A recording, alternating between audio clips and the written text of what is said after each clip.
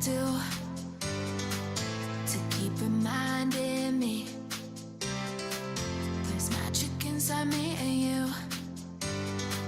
Dreams to reality. All of my worries and fears fade away with you. There is no limit to all of the things we can do.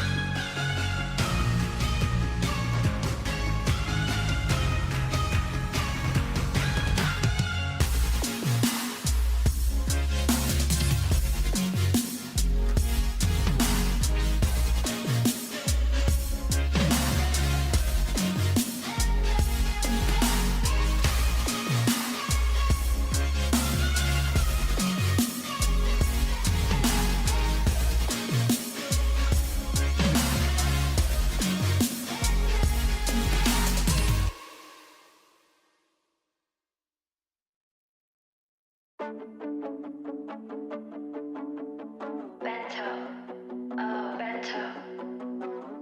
can feel the walls closing in. Yeah, the hardest part is trying to get over them. If you could see, would you do it all again? Yeah. To take my time, I haven't decided yet. Yeah. It's just a Saturday night, I don't know if I should call you. Deep in my mind, I'll find it's always all you. Waiting in line, I wish that I could walk through. To tell you the truth, there's still ways to go, and I don't wanna get too far. Now it's too late for us, 'cause I don't wanna get involved, not this time.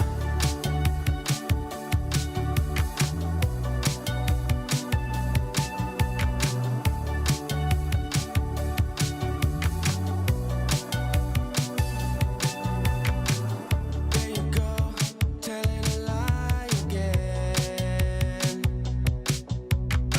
Messed up my mind, you want me to try again. The next Saturday night, I knew I didn't want you. Deep in your mind, I hope I always sought you.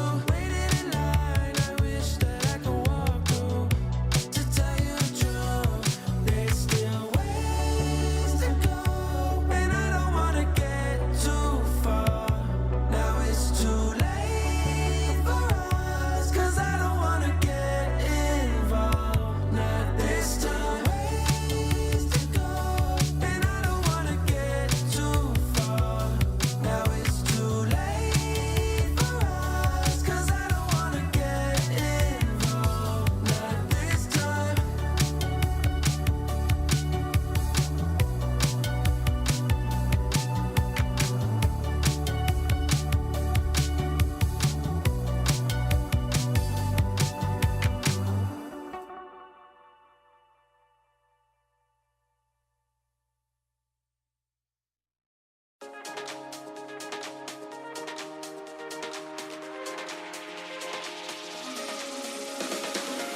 Every day think about you, every night dream of you.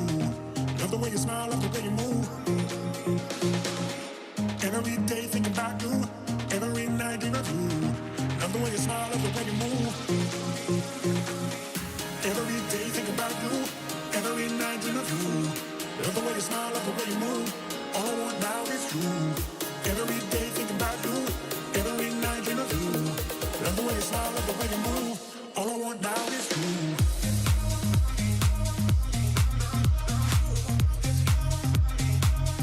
All I want now is you.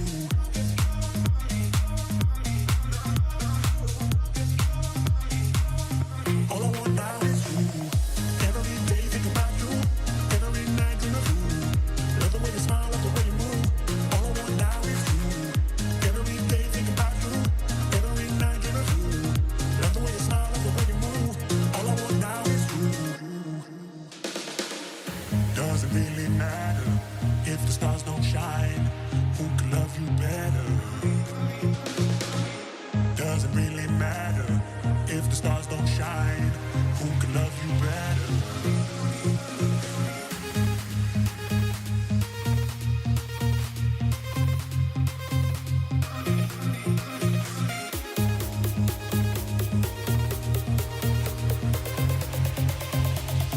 All I want now is you.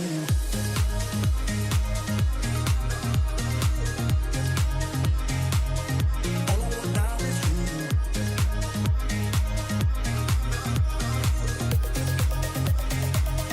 All I want now is you. Every day think about you, every night dream of you. Love the way you smile, love the way you move. All I want now is you. Every day think about you, every night dream of you. Love the way you smile, love the way you move. All I want now is you.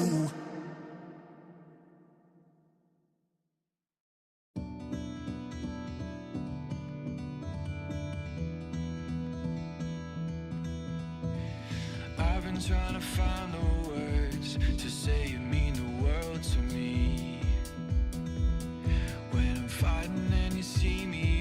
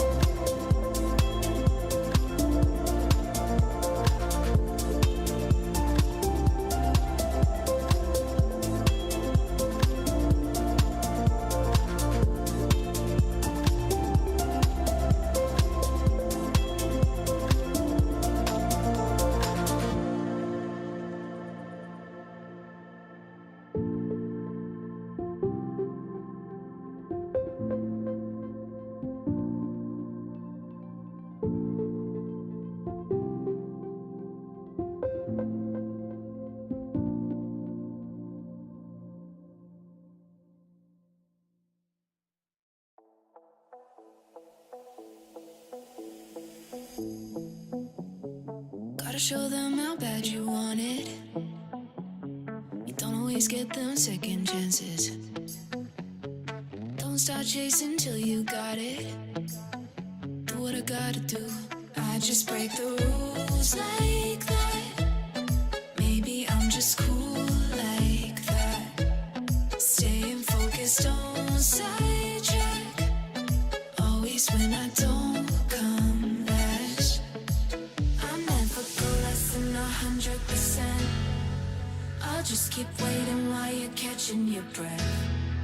I'm only living if it's close to the edge. So come and dive into the deep end, cause the best is yet to come. I'm like a song you can't get out of your head. You press rewind when you get close to the end. Each time you leave I know you'll come back again. So come and dive into the deep end.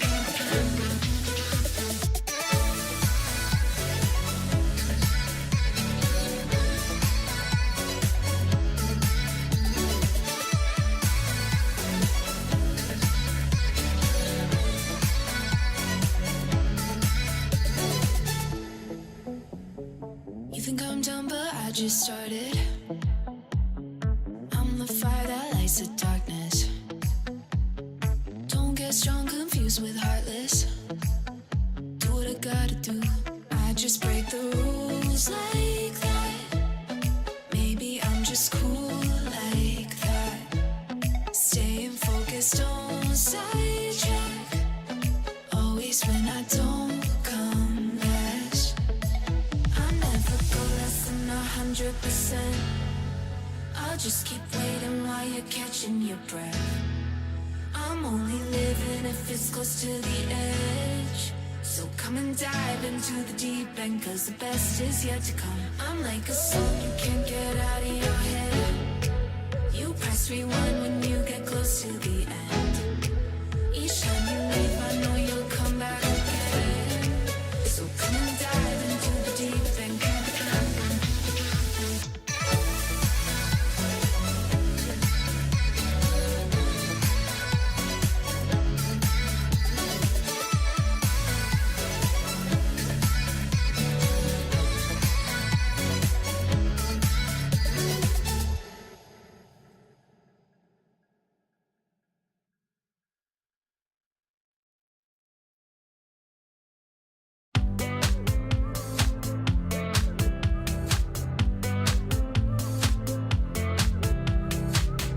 Got me thinking about tomorrow more than I ever have before.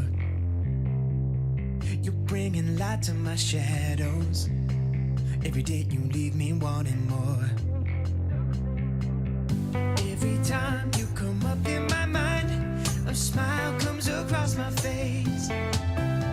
Even though I have no idea what we'll find, when I'm with you it falls in place. You're one of a kind. You're one of a kind. You're one of a kind. You're one of a kind.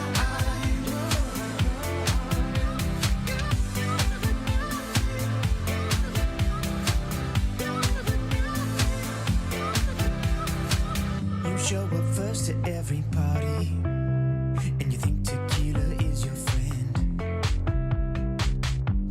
Say that you're sorry, and no matter what you can't pretend. Every time you kiss me goodbye, as I'm about to board a plane, you can't hold back the tears in your eyes, even though I'm only gone for days. You're one of a kind. You're one of a kind. You're one of a kind. You're one of a kind.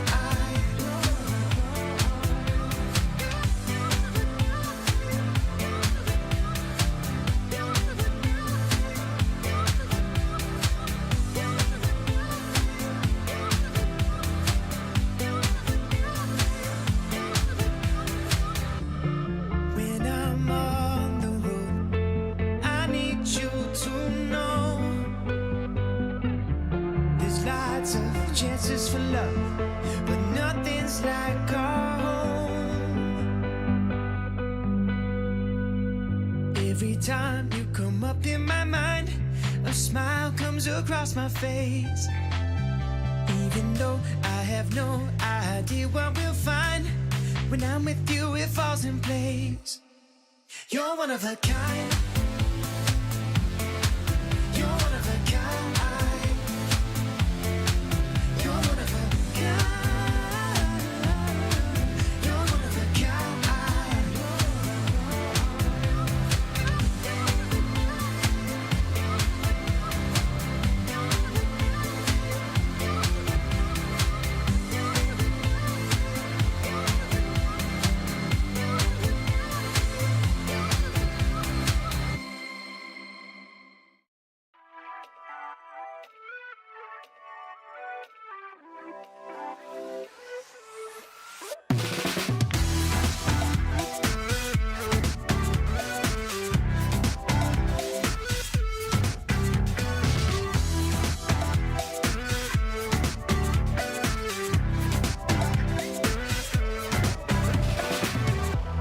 Show me how to make it real.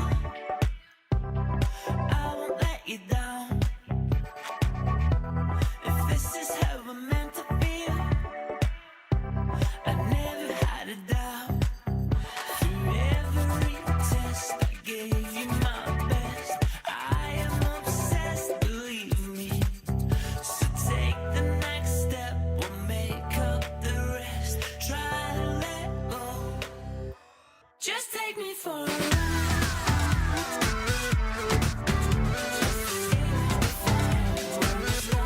Just take me for a ride.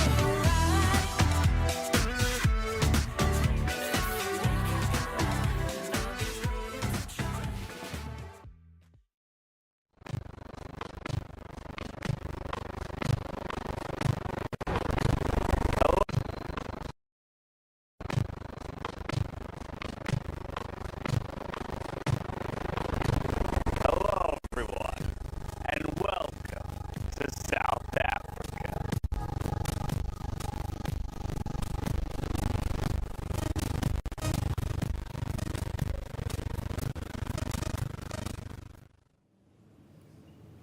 Welcome to the semi-final stage of the Grand Slam Grand Finale event. And we are here from Africa. In the studio, I'm Judith Polgar, and next to me, the legendary player and coach, Peter Leko. What do you think about yesterday? What has happened? It was an epic day, but also we can say that we have a champion of the Grand Slam 2025 tour. Were you expecting this, that Magnus may win ahead of time? Yeah, hello Judith, welcome everyone. Yes, I think we were kind of expecting that Magnus can win the tour already during the tournament, and I was a little bit worried about it, that how will it feel, yeah? And I believe that we had been treated to some spectacular chess yesterday. This match between Fabiano and Magnus had it all. Fabi winning the first game with the black pieces, Magnus bouncing back and then winning some crazy time scrambles in the blitz tie breaks. So amazing victory for Magnus, what a comeback, and that's the way how we want to congratulate Magnus for winning the tour with such a fantastic performance. And here in the studio, of course, we have Grandmaster Niklas Hirschenberg. What do you think about this event so far? Can you recall any special moment which catched your eyes and you have in your memory? Hello also from me to the semifinals here in Cape Town, not in Cape Town, in South Africa, but close to Cape Town. Yes, there was a very peculiar moment yesterday where Magnus, as he revealed afterwards, I don't know if you saw it in an interview, he said he forgot how the pieces moved. He moved the knight and he attacked the black queen and the rook. And Fabi traded the rooks, trade with check, and Magnus just forgot that it is a check. He thought he could take the opponent's queen in this moment, and then he was just completely lost with white. He had to resign a few moves later. But Magnus, being Magnus, he stroked back with the black pieces. He won the 2 tiebreaks games.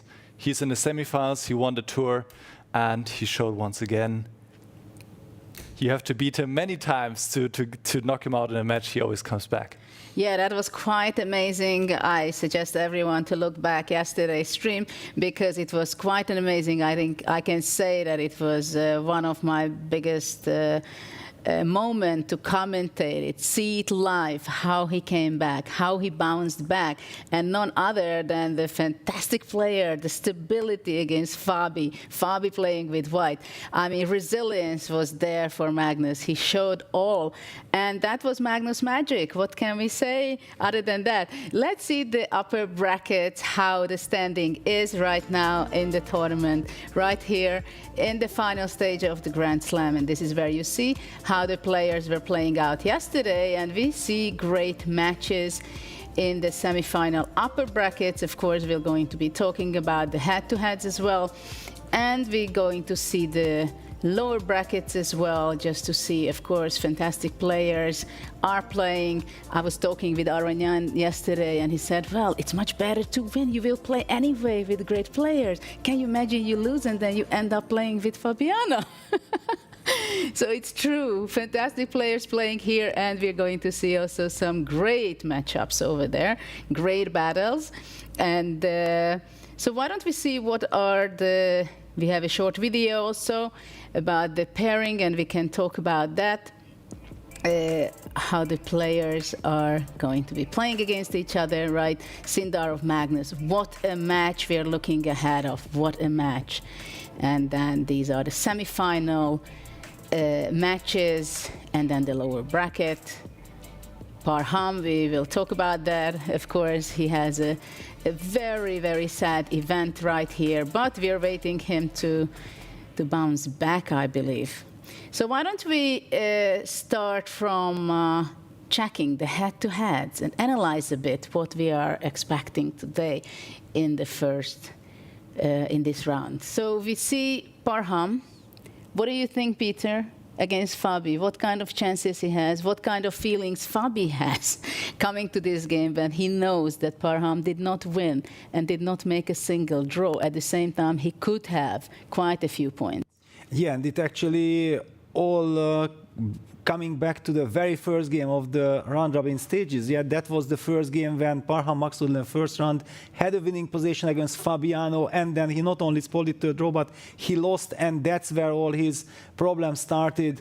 Fabio, on the other hand, I think will not be really thinking about Parham at all. He will be trying to forget yesterday because he was so close of knocking out Magnus Carlsen, and then he would have still had all the chances to win the tour. Yeah, so Fabi is very experienced. He has already won so many things, but I'm pretty sure that it hurts him tremendously that he missed that opportunity. Well, what do you think, Nicholas, about this match? What are you expecting? How can Parham come to this game today? What is he can expect? Yeah, I mean, it is, of course, a very tough situation for Parham, who has lost all 9 games here in Corbus. And he, well, you could say in a way it cannot really get worse, but at this point, I'm sure it's very tough for his confidence. He is a very great player. He has shown it. He has shown it in this year in Karlsruhe, where he came second to Carlsen. He is definitely able to play amazing chess, and he's able to put up a great fight. I think he just needs to get his confidence back. So I think the first game will be very important, where he will play with the black pieces. If he can get a draw there, you know, if he can get on the scoreboard, then who knows what can happen. But Fabiano is clearly a massive favorite in this matchup. Well, I think there is only one question for me, one main question. How did Fabiano handle yesterday's journey? Because that was quite a painful one. Of course, he has great respect, as all of us, to Magnus. But still, after the game 1 which he won, it was so painful, that game 2, though Magnus was really doing some magic over there. But we'll see. So let's go to the other lower bracket match, which is going to be between Hans Niemann and Arjun. Yeah, Hans lost against Levon. It seems Levon is very much in the form. He won Las Vegas. Do you think he has chances, great chances to win this event? Well, Levon is Levon. When he starts to play well, he's often unstoppable. But okay, we are now talking first about Hans Niemann and Arjun Erigaisi. They both played an incredible wild match. Hans Niemann had all the chances. Yeah, he survived the first game where he had a horrible position against Levon. Then in the second game, if he wins his winning position, then he knocks Levon out. And we are talking about the Hans Niemann show. Yeah, and the same applies to Arjun Erigaisi, who had the chance in the second game with the black piece against Vincent, after Vincent overpushed to get the upper hand, maybe even to have a winning kind of attack. He missed that opportunity, and then exactly he broke with e5 at the wrong moment when it was losing and before it was winning. Yeah, it was just a very unfortunate timing. So Arjun also played a wonderful event so far. He had a tremendous round-robin stage. He will be also hoping to finish the tournament with highs because he deserves it. He played very well. Okay, let's see now. Let's focus into the semi-final matches. First, let's talk about Levon versus Vincent. Vincent, your student for many years. I always come back to that because there is no better person to give away some secrets than you are about Vincent. What do you think? What form is he in? Because yesterday when he won the match, the game was ups and downs. And of course, we also know that for him, the longer the thumb control is, it fits the better. But of course, I mean, Levon, he is Levon, as you said. I mean, with all the respect that he has, if he starts winning, it's hard to stop him, right? And what do you think, what are the chances here in this match? I think it's very 50-50. First of all, yes, I can reveal that Vincent was very happy that yesterday he felt that the quality of his games and the way how his brain was working was so much better than in the round-robin stage. Also the 30 minutes, yes, it's not too much, but still it gives you some stability.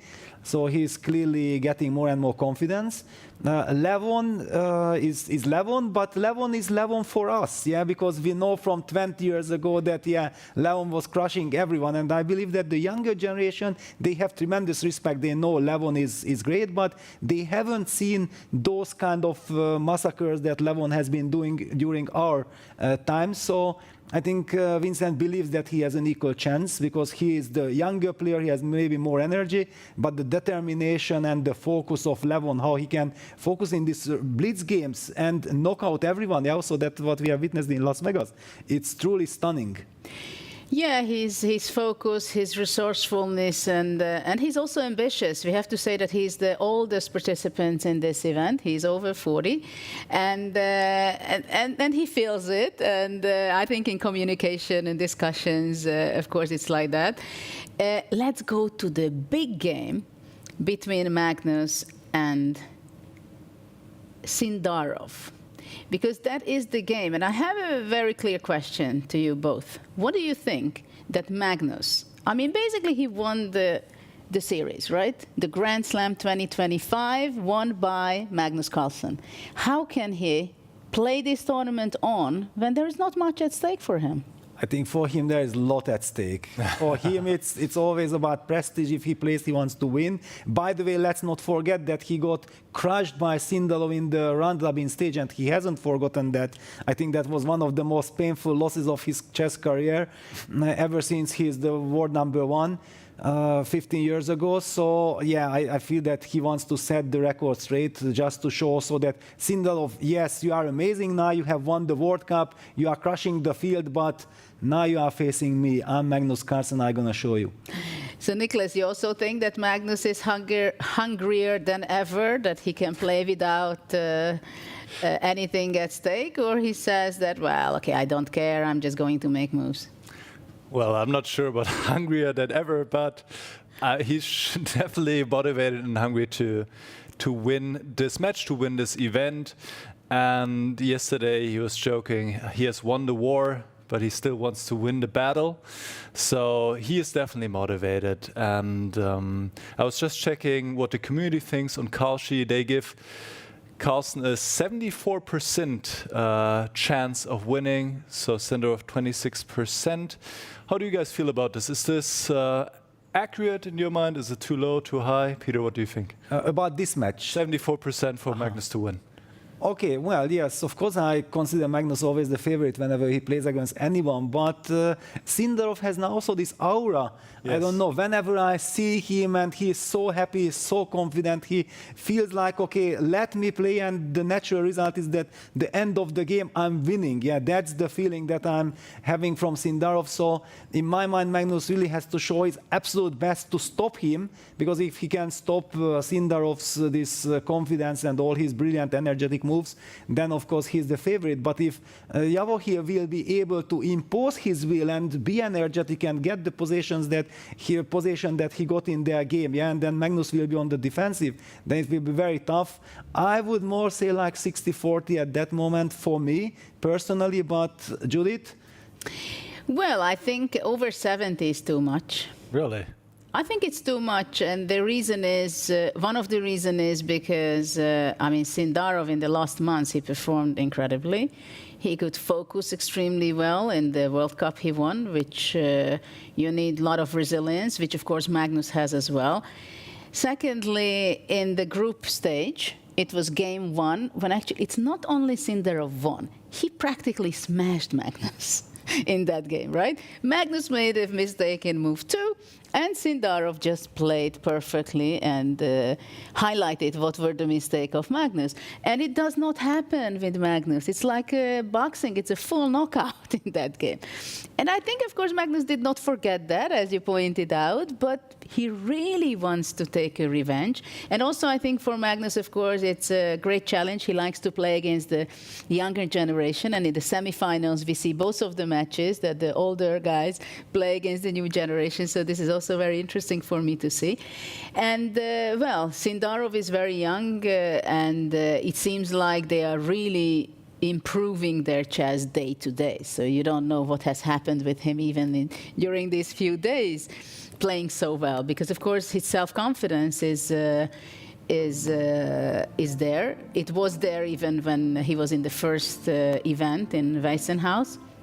But of course, playing again and behind him in the World Cup and qualified for the candidates tournament, there is a lot. So I'm very curious what will be the battle between them. And here we see Eric Gaisi arriving and the players. Fabi, well, he thinks he can hide away from the cameras. Wrong idea.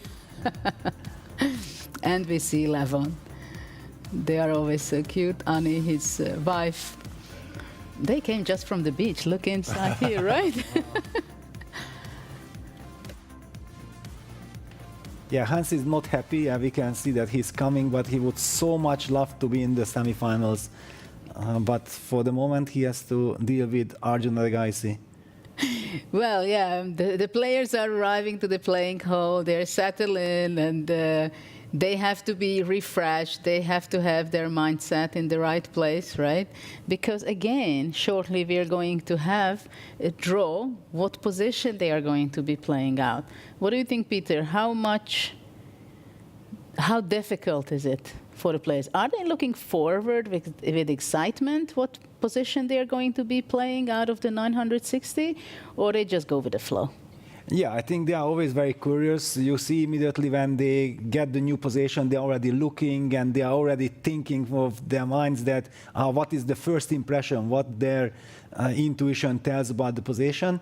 I also feel that these 10 minutes are basically just absolutely nothing to do a preparation, but it's kind of nice to chat around, discuss with the other players, yeah, what are your feelings, and then we get all this fantastic analysis by the players, yeah, they are moving the pieces so fast, then somebody influences that, yeah, I think this is the right move, and the other guy agrees or disagrees, and there is this lovely atmosphere there. I just love to see how the players are so enjoying it. Yeah, it's always interesting, and we see also a shift. There is a difference when they are analyzing the position in game one of the day, out of the two-game match, right?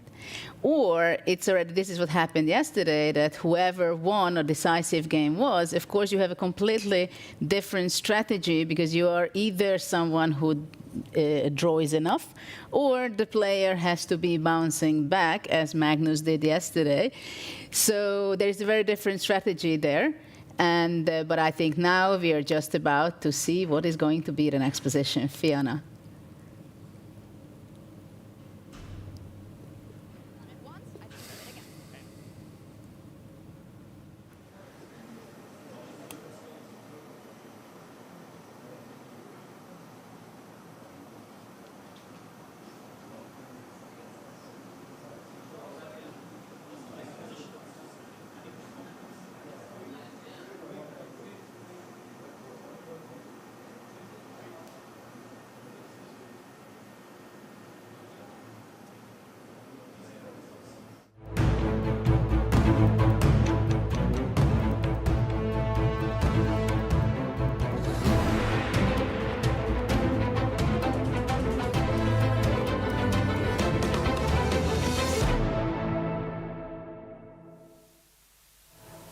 Hello and welcome to the semi-finals of the Freestyle Chess Grand Slam season finals here in stunning Grootbosch. Yesterday we saw 4 exciting quarterfinal matches. By the end of today we will already know our 2 finalists. I'm Fiona Steil-Anthony. I'm delighted to be your host for the day, and before we get to the draw, let's look at the highlights from yesterday. Day 2 of the Freestyle Chess Grand Slam in South Africa. The quarterfinals promised pure drama and unexpected twists. Fabiano Caruana and Magnus Carlsen are the only 2 players left who could still fight for the overall Grand Slam Tour title. Vincent Keimer saw his chances slip away during the round-robin stage, unable to secure enough Grand Slam points to stay in contention. But Vincent still secured the first spot in the semi-finals of the last Grand Slam of the tour after being picked by Arjun Erigaisi. Parham Magsudlu had a crushing position in his first round against Vachier Sindarov, but let it slip. 12.5 minutes on his clock. He sacrificed a piece and could have just won on the spot now. Game's not over just yet, but what a breath of life for Sindarov. Vachier carried over his winning momentum from the previous day and took both games. In the replay of the Las Vegas final, the duel between Hans Niemann and Levon Aronian stayed balanced through the first 2 rounds. But in the blitz tiebreaks, Levon dominated, winning both games convincingly against the young challenger. All eyes on the quarterfinal clash between Fabiano and Magnus. In the opening game, Magnus came up short, giving Fabiano the early lead. But in the return game, Magnus struck back. Because Magnus obviously finds it. And it's a brilliancy. You capture the bishop, the rook slides over, you win material. A turnaround. Magnus about to make a comeback in this match. He turned the duel into a head-to-head battle that ultimately went down to the tiebreaks. In the 2 blitz games, Carlsen completely took over, securing early on the 2025 Freestyle Chess Grand Slam title. Parham Magsudlu, Fabiano Caruana, Hans Niemann, and Arjun Erigaisi dropped down to the lower bracket. With that, the semifinals are set. And now, get ready. It's time for the next round. There are only 4 grandmasters left in the race for the title. After 8 regular matches and 4 thrilling blitz games, the semifinals are about to start. The quarterfinals delivered non-stop excitement. Now the stage is set for the epic semifinals. Vachier Sindarov versus Magnus Carlsen and Levon Aronian versus Vincent Keimer. This tournament is far from over. Stay tuned.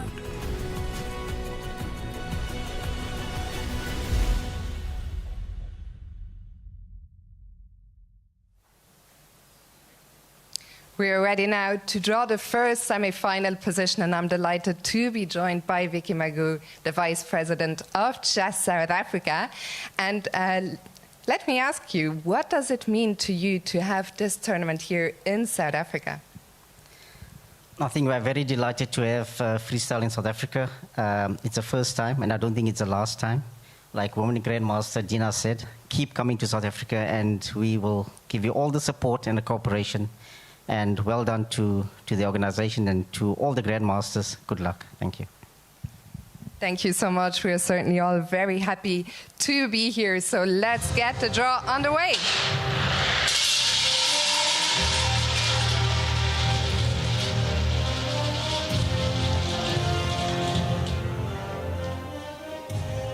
Okay, we're ready. And the first position is number 44, 044. Thank you very much. As always, the players will have 10 minutes now to prepare. To the players, best of luck. And at home, have fun. Enjoy.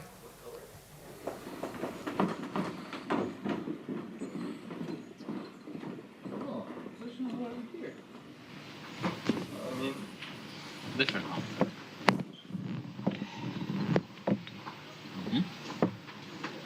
So like the low numbers, the king's always over here, yeah? Some pieces were correct. Oh boy.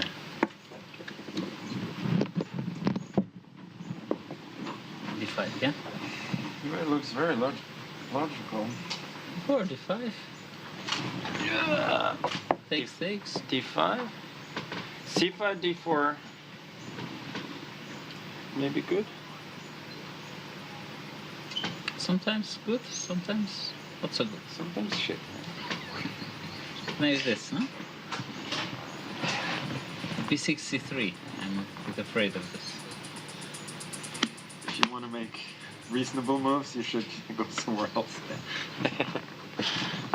But what is D5? D5, D5 you're worried about, or what? No, I don't know.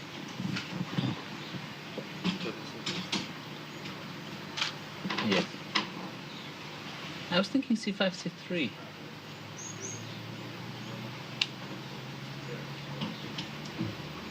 You want to play D4 or D4? Yeah. No? But then this? Yeah, this looks completely wrong.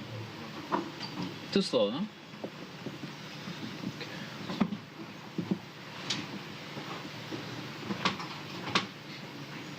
So our current hypothesis is that the position is lost. No. Let's play this. Okay, here. Aha. Alright. So if I play C4, you're gonna play F5, yeah? But F5, what does F5 give? C3? No. Why is this? To get an amazing French, right? Let's play. I think it's amazing French. Or a French. I mean, if we get to trade it, yeah? Yeah. Okay, 92, 92. Let's slow down just. But I don't think it's at this moment. I just don't think it's entirely stupid to think about C4, yeah? Because I think you're right that if we get normal Sicilian, that would be great for. Here, yeah? I own it. No, maybe B5. Why not? Oh, but B5. A4? And just A6. A4's CD also. But what about second move C3? Yeah? Let's take C3. Wait, but Vincent, here you don't need to play. You don't need to play C3. Yeah. Just play C3 here. You're not in a rush. So let's check D5 again. D5, D5, yeah? But I mean, for this structure, we have terrible pieces. And white has kind of perfect pieces. Okay, C5? C5. F4, you're F4. worried. Just strategically wrong, yeah? The bishop on G8 is a complete patzer. C3, F6. It looks completely wrong. E6. No. No, not E6, but just CD, Knight B3, Queen F3 as well. It's terrible. Looks terrible. Save us. Save us, Arjun. Okay, let's try C5. What to do? We'll get some variation of the same, but... Yeah, but... I don't know what to do against D4 there. I was thinking also maybe like this. F6, yeah? Yeah. D5? D5. This, not C6 first. I don't know. Oh, maybe also this. C4 is C4, C6. I mean, okay, it's very bad. Okay, and take. But Okay. yeah, take just looks. C4, C6, I was not sure we won. But F4 maybe first, yeah? B5? E5, I think that is But also Here, bishop D5 D5 does win a pawn. I don't know if it's... But I think... Maybe Yeah, bishop but Yeah, in D5. general, we can play Also, D1. I think also E5, C3 we get nice play. Shit, so. Okay, maybe e5, d4 is just good. Okay, just 1 point. Let's say they play Like just f6. So what was the idea? D4, D5?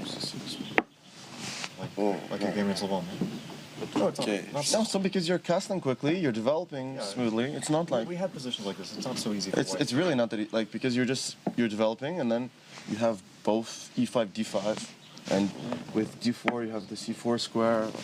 Yeah, this actually looks reasonable. This is probably how. H4, yeah? Maybe Yeah, H4. Bishop. Maybe. Or just H5, yeah? Yeah. I don't want to. I just want to. No, but I don't like all this. Play in the Yeah, center exactly. after H4? Yeah, exactly. Not to show off some, even like some. No, but wait. Why not just no? But just there's no harm, yeah. Let Is them this let them. such a big deal? So b6, c3.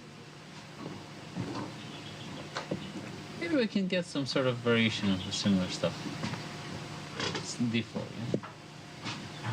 CD takes d5, e5, and we're busted. And the knight says No. this is not working. And this 6 is the same.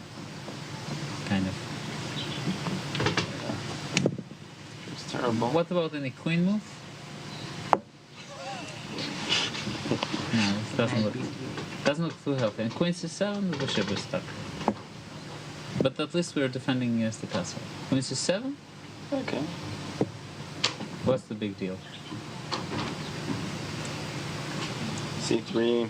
C3, maybe c4. Okay, I'm desperado. What do you want? Then I take, play f6. Okay, I play Bishop probably. f6.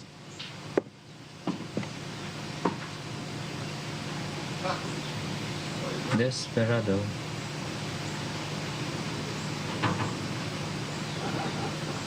Okay, this may not be terrible. Because I think c6, this f6, I don't know. It's kind of so artificial to give the center and then maybe you'll never get it back. You're not confident enough in your manhood, yeah, to play f6, No. e6.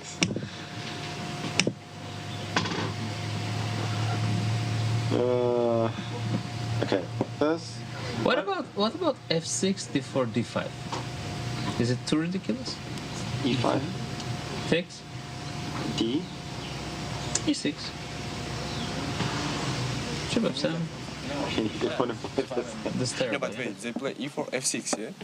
I mean, d4 is the most principal move, c6. Maybe here. Let's. What do we gain here? We're not going to not play d4, right? No, I have some idea. Maybe some d4, c6, and here, like, try to play some b2. D5? d5, e5. Still, yeah? Yeah, still doesn't matter. b3 is always should be. Okay, if you play b5, then b. D5, I will E5 play. I like, yeah. Yeah, That looks like, good. No, b5. D5, E5. No, b5. I mean, if you play b5, I can play like here and come to e3. It should be. Yeah, because here black can never Yeah. play d5, right? B3 is an interesting idea. Has potential. And if e5 now? d5, yeah? And we support. Yeah, and we support c4. Are we sure they'll take b5? I'm not sure of that. It's still Wait, e5? Yeah, it's a little. No, that I'm not worried You about. play. Can't play c4. My e5. Okay, but actually, if this is our idea, what's so bad about doing f3, bishop f7, and b3. Because Yeah. now if e5 we can't play d5. So. I mean, in general. That's the question. So what about if you take pawn? Well, then how can we be better? Yeah. No, I mean b3. Like what is this? Just. Okay, take. No, b5 first. No, I think. Yeah, it should Okay, be. I think Just take b5. b5. 1 minute to the start. Knight b6. Bishop d3 or what? It's too risky. Yeah, it's too I risky. mean, I don't see it as still an issue. If we do get everything, then I think. e4, yes, they're playing good.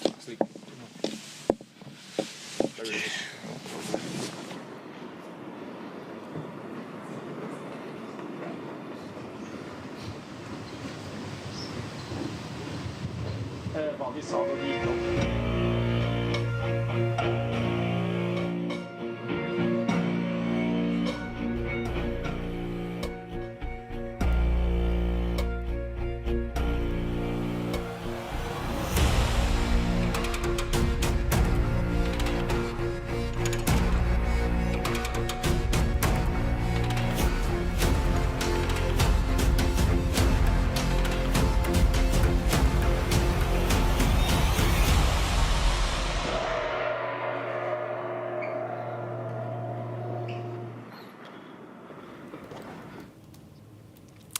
So we are just about to witness the first moves of the semifinal, game 1.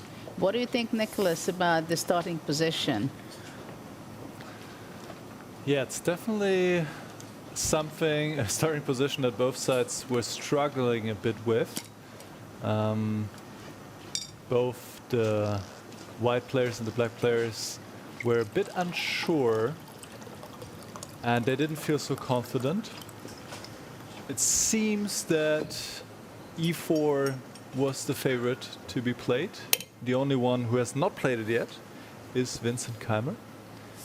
He is still thinking.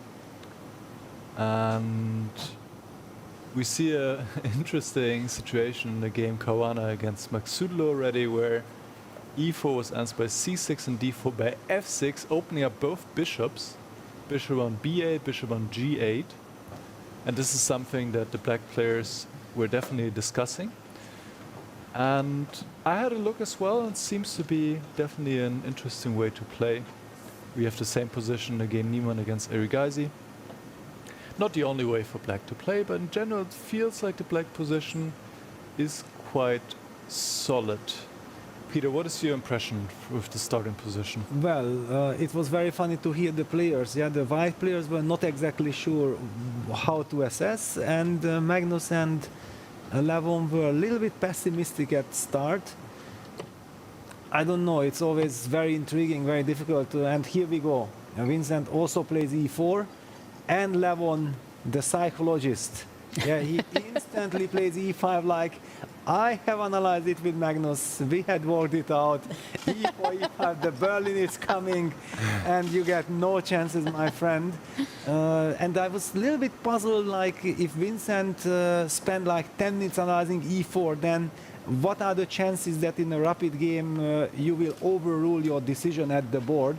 Yeah, so, but still he spent some time, he opted for e4. By the way, also Sindarov has played the move e4, and Magnus plays c6. Now this is good news for Vincent, if he can have a look and see that, well, actually Magnus played the move c6, not e5, then he will get out of this magic that while this e4, e5 blitzed out by Levon is some great preparation. Well, it's interesting that, sorry, that c6 is basically the Magnus's move, and not only him, also Parham played c6 already, that it is essential for him to have a very powerful bishop on b8 and to open up the diagonal. I'm wondering, of course, whether with the a8 knight, where is he going to be coming out? Is it going to be there for a quite long time, or is it going to come to e6 via c7 and e6 square? Or how is it? I also have the feeling that Magnus is not a player who likes symmetry very much. Yeah, exactly. I also have the feeling that he wants to stay as flexible as possible, and he likes these c6, f6 moves. I remember from Weissenhaus, he very much liked that. He does not come from the center yet, but one should not underestimate these moves because they are opening up the bishops towards the center, and they are supporting the potential d5, e5 breaks in the center. Yeah, I mean, yesterday also in Magnus's game against Fabi, he was playing b5, b4, he was playing e6, f5, right? He was not pushing his pawns into the center. Of course, that was a completely other story, that game. But anyway, I think he likes to somehow play it complicated, not to have a symmetric position, keep the options very flexible in many different ways, and he makes f6, so he feels really urge to open up the diagonal for both of his bishops. What I also like to highlight that I think Parham was not sitting with the players, and he still came up with the c6, f6 kind of setup. And by the way, Judith, your move, knight a8 to c7 has been played by Parham. He's transferring his knight towards the center, yeah, he wants to support the d5, e5 breaks. Very natural, and after knight b3, b6. I'm puzzled with this move b6. Okay, stopping knight c5. But do you really have time for everything? That's my question. Nicholas, tell us. Yeah, maybe black doesn't have time for everything. So having a look at this game, let's take a look together from the top, just to also help everybody understand what is even going on. I believe that the players did not go e5 like Levon because they did not like d4. Maybe we can get into this later. This is the current position between Vincent Keimer and Levon Aronian.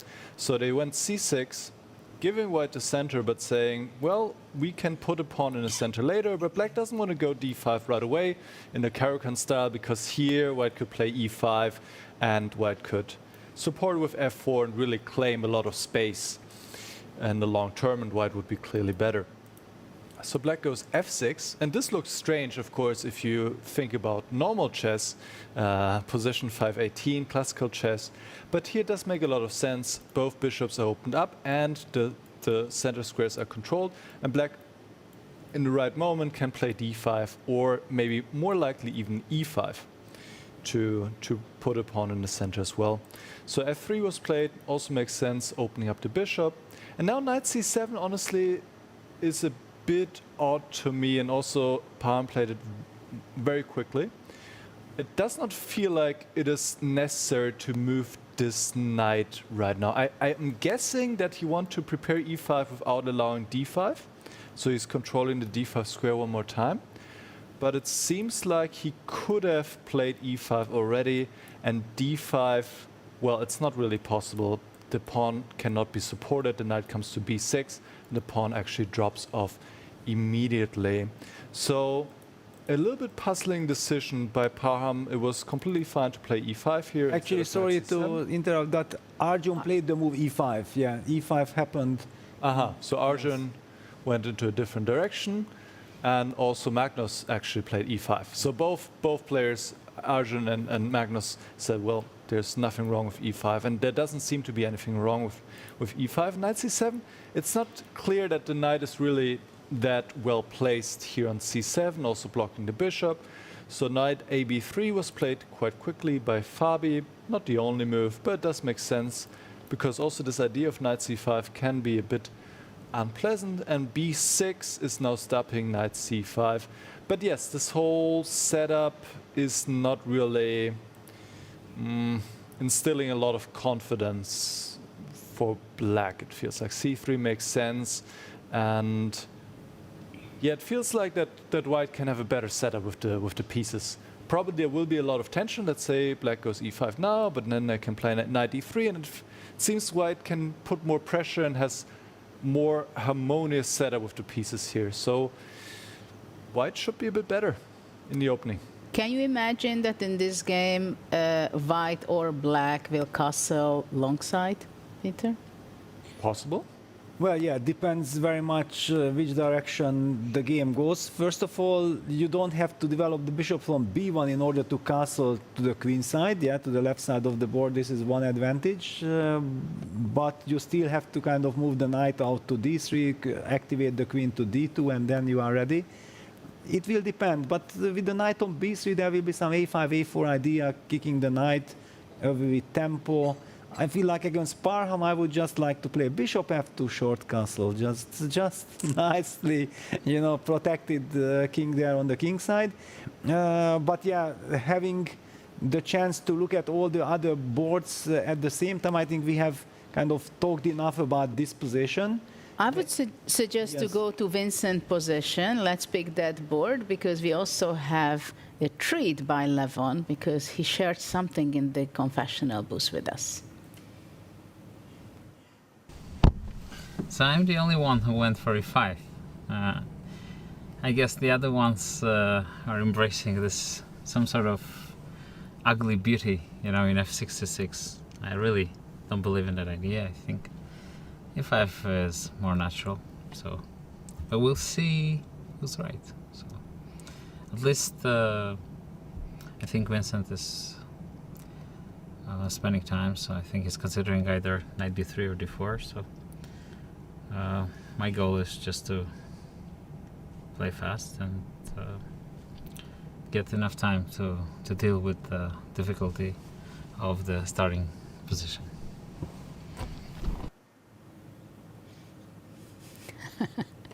Well, he was kind of criticizing f6 and c6, but this is exactly what we see on his board after all. I mean, I understand that he wanted to show the principled guy playing e5 after e4, right? But after that, f6 and c6, it's also there. Well, actually, it might be transposition of moves. Yeah? Yes, if absolutely. now, for example, Magnus's game and also Arjun's game was bishop f7, bishop f2. Let me even play these moves just to highlight what we are talking about. Bishop f2, castles and castles. Very logical kind of moves. And, okay, where is Black's problem? I don't really see Black's problem. And if they transpose to this, then it would mean that we have 3 games with the same position coming from different angle. I mean, 2 exactly the same. By the way, Arjun has already played knight a8 to b6 here. So in Arjun's position, we are having this current situation. It's always one of the toughest kind of things to decide that you really want to develop that knight to b6, you want to go towards the center with c7, and then maybe hope for the other knight from c8 to find a good square on b6. Maybe Arjun is thinking like, my knight is heading to g6, or if I'm able to play d5, who knows, this knight can jump to d6. Very natural kind of setup. Judith, do you have a feeling like white can fight for an advantage here? I don't know. At first, it seems like Black is doing very fine with his development, because that b8 bishop seems to be a much better choice than the b1 bishop. And somehow it seems like Black was smarter in the setup. And well, the b6 knight, yeah, what it's going to be doing, I don't know what the d7 pawn, where it's going. Probably eventually d5 is the move, what Black wants. And then the b6 knight, maybe it's not so bad supporting the d5. It can also actually go back to d7. It doesn't seem anything bad. And after d5, I would really love to see the other black knight on d6. I think that can be a very useful knight there in the center. And somehow I have a feeling that as Black is more developed a bit. Well, okay. I also feel that it's a very strange position, because let's just imagine I play the same strategy. I play knight a b3, and you play d5, and that was the move that you wanted to play. And then we have the symmetrical position that it is my move with white, but I don't know how much does it help me. Yeah, because I have the feeling that it is much easier to claim equality in this symmetrical position than to claim some advantage from white's side. That's my kind of feeling. Of course, Black is also not forced to play the move d7, d5, but we both mentioned it as a possibility. And Black has certainly different options. But for the moment, okay, Levon has played the move bishop f7. So yeah, we are in fact heading exactly down the lines. And it's also interesting that, of course, they play with longer time control, 30 minutes, and every move they receive 15 seconds. But they're not walking around, right? Though, when Levon went to the confessional booth, probably he looked around because he had the information that others were playing f6 and c6. And it's a good information that you have what the others have been playing. Now it just says, okay, others are doing this way, so maybe probably it's not so bad. You make your judgments, your evaluation on that. Of course, you cannot rely on anybody because it's freestyle. So in 10 minutes, nobody could figure out whether this is the very best setup. But I mean, the time is not enough for walking around. But a little bit I'm disappointed. Little bit I'm disappointed. And you From know what why? aspect? Because we are having too many of the same positions. And we spoke once, I remember also Nicholas, when highlighted we have 4 different first moves. I think as commentators, as spectators probably, this is the dream scenario, yeah, when we have 8 billion players, 4 top matches, and everybody is playing differently. On the other hand, now we will be able to compare their play with each other, that who was finally smarter in these symmetrical positions.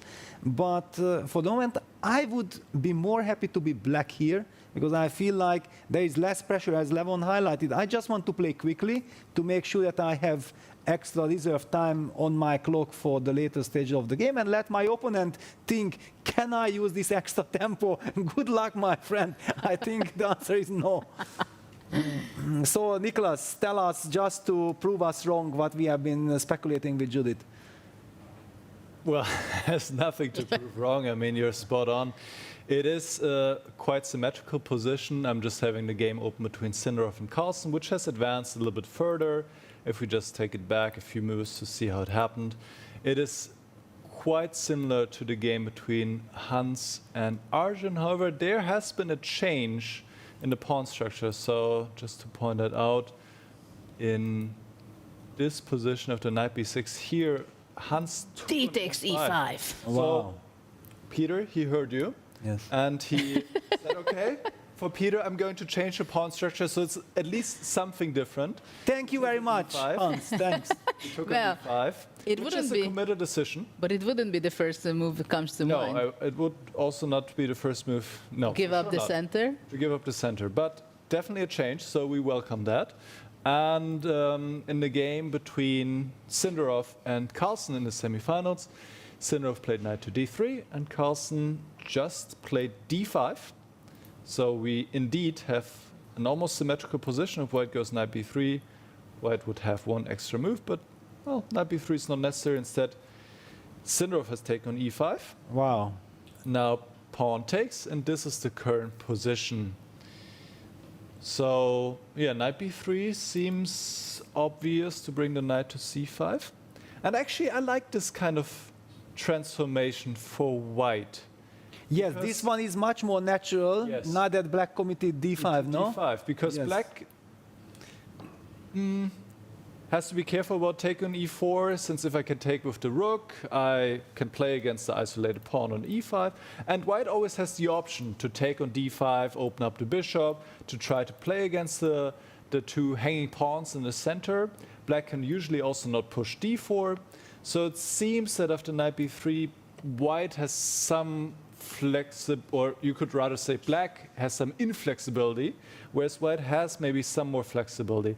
But actually, just now, Sindarov has played knight c2, and this is a move that the computer does not like.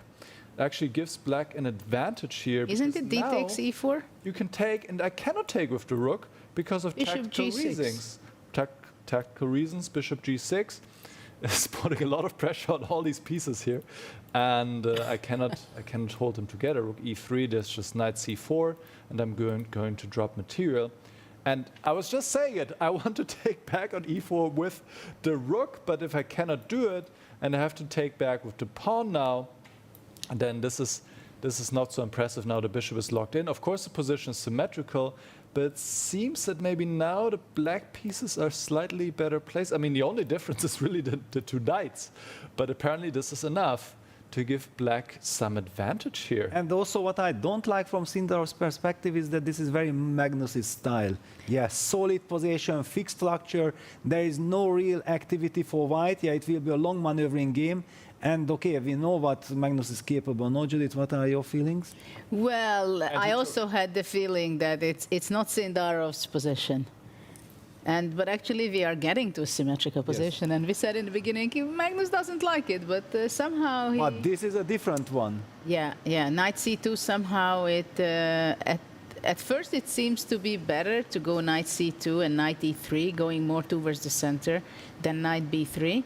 But because of this tactical problem, it was not very fortunate. Well, knight b3, knight c5 looked so inviting, didn't it? I mean, to me at least. Knight b3 here, if we bring it back, this was the position.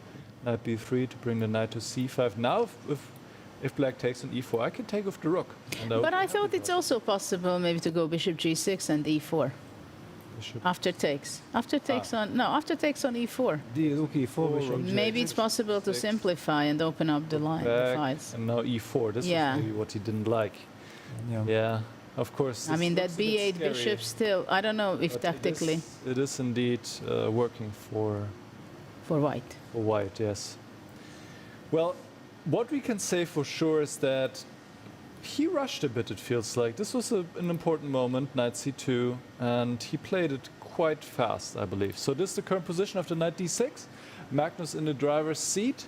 He's a bit better now, and he can definitely be happy with the outcome of the Yeah, let's just also highlight with knight d6, he makes sure that white is unable to play knight e3 because of the hanging pawn on e4.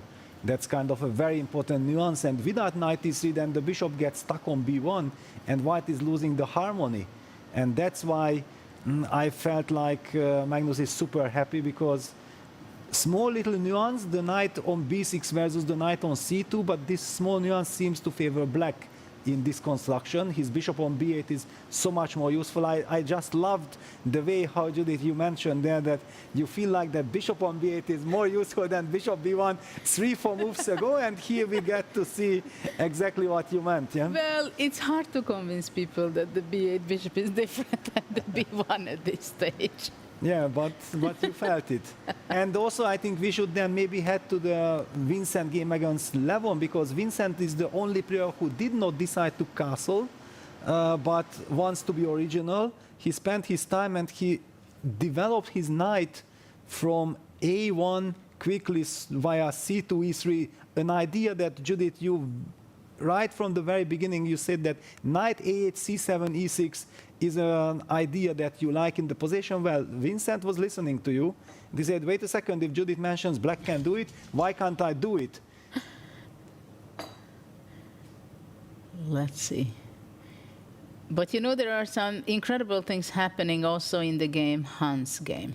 Yes, yeah, we have so much action. This is how we love. Yeah, it started out slowly. We were a little bit worried that symmetrical positions. No, but all the games are heating up. So just and in the center, many things happening. Yes, yes. So just very quickly, yeah, ED-CD, D5 is happening in the game. Very typical, very similar to the other games so far. But just to see that how the players reach here. So it was this move order finally reaching the same position, and if Vincent would have castled, then it transposes to all the games in the tournament. But Vincent always likes to go his own way, and he activates the knight, gives priority to this. Levon opted for knight e7. For some reason, he did not want to play the move d5. I don't know exactly why. d5 would have been very logical, but yeah, Levon also likes to be you know, this artistic, that, okay, you don't want symmetry, exact symmetry, I will also spice things up. And then with ED, CD, D5, knight B3, we are reaching the current position. And Vincent is still playing with his king on F1, clearly with the idea towing that I can castle at any moment, but not that at the end of the day he won't be able to do it. Exactly. It's still on F1. I don't know how to punish him. Not to that he did not castle yet, but it's risky. Yeah, I'm thinking about e take, d takes, e4 takes, and f5 or something. That can it be something unpleasant for white? Yeah, well, I think then I can just take ef, because then my bishop from b1 comes to life. And that well, you cannot take knight f5 because then bishop c4 check. Could be unpleasant, that's for sure. But I can take with the bishop, yeah? No, you take with the... I take d, fe. f5, e takes f5. Yes, f5, e f5, and yeah. I'm just collecting the pawn. I say thank you very much. We see knight c7. And Levon just, also develops his knight. And he wants to go knight e6. Knight e6, yeah. This is some kind of a Carlsbad kind of structure. But it's interesting, basically, in several games, we have the big question is whose knights are better placed. Yes. Right?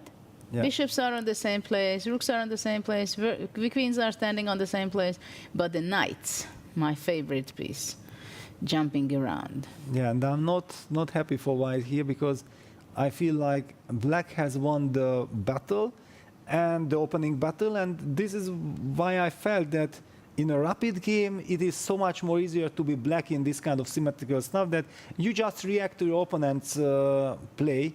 And in almost all the games, yeah, we have seen Sindarov breaking the symmetry with knight c2, and he's already slightly worse.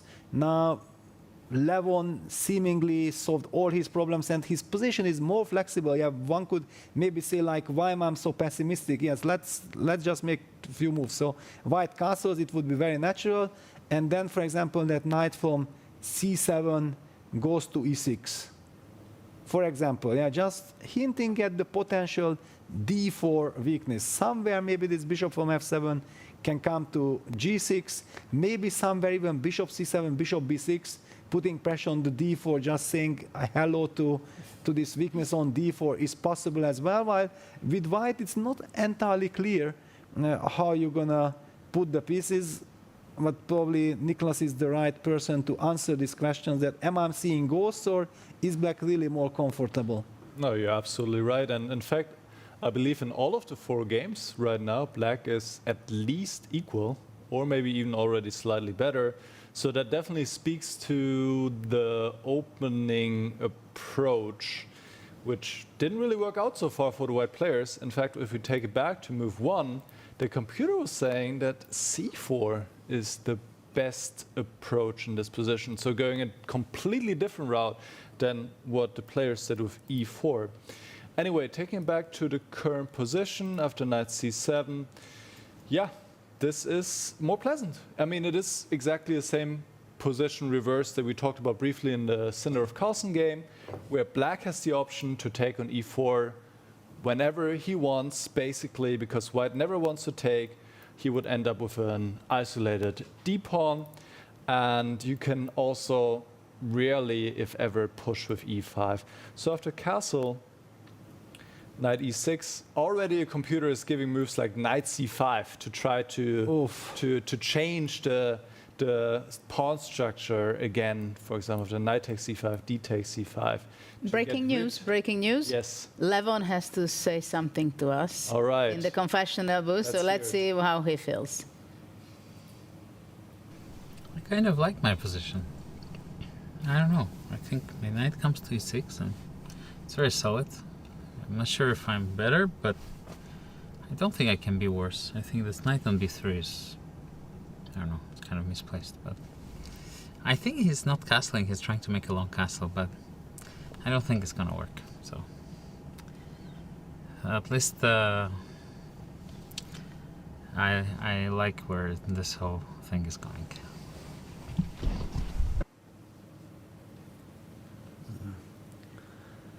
So He likes his position. Levon is feeling good about his chances, and he basically said exactly what we were saying, what Peter was saying. We're just looking at this. The knight can come to e6, and the knight on b3 is badly placed. So this exactly to the point. I was just, the computer was highlighting that after castle, maybe after knight e6, you could try to trade these knights right away. And maybe you're still a tiny bit worse, but it's nothing really too bad. So black has other options here as well. Black could take on e4 first. But I'm sorry, there was something caught my ear. Yes. He's thinking that Vincent wants to castle long. Well, it I mean, makes is sense. this a joke? No, but it makes perfect sense because Vincent is keeping his option open. He should have castled way before all this whole procedure has started.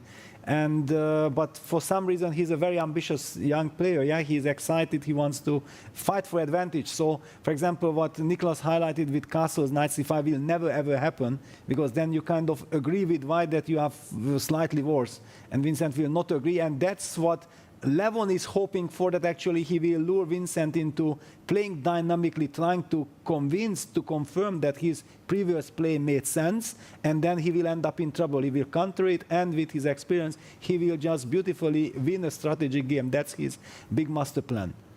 Yeah, I think, well, bishop c2 has been just played. I don't think Vincent is going to castle.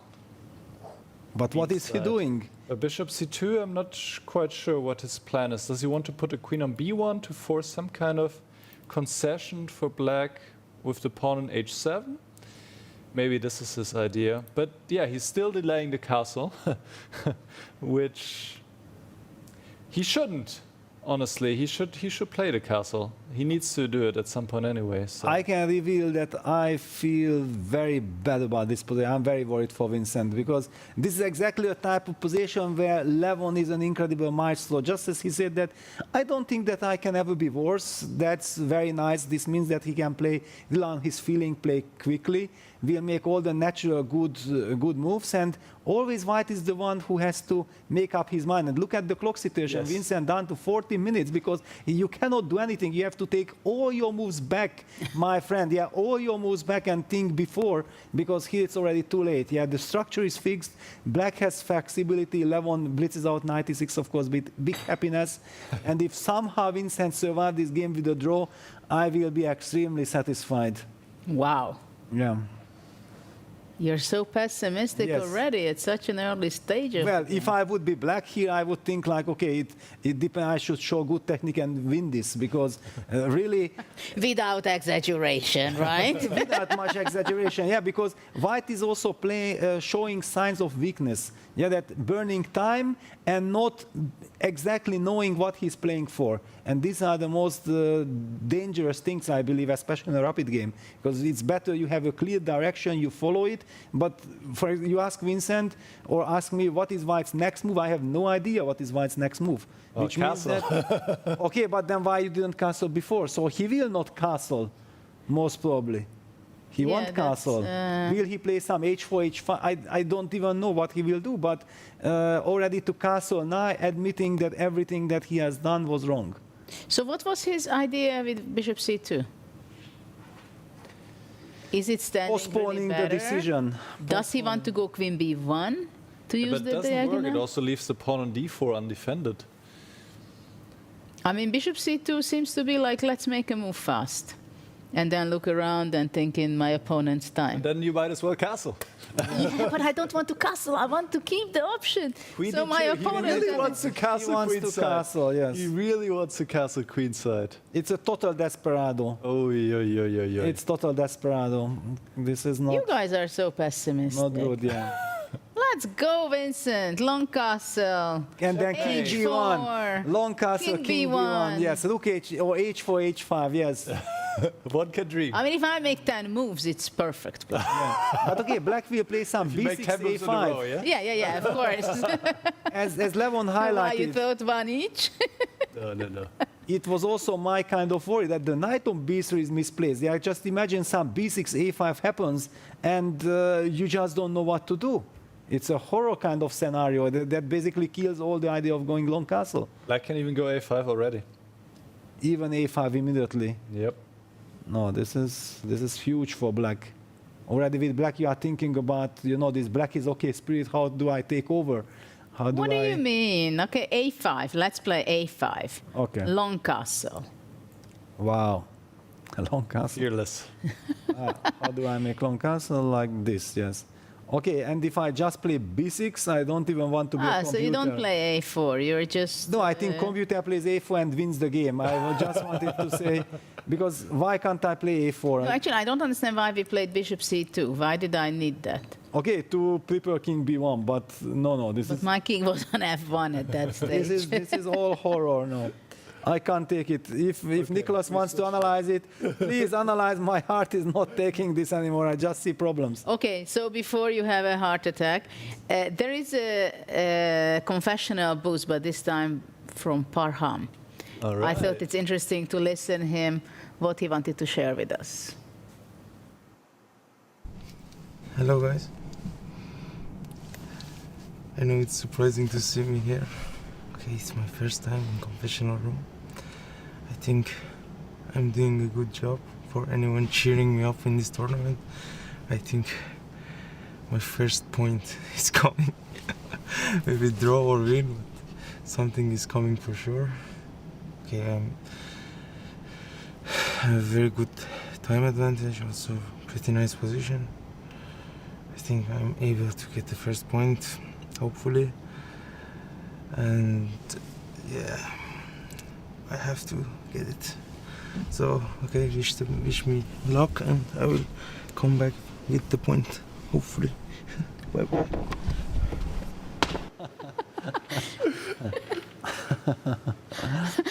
This was so cute. I think everybody you have a wish wishes- list. Yes, I think everybody in the world wishes the best for Parham. Yeah, that's for sure. And he says that I want to come back with a point, draw or a win, no matter what. He has a very solid position. He has time advantage, no weaknesses.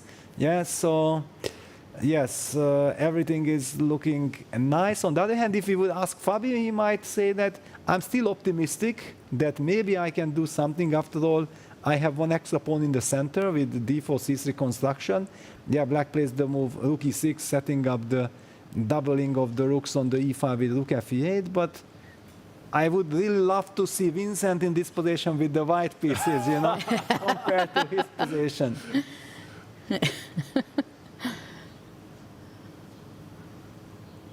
Oh, it's a very classical game position. Yes, actually, just very quickly, we will not analyze it too deeply, just to see what happened here. Yeah, this we have seen. C3 5, and yeah, black is always able to confront the center. According to computer, Fabi had some chances, but he missed it. And then once these moves happened, black has very comfortably equalized. So Fabi breaks with f4. This reminds me of some anti-Berlin, where you push something, but then black will counter it with d5, and has a very stable structure. ed, queen d5, knight e4, queen d8, b3, rook e6. That's how we reached the current position. Solid stuff. But is Nicholas, is Parham's optimism justified, or are there some dangers in the position? I think before his last move, rook e6, they were justified. But rook e6 was a bit unfortunate because white can now set up with queen g4, and h4, h5 is quite unpleasant and difficult to meet. So for example, if I go rook f8, then h4 is coming, h5 will be coming, the knight has to go back, I can play h5, gain some more space. This bishop is very strong on a diagonal, king h8. And here white is actually clearly better. Rook d1 is a good move now, and maybe getting this pawn rolling. The black pieces are a bit passive, the white pieces are placed well. I also wish Parham to get his first half point or full point. I think we all wish that to him. I mean, nothing against Fabi, obviously. It's just a very tough fate for him so far, for Parham, 0 out of 9 in this event so far. But yeah, if Fabi plays queen g4 and sets up with h4, h5 after rook e6, he can definitely put some pressure on Parham. So the last move was not ideal. He should have maybe played queen d7, or maybe it was even better to put the rook on e7. Yeah, queen d7 followed by rook e7, rook e8. This, I think, would But queen be better. d7 runs into this rook takes f6 ideas. Of course, yeah, it does not work now because of rook e4, but humanly, he also plays his queen to d8 all the way back to be solid. Yeah. Yes, yeah, I think that's why he played rook e6, to guard the pawn on f6, but it's just a bit... Yeah, Blocking the bishop is somehow not healthy. It's blocking the bishop and also not giving the queen some access to the g4 square via d7. So we're going to keep an eye on this game, but objectively, Fabi is better here. Can we go just a little bit to Hans Arjun game, because we were not really there only in the very beginning, because there was some very interesting unexpected move to me when Arjun played h5. Well, and actually, this is the best position white has. Yeah, okay, now Fabi maybe will also have a chance, but it feels when you look at this position that the strategy that Hans had in his mind when he opted for this d takes e5, f takes e5, bishop d3, which computer did not like, and we were kind of also puzzled that what's the idea behind it, but finally he was able to prove it in the game. So h5, first of all, he was setting up some battery against the h7 pawn. Would you go h5? No, definitely not. Just h6. No, don't push it so far, because I don't really believe that black can. I mean, I like start an pawn attack. pushes, but h5 was somehow. Yeah, it I doesn't was feel like that shocked. black is going to checkmate on the king side. Yes, just h6 somehow looked more safe, but okay, we don't have time to analyze every single nuance. Knight b3, h4, h3, blocking the h4 pawn, and it feels like this h4 pawn might become a weakness in long terms. The bishop on f2 is beautifully keeping an eye on that. Pawn knight d7, c4, that's the typical break, yeah, that you want to kind of challenge black center and invite d4, and after d4 white pushes c5. And you get this c4 square, and the knight is ready to jump to d3. What a perfect coordination. This is this lovely structure. So I feel like actually Hans has strategically outplayed Arjun here, and after knight g6 also in time to ask the queens to be traded, and I don't really understand why, how could have black traded these queens, because also it's not Arjun's style. Arjun is a very dynamic player, so why to voluntarily get into this slightly worse position, at least to me, slightly worse position. White will just follow it up with b4, knight will get to c4. Maybe Arjun is counting on that I'm blocking everything with my pawn structure. What is your feeling? Well, he's bringing his knight f6, h5, black squares. Like this, yeah? And yeah, then he you played will, knight f6. Yeah, knight f6 played. Yeah, it's a big strategical battle. The clock situation, well, Arjun is playing fast, yeah? So he understood that normally Hans likes to put pressure on the clock. Now he's doing the same to Hans, just so that Hans knows how it feels to play a good game, but being pressed on the clock. Well, on the queen side, of course, white will be pushing. Yeah, okay, tough strategical battle, but both sides are probably more or less happy. Maybe we can go to the bird's eye view and just observe all games, what is going on, and then pick something. In the meantime, Fabi played this very powerful plan, queen g4, h4, h5, which Nicholas just mentioned before. So he's gaining advantage there, it seems. Yes, Fabi is Fabi. Yeah, he uses this chance. He probably also sensed it that my position is quite empty if I don't get something going, and he immediately jumped on this possibility. And what about Vincent castled short. Yeah, finally. Breaking Peter's news. relieved. Well, okay, I'm relieved, but I see b6, a5 from black side. I'm super happy with black, but yeah, at least Vincent has given up on any kind of ambition in this game. He wants to shut the game down. Draw is the best result that he can get here, but still, it's not so easy.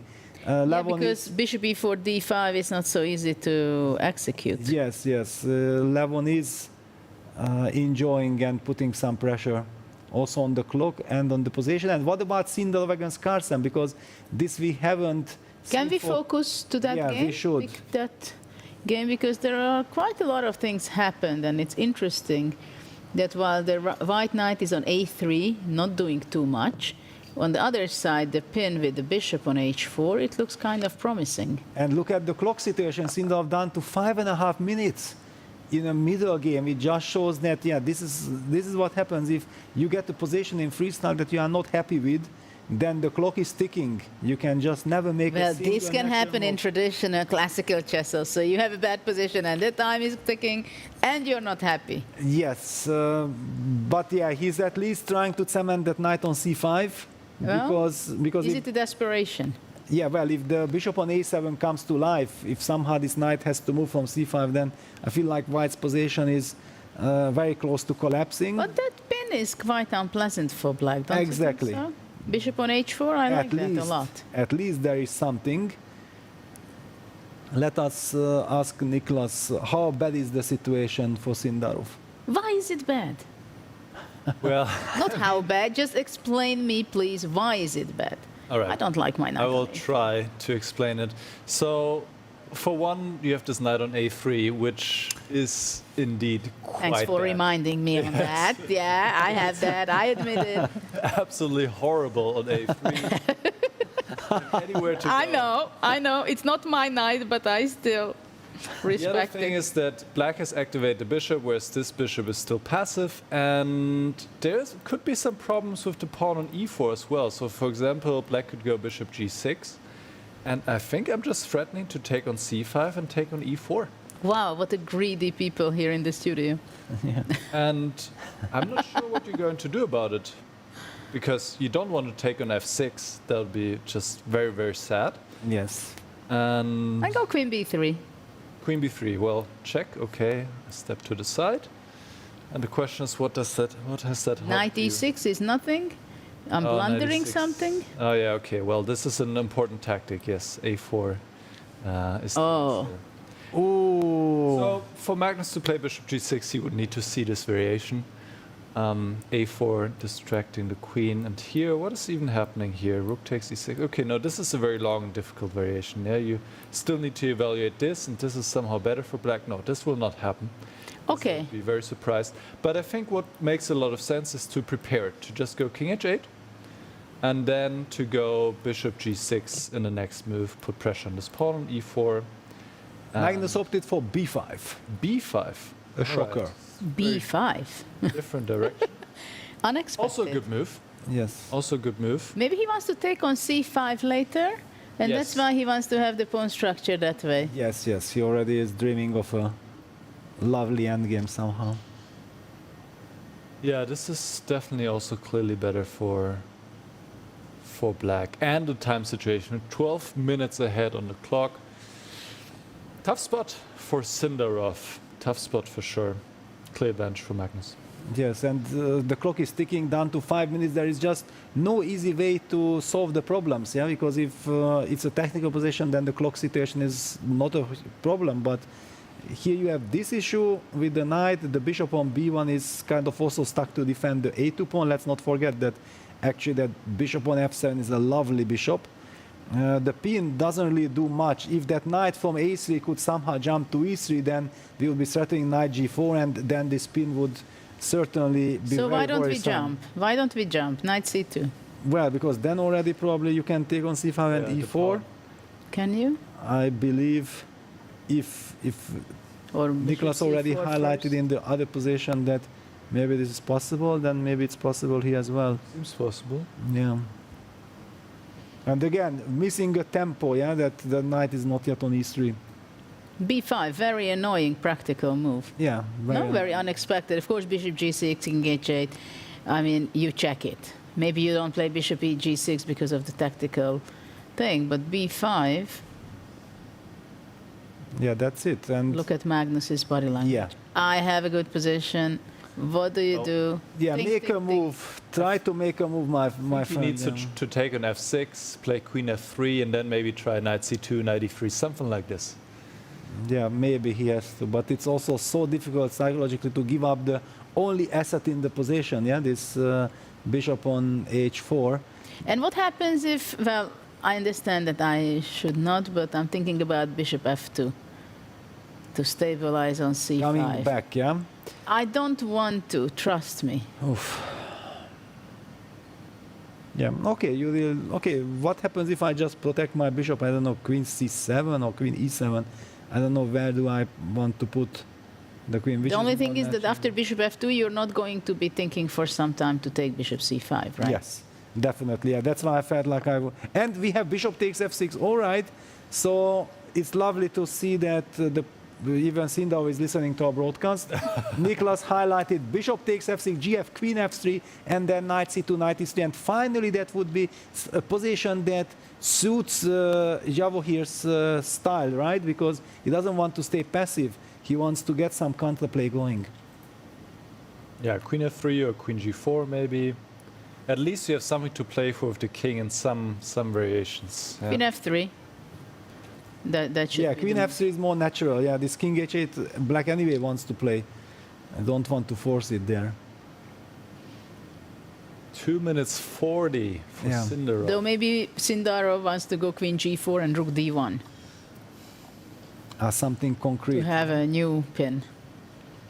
And then maybe at some point queen d7 trying to... But I'm a little bit surprised that Sindarov, So that he slow. was knight c2, well, that he's slow, but also that his heart rate even is knight only c2. 90. because that is low for him. Exactly, it shows that he doesn't see any excitement in the position. Because normally he is. You have seen him, know that he's very excited. Aha, I'm coming. I'm doing this, and he goes all the way to 130. It's kind of natural for him, I think. But here he just doesn't see what to do. Okay, knight c2. I mean, black should be doing something fast, but because if white reaching with the knight to e3, potentially to g4. Well, but I can take on c5 and play knight c4, for example. Yeah, what is this transformation? Is this bad? Because but can I take and rook f6? Yeah, but I think endgames are just winning for me with this construction. Are you sure? Yes, I'm pretty sure. I'm pretty sure in this because nothing moves here, and I will collect everything. I can do whatever I want. Just bishop, for example. He says it's like a buffet, you know, which one to take. Yes. For example, maybe I have bishop g6, rook takes c6, bishop e4, and then I'm coming with the rooks to the side. I just don't even know what to do. For example, your bishop e8, just straight the only active piece. Yeah, but also bishop g6 I can do, I think. You can do too, yes. I believe, okay, bishop g6. These pieces are not moving, and also the back rank is a horrible issue for white. And Magnus will go for this endgame. Magnus loves the better endgames, especially with... Sindarov will not exchange the queen. So let's go back. You know what? Maybe after knight c4.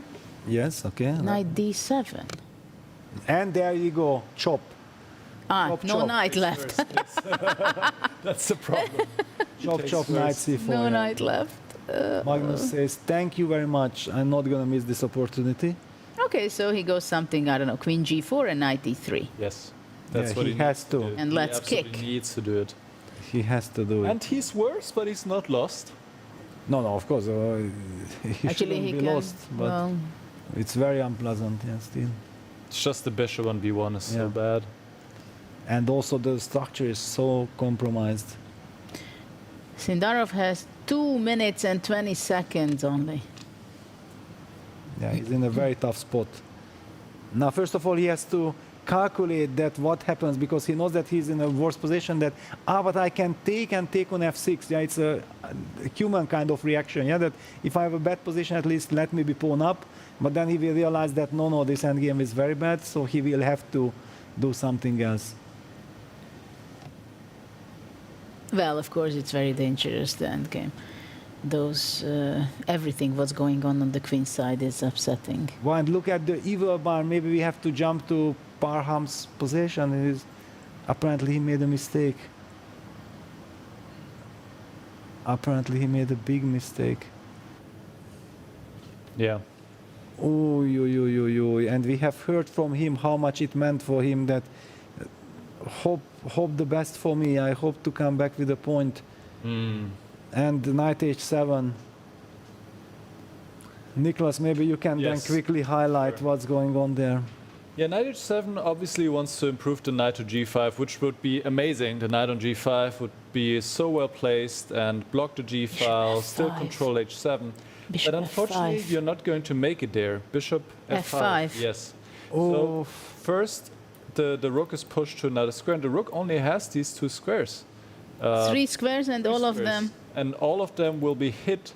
Let's say I put it on e7. Now I can take on h7. And it's on the board, rook bishop f5. I'm going to play knight f5, hit the rook, threaten checkmate.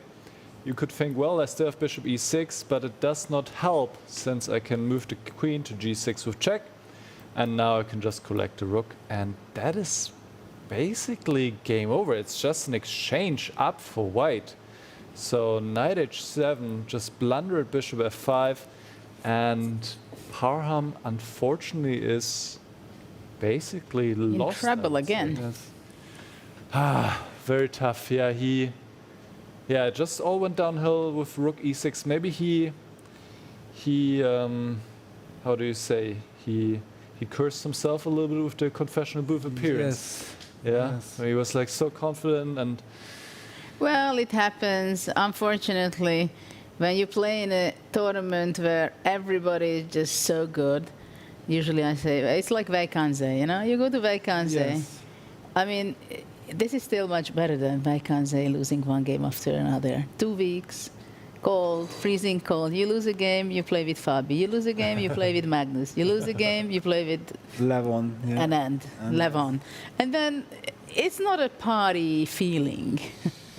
Yeah, because you need to get this energy that everything is fine, and then you love the place, you are full of confidence, you are enjoying what you are doing. But if you start And losing, they're just hitting you. It's nothing personal, but they just want to win the game.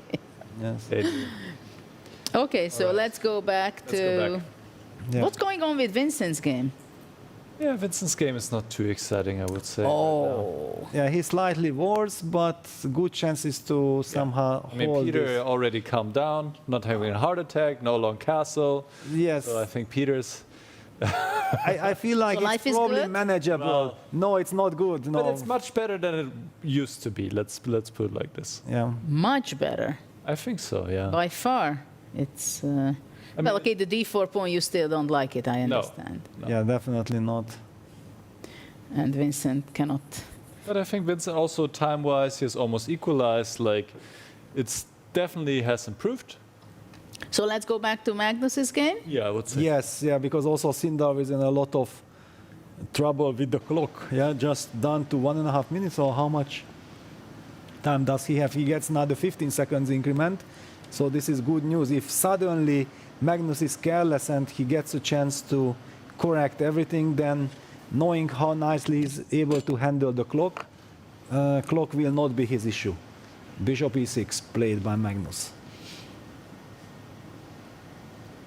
So just very quickly, the move Queen g4 had been played as we expected. King h8, knight e3, trying to trade the monster knights. If not, then who knows, white knight might jump to f5. But now after bishop e6, you don't want to jump to f5 with the knight, because it would mean that black can trade the bishop for the knight and claim a good knight versus bad bishop scenario, which is usually horrible. So I'm expecting a queen retreat somewhere. Where can we remove retreat, actually? Not so easy. Well, this is not so easy because, for example, on queen e2, queen d2 would show up, I think. Very Yes. strong. Yeah, there is this queen e2, queen f3 runs into knight d2 fork. Okay, queen h4, queen g3, queen h5. Maybe queen h5? Queen h5, but it's also a little bit this empty move.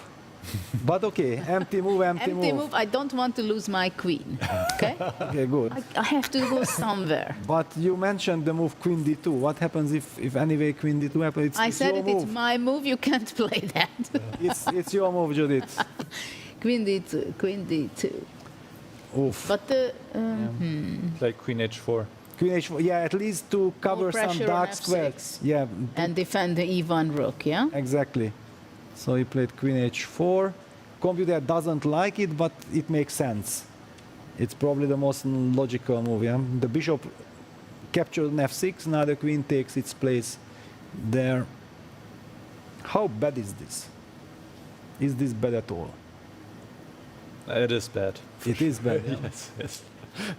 It's borderline winning for black. Wow, even like this, yeah? But is it knight? No, knight d2, rook d1. It is again your move, Jude, queen d2. Queen d2. Again, even after queen h4. yes. No. Give me some break. Even Yeah, here the you can problem play is queen d2, knight c4, bishop c4, rook f6, queen e1. Yes, this is a huge problem. Oh, that's an important line, yes, absolutely.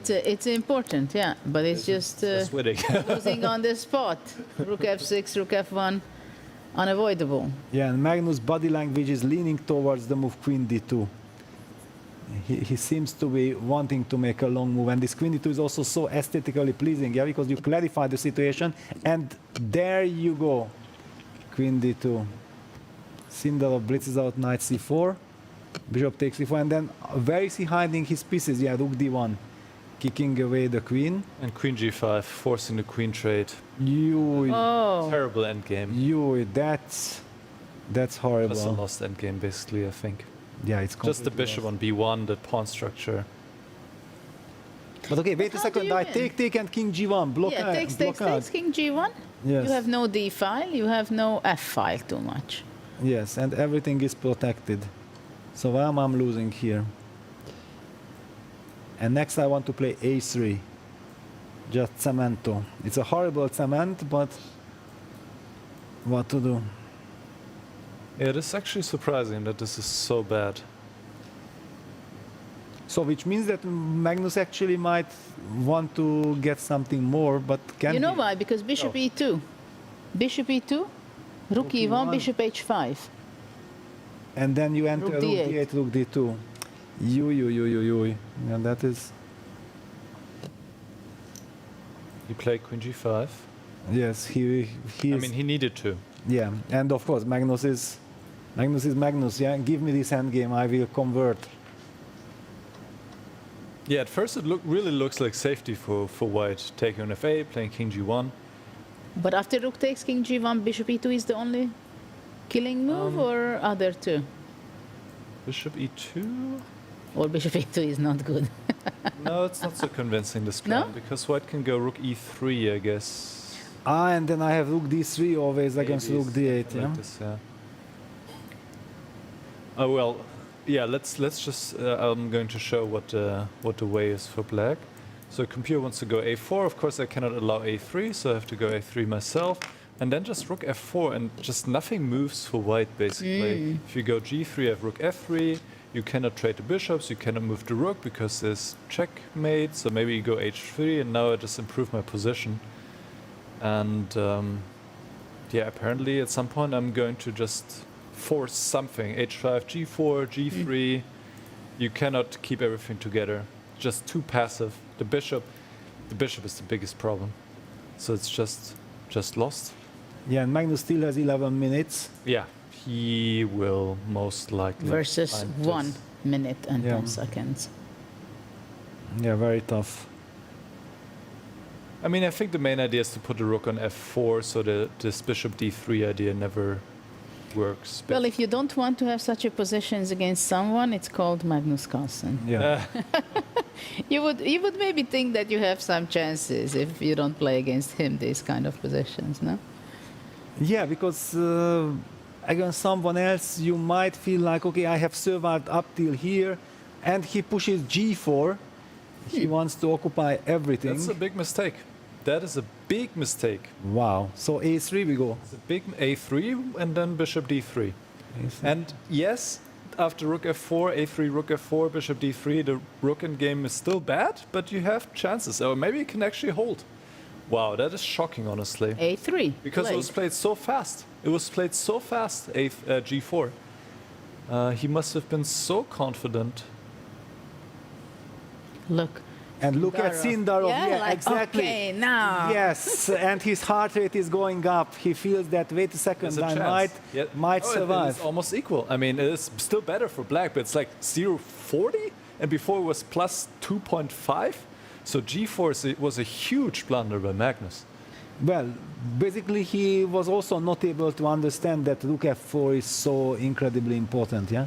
Yeah, because after that rook e1 is, well, it's not forced. Well, that is a4, a3, the It's just g4 is... prophylactic against bishop d3. I mean, the last thing you want for white is to trade bishops on decent terms with bishop d3 or get this bishop back into the game.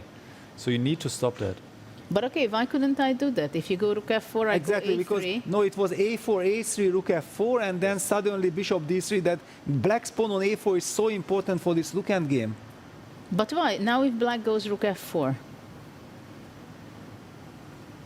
So you mean After yeah, a3. Yeah, now it's still bishop d3, and then the rook in game apparently is not that clear. Yeah, I guess it's the details there. But what? My pawn Yeah, is so, on okay, a5 let me and make not them on the moves. a4. Yes, I mean, is that's it a the human explanation or some... we Yeah, go to the so moon to try to understand. Let me try to, yeah, so this is the position that with pawn on a4, this endgame is then just winning for black. Why exactly? What's the big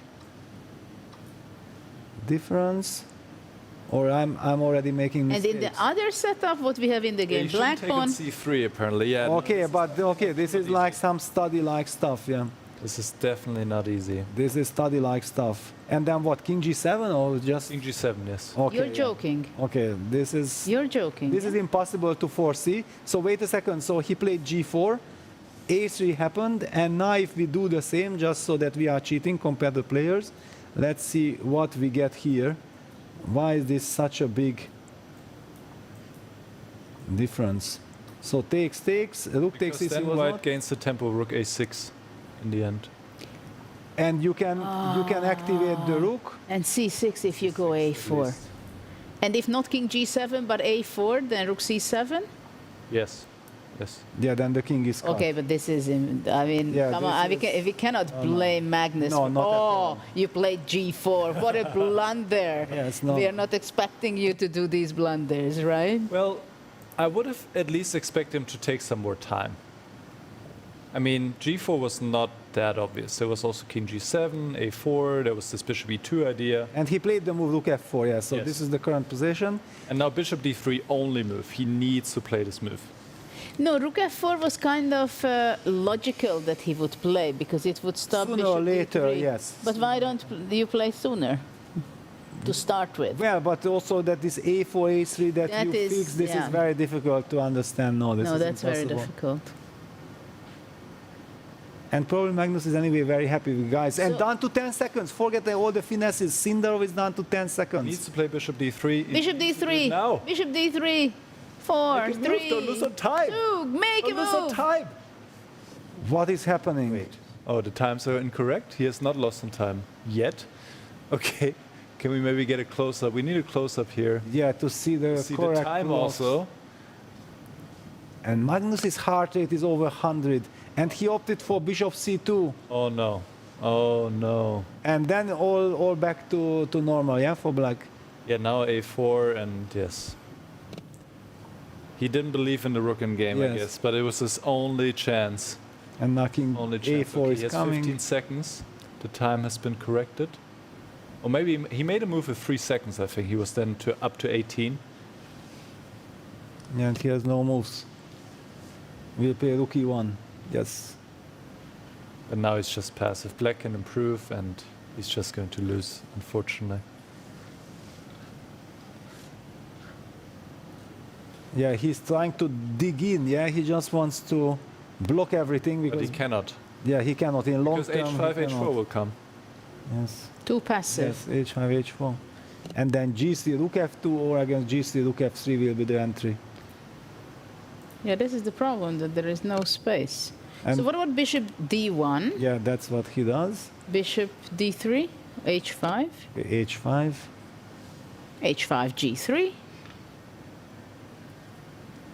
Yeah, then you fall back with the rook to f8. f7 or f8. Yeah, and then the rook comes in via the d file. Yeah. And the bishop c2, then rook f3 back, yeah. And there we see 10 seconds, yeah, g3 played. Rook falls back. No matter where f7 or f8, it's the same.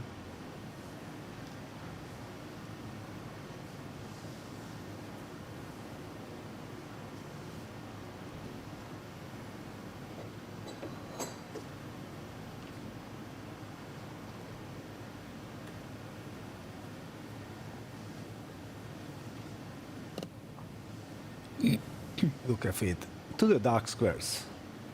Back to f8, and then rook d8 is coming next. And if white plays bishop c2, then the rook gets back to f3 entry square. Yeah, the problem is white cannot get any activity. Yeah. That was the only moment to exchange the bishop few moves earlier. a3, trying something desperado, but you can maybe just even ignore it with rook d8, but maybe you can take. I don't know. Both, yeah. Yeah, rook d8 is very natural, no? Just ignore what your opponent wants and You can see how calm Carlsen is, 75 heart rate. He feels very confident.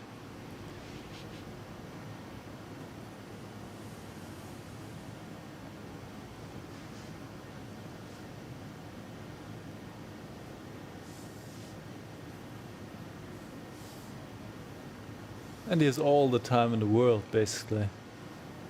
Jadoubs the position. There was some hair on the table.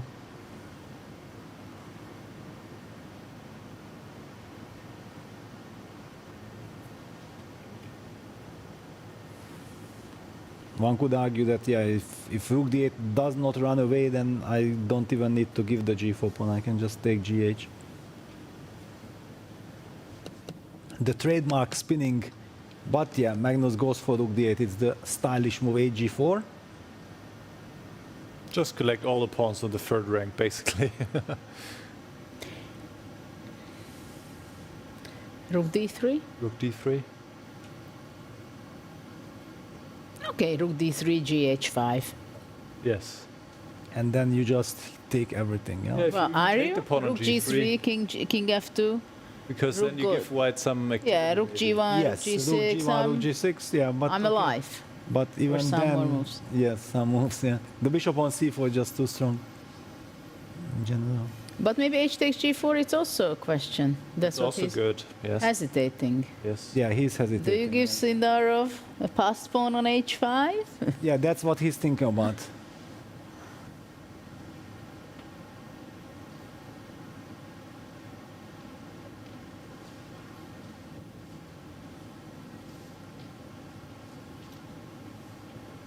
In the meantime, Vincent is balancing out against Levon. Yes, seems like it should be a draw. Fabi is still winning, and Arjun has sacrificed a piece. But Yeah, we'll very- stick with this one for now. Yeah, very interesting sacrifice. Yeah, it will be interesting to see it afterwards. But yeah, all eyes on the game Sindarov versus Magnus. Rook d3. The rook enters to the third rank, getting ready to eliminate all the pawns on the third. King f2, protecting at least the g3 pawn. But I think more importantly, opening up the road for his rook from e1 to h1 maybe. Or to e3, also not. Or to rook e3. Yeah, but Problem is rook e3 then takes and b4 will be b4, always yeah, there, the exactly. breakthrough. Yeah. Don't have chance, don't have time to do that. But it's also not the end of the world completely. But the beginning of the end.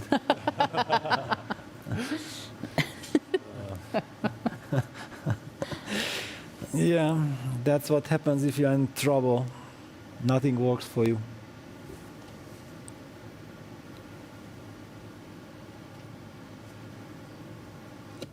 Magnus's only problem is he has too many options, but yeah, he simply grabs on c3. Rook e3 happened, but okay, now. Takes b4, king d2. And then coming with the king. That's what I'm saying, it's not over yet. Yeah. The youngster Sindarov is kicking. Does not give up so easily. Yeah, the trade wins, and so does rook c1. And rook d3 for the matter, but okay, we won't see rook d3.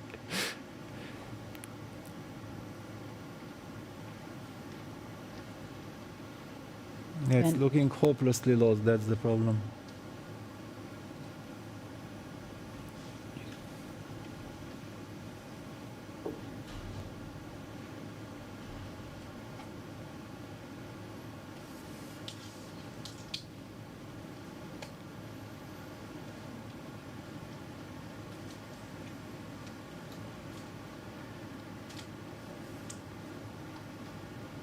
It's also just very tempting to take and then b4, take b takes a3 and then bishop d3, take on e4.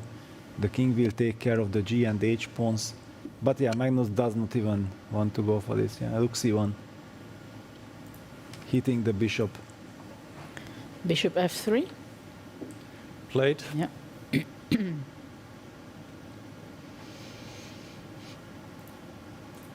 When will Magnus take 8g? Will he take 8g? Or? He'll go check now on c2.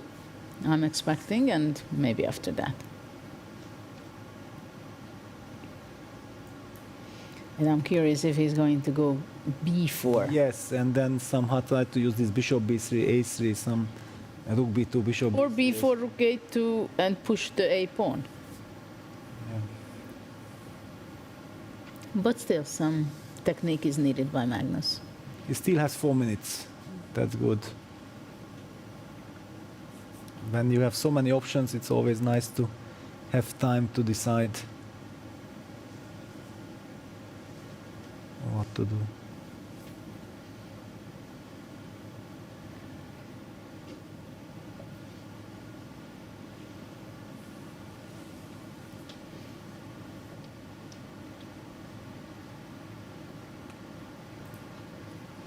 By the way, Niemann against Erigaisi just ended in a draw.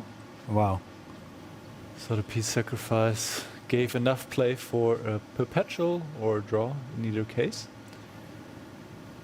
That is in the lower bracket. We're of course focusing on the semifinals here between Sindarov and Carlsen, going on right now as we speak. And Kaiman Aronen is a rook end game, not too exciting, probably heading to a draw. So we'll stick with this one. Can Carlsen convert his winning advantage? He goes rook c2 Rook check. c2 check. Judith's move. Was expected. Yes. But actually wasn't the King best. e1. Okay, let's start moving with the king towards the queen side. King d1, king c1, tempo, tempo. Yeah, bring the king over, try to defend somehow. Yeah. it is still Vachier, go for it. very Defend. much lost. Yeah, too many weaknesses. Everything is a weakness. Well, to A3. save this game for Sindarov, it would be equal to a victory. Oh, absolutely. Would be equal to a miracle. Not in the on the cross table, but in feeling for sure. He's considering bishop d1 or bishop takes g4. But this is a very bad sign, yeah, that if even already... Why not bishop g4? He goes bishop d1. Because bishop b3 probably Yes. just picking up the c5 The pawn. c5 pawn. Even you can't take the g4 pawn because then there's bishop b3 and... That's why. That was the problem. Yeah. But now there's probably rook b2 and b4 coming. Rook a2 also doesn't seem to be very bad with the idea of bishop b3. Absolutely. Yeah, we are about to witness the knockout punch. Vincent Levon draw in the meantime. Yes. That's kind of nice. Bishop takes g4. Yeah, you're happy, Peter, right? I'm happy, yes. And since Levon didn't make most of his chances, I think he is also satisfied with the draw. He didn't really manage to get anything serious. So we have 2 draws so far. 2 draws. 2 draws plus Fabi is about to win. Probably 2 decisive games. Yes. So bishop b3 is the move we expect to pick up the pawn on a3. Okay, bishop b3, bishop d7. But also there is this argument for b4, a, b, a3, and then just push the pawn. Yeah, Just it's promote. yeah, just promote. Yes. That's a little fast. Yeah. It's also a Faster. tempting option, but doing Surprisingly, there is some counterplay with b5 then. This does not work so well. yes. Wow. Yes, Wow. this is a big moment, yeah, because it's very tempting to just try to finish the game on the spot Yeah. with b4, but No. And Vachier will find those moves. yeah, it's I mean, he only has to. Only move, but it's instantly. So b4 would be a bit premature. even, yeah, and Magnus done to less than 2 minutes. But bishop b3, bishop d7, and then b4. That's what he does, yeah. Accuracy is there in Magnus's hand. As usual, yeah. Bishop d7, okay, contra. Contra juego. Going off the board. Yes.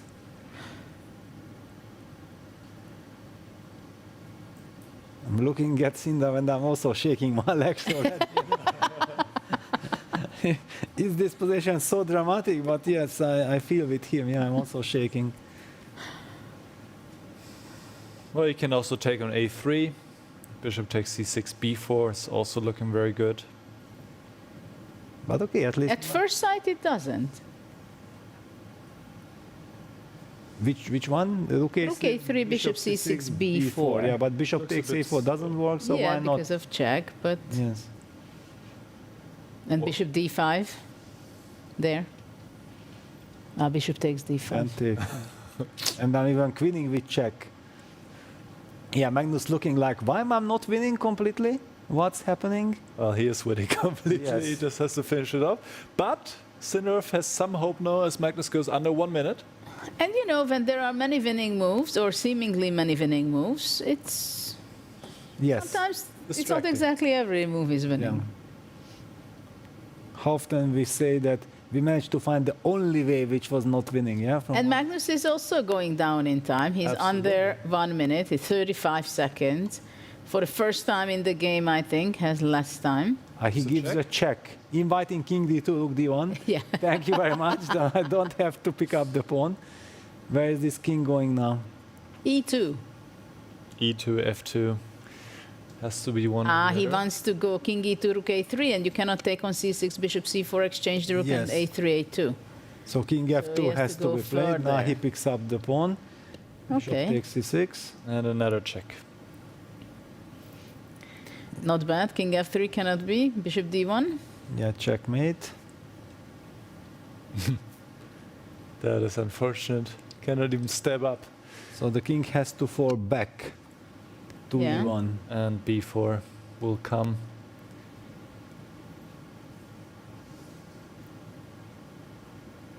And yeah, That's it. that should be it. Yes. Basically. It's horrible feeling, yeah, that white is not even pawn down, but it looks like only black has pawns. Yeah, It's all about the power of the pawns. Yes.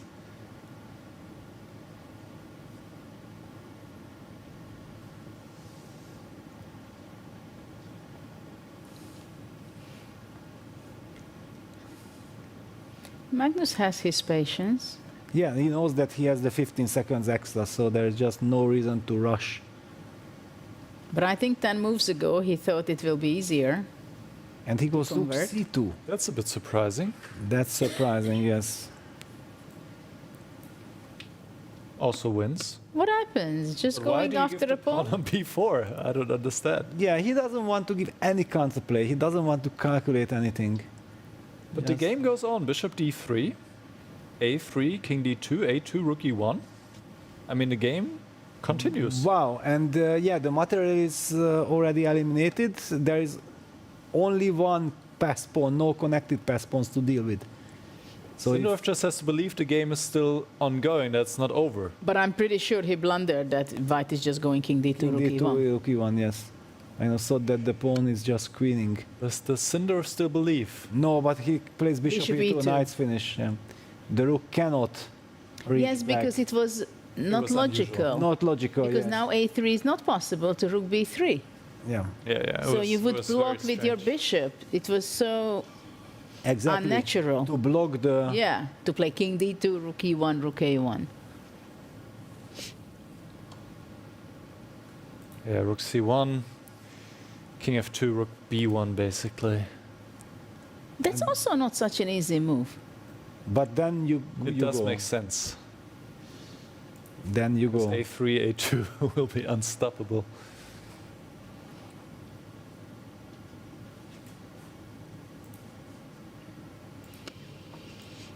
King d2, rook c2 check.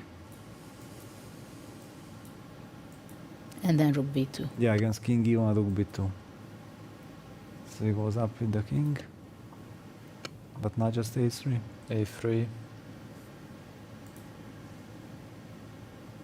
Bishop He d1. he goes, queen, rook. That's what we're gonna okay, but- witness. Okay, it's No. hopeless. Yeah, You won't get a2. queen against rook here. Just A2, no? bishop c2, takes, a1. Yeah. Yes, but Well, it's with the resigned. pawn, small details. Small details. Small details. Rook b2, by the way, is also a very good move. I mean, a move that... Yeah, but this a2 is such a completely winning position that one. But okay, rook b2, you just resign, basically. Yeah. He's going to go rook b2, I think. He's just double checking. But okay, a2 is also... Yeah. a2. A2, yes, of course, a2. He knows it's completely winning, there's no fortress, and Sindarov resigns. Magnus wins with the black pieces and takes a huge step forward to the finals. Victor Joanna in the unleashed first the game. beast. Yes. Yeah, first game, Magnus won with the black pieces. And now they have some rest as the next game starts at 3:30 or around that. But still, Parham is fighting against Fabiano. It's not over yet. But yeah, just another stellar performance by Magnus Carlsen. Whenever he's comfortable, he's unstoppable. Yeah, this is what. And even when he's uncomfortable, yeah, when he had to bounce back, he creates the scenario of, yeah, just crazy what Magnus is capable of doing. So let's see what Parham is fighting for. Yeah, let's zoom in on the players here for sure. He has an exchange down, and unfortunately for black, there is a great pass pawn running to d5. Yeah, and that knight on g3 just protects everything. Only h4 square is vulnerable. Yeah, if black's queen could somehow fly all the way to h4, give a check, that would be, but white will be covering on the 4th rank the threat. Or for example, yeah, the d pawn decides the game here. Queen a4, queen b4. Yeah, bishop e6 back. Queen c2 also very, yeah, queen c2 is very strong. It just wins on the spot. Yes, basically. Kind of, yeah. Poor Parham, losing another game.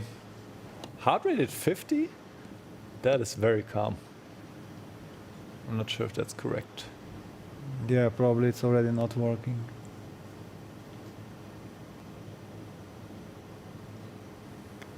Resignation is in the air. Yes. Yes. Queen a3. Knight e7 check. Yes. Or knight h6 also. Knight h6 is very stylish. Yeah, poor Parham. Yeah, normally you would just resign, but it shows that how nervous he is.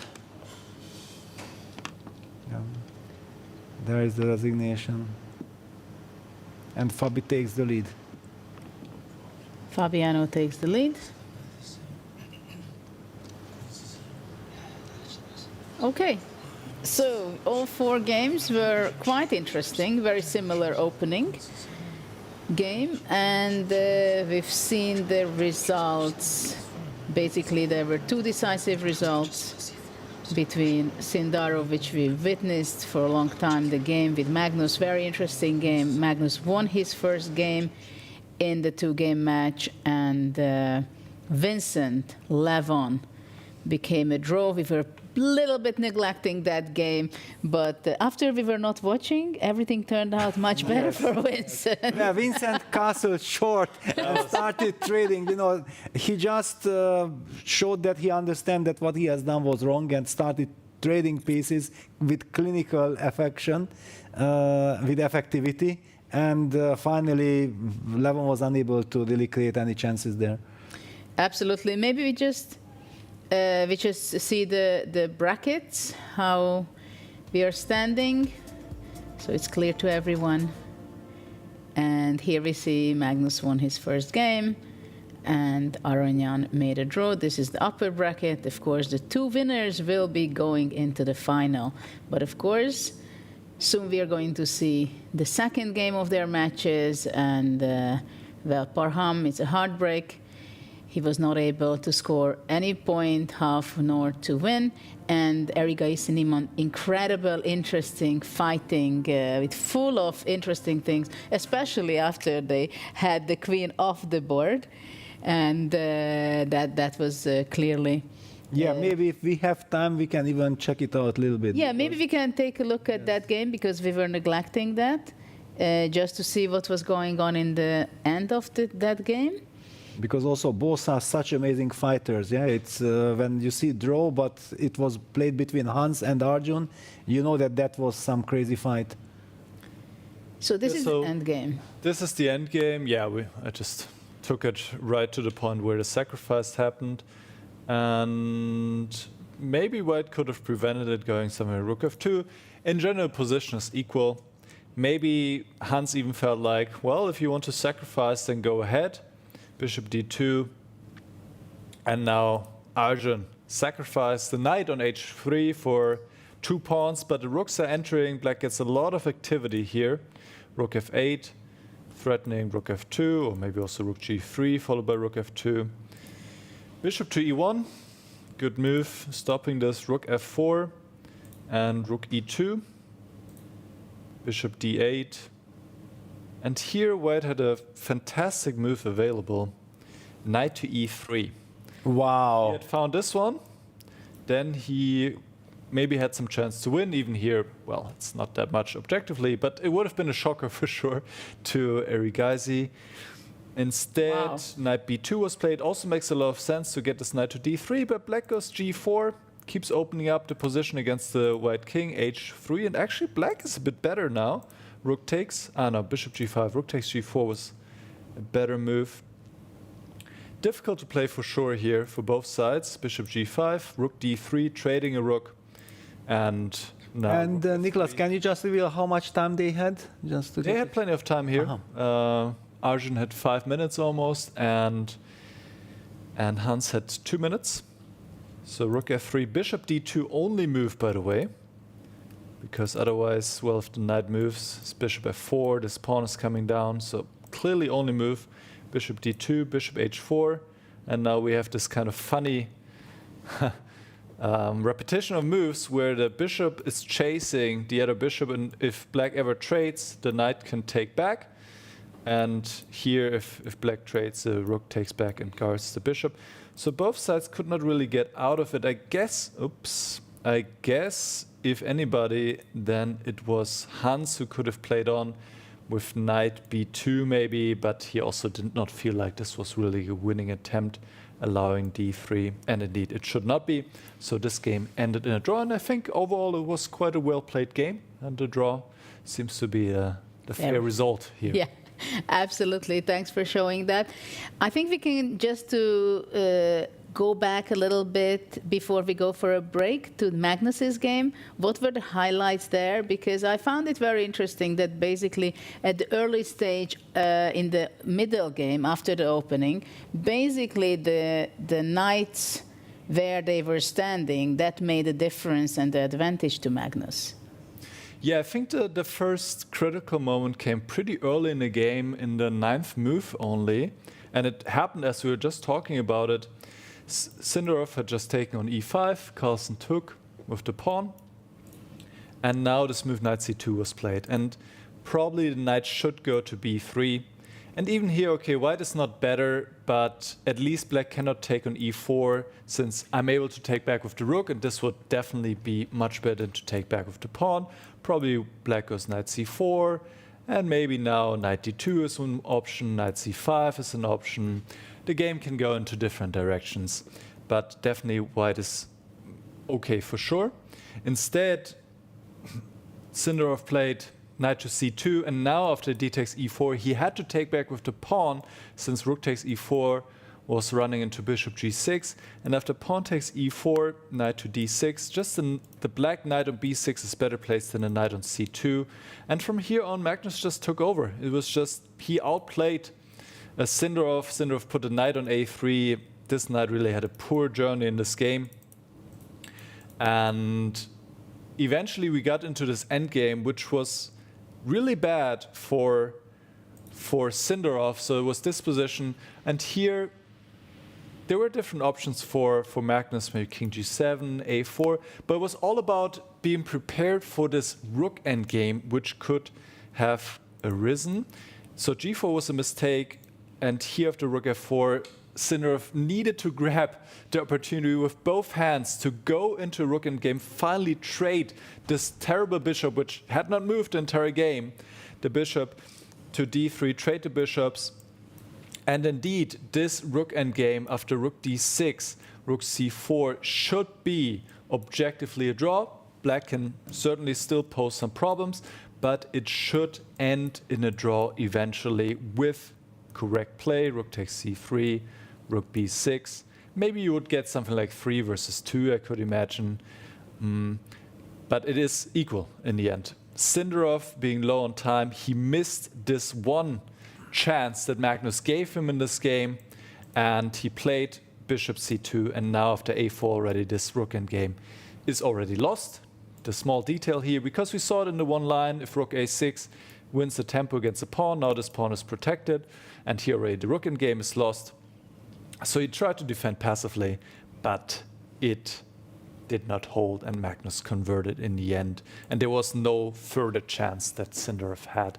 So Magnus takes a huge win with the black pieces, takes the lead in the match, and it will be a big struggle for Sindarov to strike back. Judith. Absolutely. It was a lot of interesting things happening in the games between the players in the semi-final part and also upper bracket, lower bracket. This was game 1. Now we go for a short break, but don't go anywhere or come back when we are coming back when the next game starts. So many possibilities. No drink can be too big. 'Cause this is the start of something new. 'Cause now I know this is my time. Time to just be me. Time to hold my key. 'Cause this is my time. Time for me to choose what I wanna do. My time.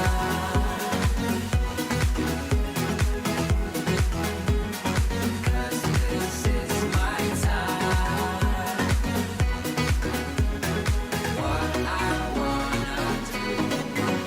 My time, my time, my time is meant to be all mine. All I bring with me in life.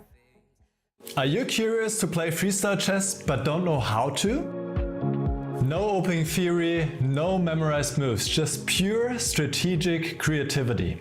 But how do you navigate 960 possible starting positions with confidence? That's exactly what I'll teach you in my Freestyle Chess Masterclass. You'll learn how to develop your pieces effectively, recognize key positional patterns, and avoid early disasters. I'll break down some of the best freestyle chess games ever played, featuring Magnus Carlsen, Alireza Firouzja, and Fabiano Caruana. Freestyle chess is still in its early days. This is your chance to get ahead of the competition. Sign up now and let's take your freestyle game to the next level. Join my Freestyle Chess Masterclass today and save 20% only during the Grand Slam. Dream to reality. All of my worries and fears fade away with you. There is no limit to all of the things we can do. Let's go. Take my hand and hold it tight. I won't ever stop dreaming. Eyes closed, jump right in, we'll take 'em tight. Let's go, 'cause I got that feeling. Give me that, give me that, give me that.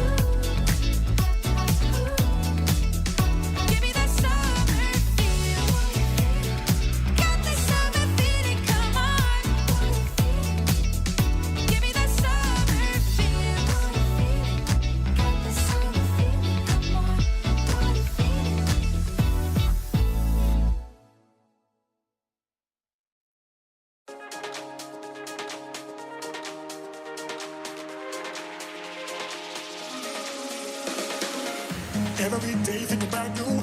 Every night dream of you. Love the way you smile, love the way you move. Every day think about you. Every night dream of you. Love the way you smile, love the way you move. Every day think about you. Every night dream of you. Love the way you smile, love the way you move. All I want now is you. Every day think about you. Every night dream of you. Love the way you smile, love the way you move. All I want now is you.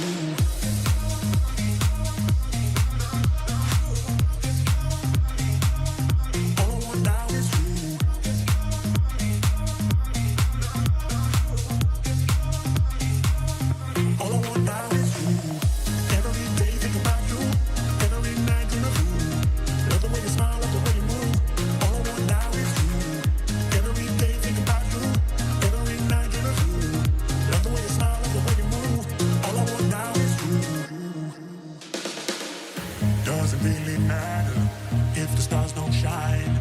Who can love you better? Doesn't really matter if the stars don't shine. Who can love you better?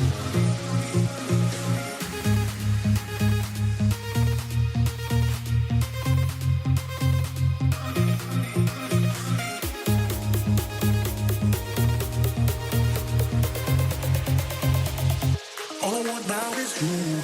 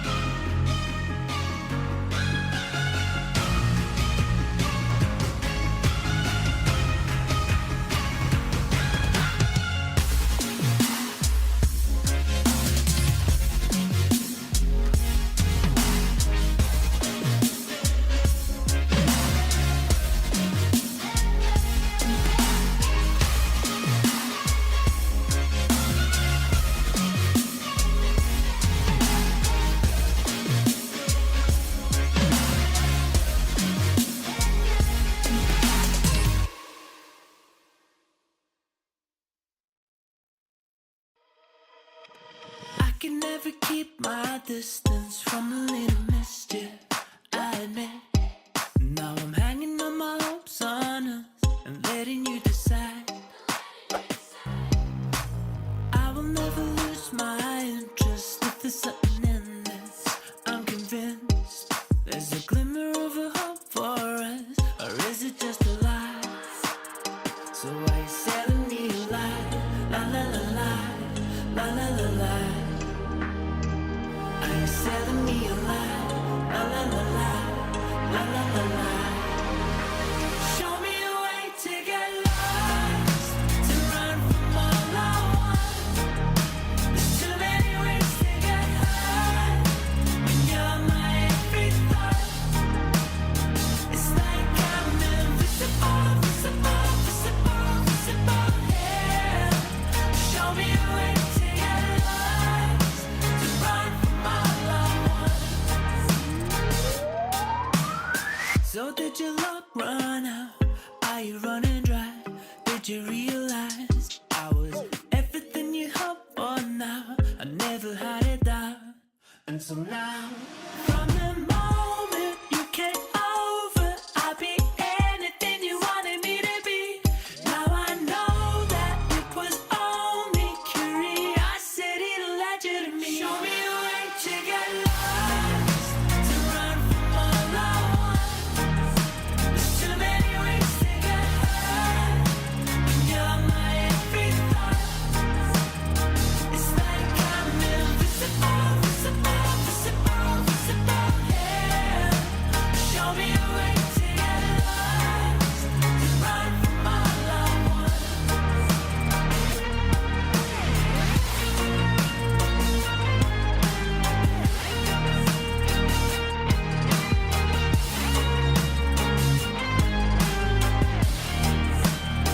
So are you selling me a lie?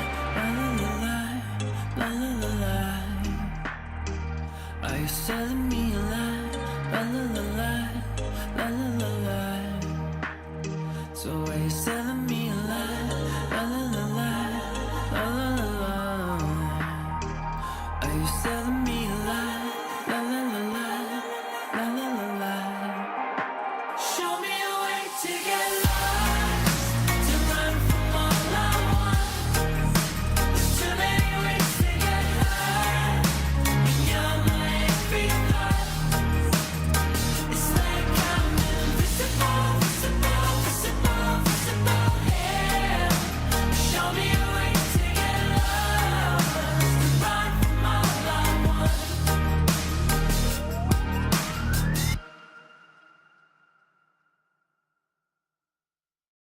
Underneath the neon, in them jackets you can lean on. In the drop we can be gone. Like a dream, I think I see one. On the rig, you know I need that. On my neck, your name is ink black. Got your hands up on your hip, like a pin up in that fit. I be lying through my lips, say anything to see it dip. Drop it low, let it show. Do your thing out on the floor. I'ma count to 1, 2, 3, chorus on the phone. I'm better when I'm with you. I feel it in my bloodline. Ice cold with the go-to, but you the one shining bright. Bump it like woo, Betty. Better get your thing ready. I'm better when I'm with you. So would you be mine tonight? Too bad we breaking woke pink. Might have take it slow. Back into the moment when the summer had a summer glow. Body like somebody gon' be missing, ain't somebody. Twerk it like a rowdy, I'ma eat it like a zombie. I'm better when I'm with you. I feel it in my bloodline. Ice cold with the go-to, but you the one shining bright. Bump it like woo, Betty. Better get your thing ready. I'm better when I'm with you. So would you be mine tonight? Too bad we breaking woke pink. Might have take it slow. Back into the moment when the summer had a summer glow. Body like somebody gon' be missing, ain't somebody. Underneath the neon, in them jackets you can lean on. In the drop we can be gone. Like a dream, I think I see one. I'm better when I'm with you. I feel it in my bloodline.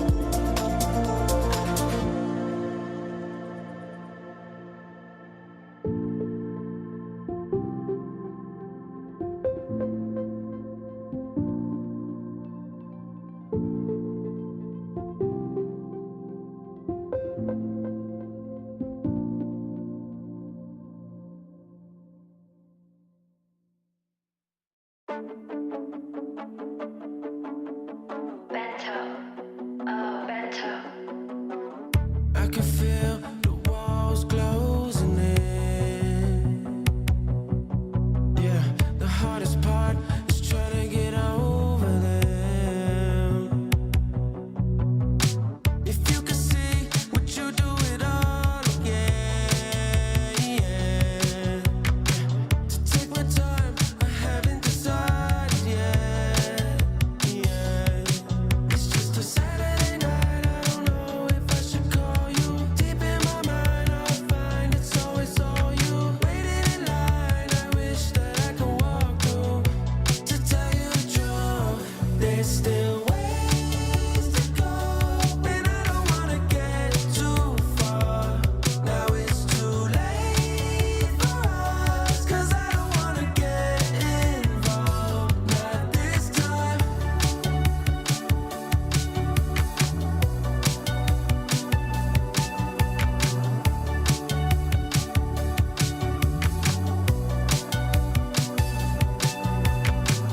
There you go, telling a lie again. Messed up my mind, you want me to try again. The next Saturday night, I knew I didn't want you. Deep in your mind, I hope I always sought you. Waiting in line, I wish that I could walk through. To tell you the truth, there's still ways to go, and I don't wanna get too far.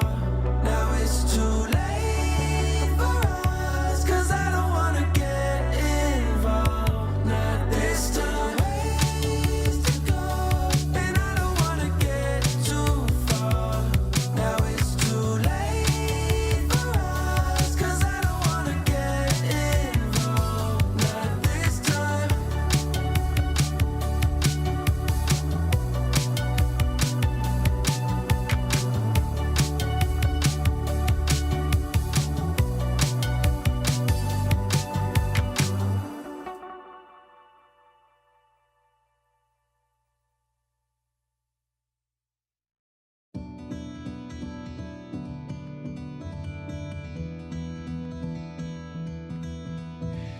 I've been trying to find the words to say you mean the world to me. When I'm fighting and you see me hurt, don't walk away. I've been holding on for days, hoping just to see your face. Let me know you're coming back, and I can't wait. When it gets too much, my troubles, they can hold me down like heavy weights. Don't let go or let me fade. Just don't walk away.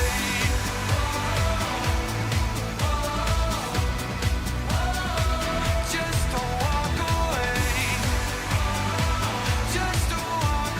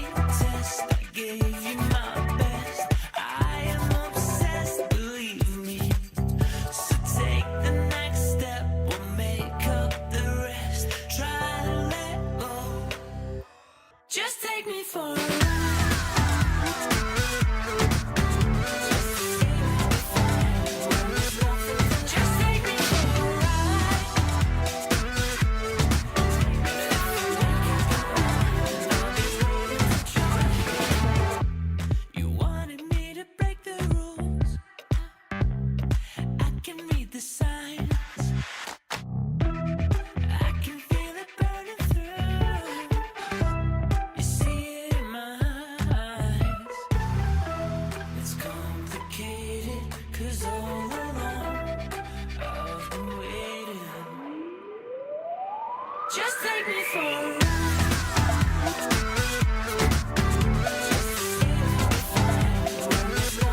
Just take me for a ride.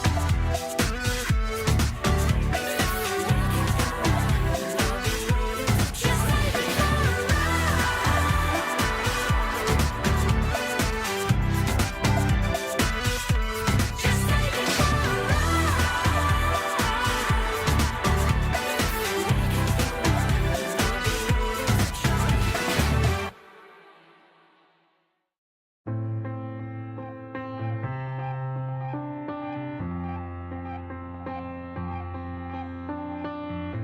frustrations keep swelling, I'm spiraling out.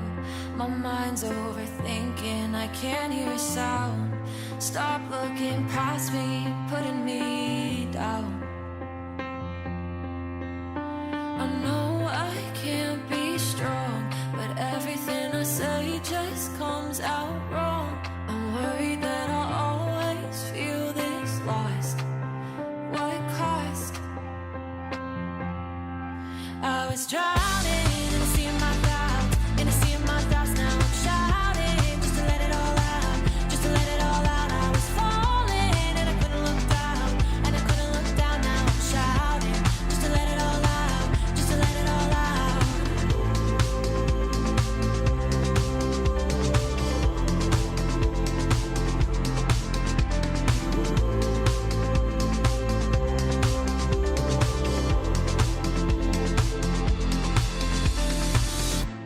Resenting is easy, but anger gets old.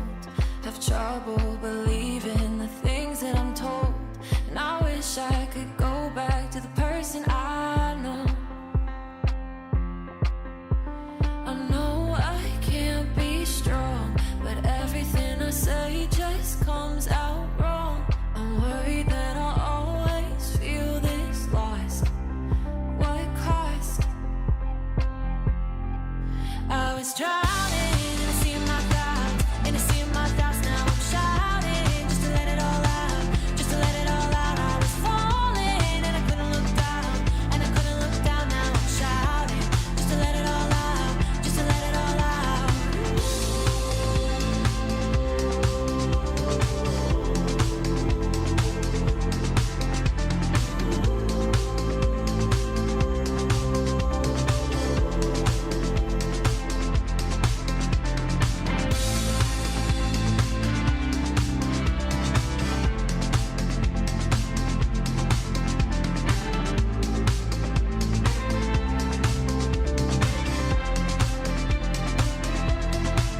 I was drowning,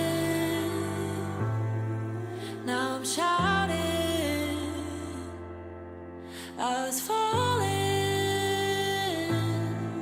now I'm shouting. I was drowning in a sea of my thoughts, in a sea of my thoughts. Now I'm shouting just to let it all out, just to let it all out. I was falling and I couldn't look down, and I couldn't look down. Now I'm shouting just to let it all out, just to let it all out.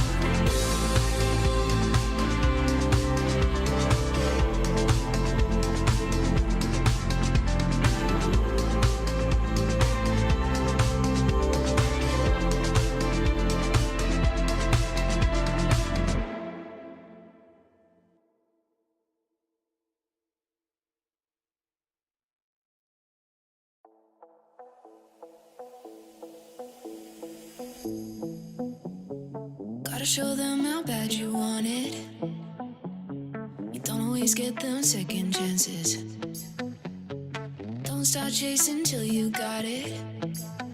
Do what I gotta do. I just break the rules like that. Maybe I'm just cool like that.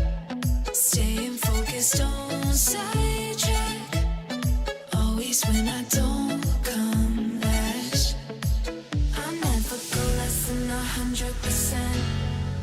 I'll just keep waiting while you're catching your breath.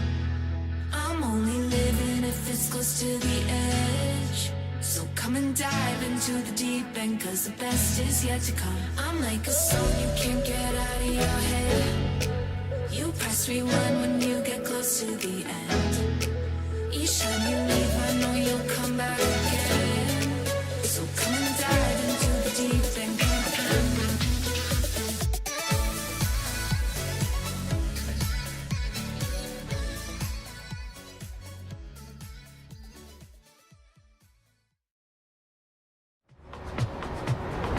Hello, everyone, and welcome to South Africa.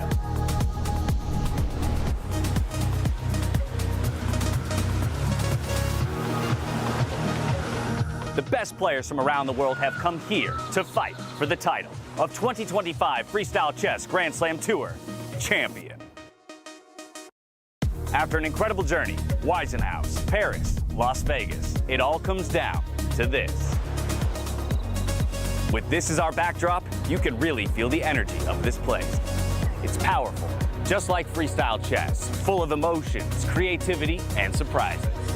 From here, we're heading south to one of the most beautiful places on Earth. A place where luxury meets nature and where the 2025 champion will be crowned. Welcome to Grootbos Private Nature Reserve, the home of the Freestyle Chess Grand Slam Season Finals 2025. It takes your breath away. The perfect place for the grand final. Where strategy meets beauty and champions are made. That between mountains, forest, and ocean, Grootbos is not just a location, it's a world of its own. It's the perfect place to celebrate the beauty of nature and the brilliance of freestyle chess. Who will win the Freestyle Chess Grand Slam in South Africa? And who will be crowned the champion of the 2025 Freestyle Chess Grand Slam Tour? Get ready!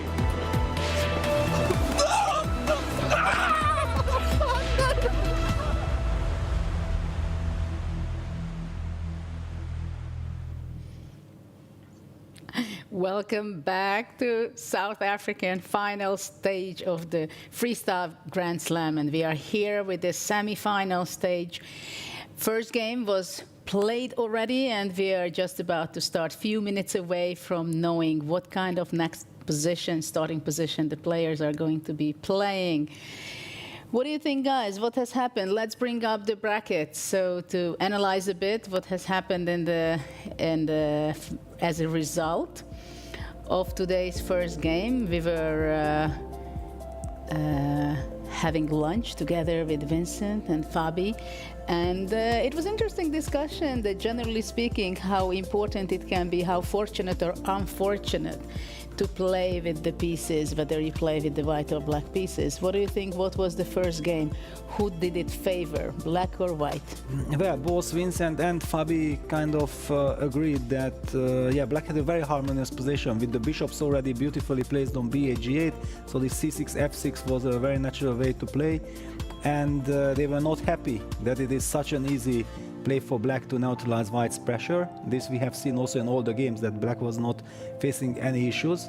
And there we see Fabiano Caruana finally then nevertheless winning against Parham Maksudlu, and the big wild encounter between Hans Niemann and Arjun Agassi end in a draw.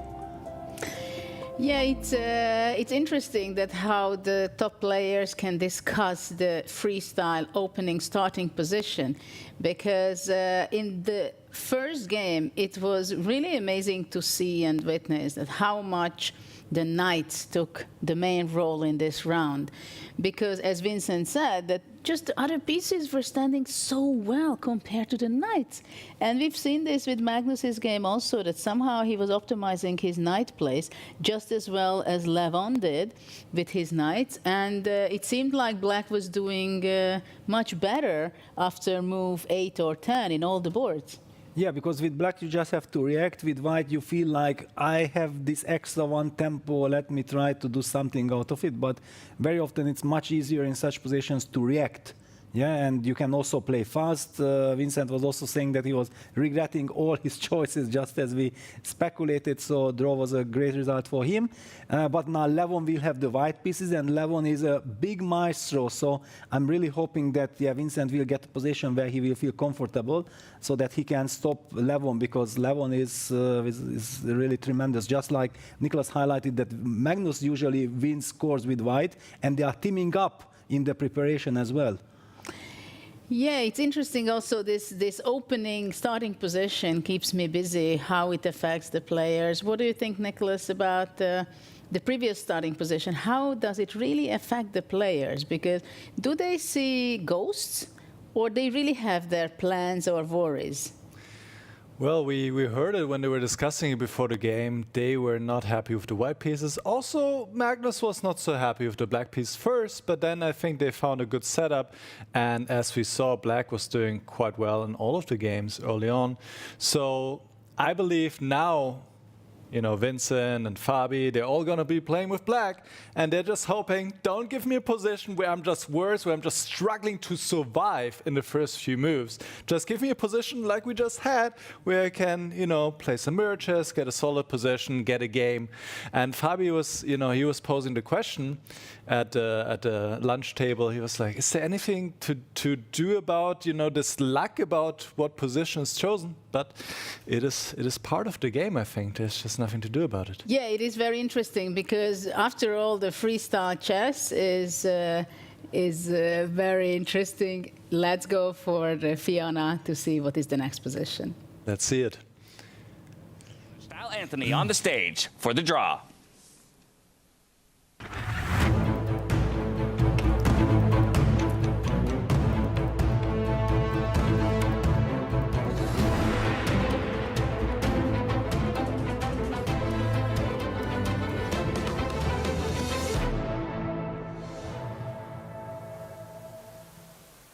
Welcome back. The first game of the semifinals is in the book. We saw a draw between Vincent Keimer and Levon and a win for Magnus Carlsen against Yavokil Sindarov, who is now in a must-win situation to force a playoff. And in order to draw the next position, I'm delighted to be joined by Ella Carlsen.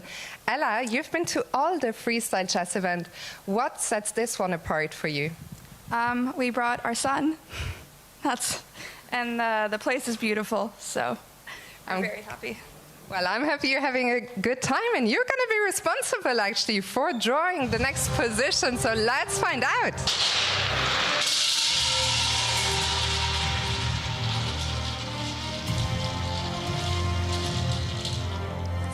Yep. So it's going to be position number 413, 413. Thank you so much. You can give it. Oh, we're going to have to find that one back. Position 413. The players will get 10 minutes. Best of luck.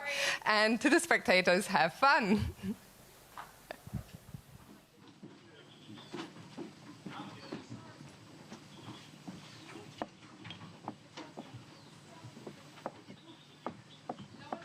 Oh, dude, this is an interesting position.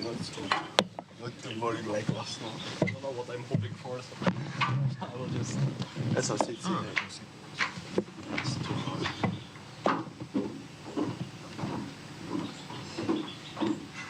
Again, we have the C4, C5. Yes, C4, C5, F3 is A guy. It is very similar for me. It doesn't feel too dangerous. No, C4, B5, C5 doesn't feel right. For white? For white, I think it's about 20.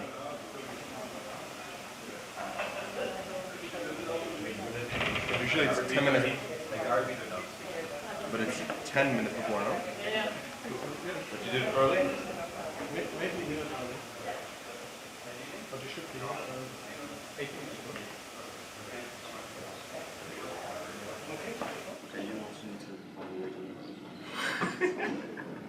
Again, I want to play some interesting position, not too boring. Yes, but so C4, F6, you should be happy with C4. Right, C4. Okay, what layer should you do? C6 and D5, right? D5, CD, or I see. But why you play C6? Okay, maybe D5, we should D5. D5 immediately. Okay, now let's work on it. You can find for us. Yeah. Okay. I don't think C4 is critical then. Sorry. But before, It's very weird. Or D4, B5. B4? Yeah, probably not B5. okay, to ask a stupid question. But why not, yeah? Yeah. I don't... What else? No, there's probably nothing else. So we could also see it somewhere. F6, C6, or...? It's not stupid at all. But it should be worse than the other one. Kind of the same, right? No, D4, D5 is very solid, yeah. Yeah. I didn't see any problem. I mean, just just, I don't see any amazing move for white. To be honest. It's quite E4, C5. E4 serves. B4? Yeah, of course it is. If it doesn't win a piece or a pawn, Queen D3 shouldn't be played. This is rubbish. How about D4? Looks so dangerous, no? C5? C5, okay. I'll play with C3. F3, let's see. Why is this dangerous?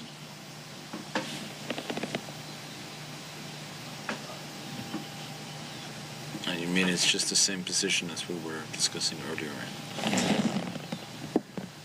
Bishop F6. So you want to meet C3 with C4? Mm-hmm. I don't care about that. B4. Takes, the king. No, it takes. Takes. Yeah. Okay, wait. Bishop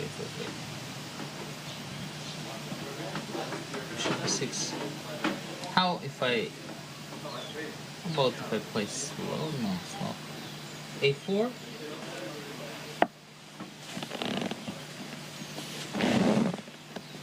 Slow Massaggi. The Massaggi variation. This is okay, yeah? I think so. But this... Okay, and if I go C3 immediately, he still goes for C4. D4 takes... C3. This is so strange. Bishop E6. Now we can try. Now we have a match for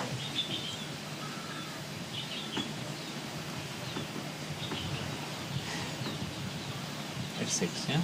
D4 takes and... Takes and D5. Yeah, it's okay, Papa. Should be. And we take it. Takes and D5, E5. Queen F5. Then bishop F7, E6. And aren't you wasting too much time? Jumping around? Yeah. Don't believe it. And F3 is already dangerous for it. When you expose it. Don't expose it. Yeah, it's indecent exposure. Yeah, I don't like giving the stump up. Okay, but let's just see this position. But perhaps we can like B6, D4, so D4, D4, C6. No, from Black's point of view, the structure looks good from Black. From Black's point of view, it also looks good from Black from the opposite side. No, both Maybe it's positions have theirs. Some bias for I'm not Black. sure about this. It could be dangerous, but I think we can. I mean, you are for sure happy, but it has some. It also looks danger. Our moves are very easy, right? Okay, I will just make this, I guess. But where does this knight? Does this knight from E8 go? But you can also play When the bishop on G1, where does it go? Play E4, E3. F5, and knight F6. And Black is probably better. Yeah, curious like so. Okay, so D4, F6 is not dangerous. D4, we said D5 is forced, right? So what else can... It's actually not a bad position to play for. It's F3. That's just... Well, the question is maybe now we play like H5, bishop H7. knight Yeah, F6. maybe. Because H5, H4 is good. E4. Bishop E4. I don't know. You cannot play bishop H7. Take. Oh wait, taking C5 maybe? Or I don't know, there's some... Maybe bishop H7 first. Yeah, bishop H7 first. Aye. Very good. Bishop H7, E5, C5. CD? Yeah, should be four. Your queen is gone. No, what do you mean? C3 is next? Sorry, not C3. I mean, bishop. Oh, but E5 you can't be. I think this is Knight D6. Ah. That's what you do. Okay. Queen D5, C4.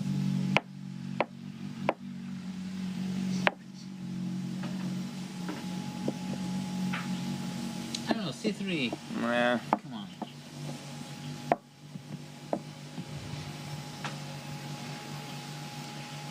Find something.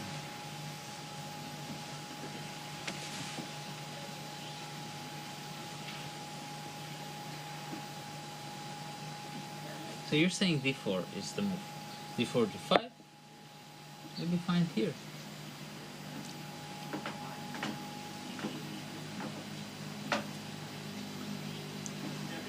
Well, the only kind of semi-idea could be that I can play bishop c2 and kind of... No, but now we can play e4.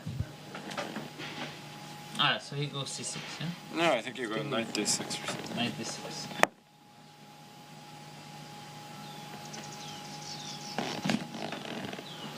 Ugh.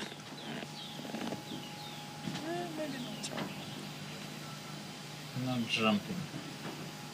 Maybe c5. And it's 2 minutes to Takes knight decide. c4. Oof. Queen c2. Queen f4. I don't know. Okay, maybe this one. Knight d3, knight d2. Okay. c3 f5? But I'm just, we can use this for Yes. this h. No, bishop c3 h7 knight, once the bishop is on That's for c2, me. then some knight c4 can already might be. I like h5. Okay, we can also go h6 if you want. But h5 maybe c3. This is.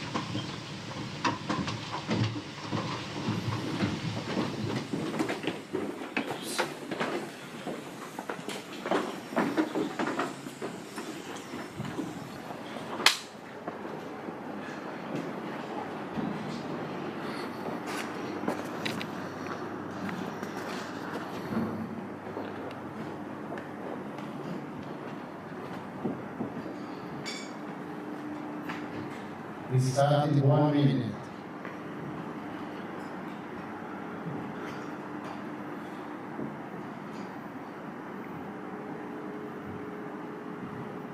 Wer ist drauf? Wer ist drauf?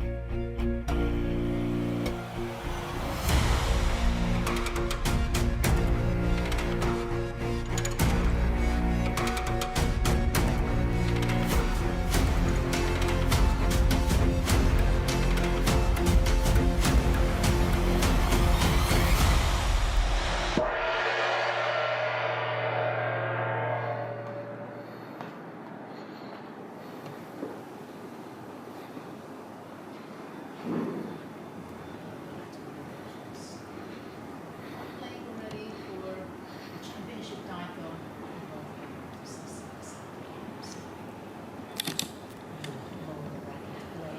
Well, so let's see. Is it going to be e4 on the other games? But for now, Aranyan started e4, who was suggesting e4 actually. Oh, Aranya started c4, no? c4, I but think he was talking about e4. He was talking about e4, yeah, so he changed his mind. That was the misleading Yes. information to others.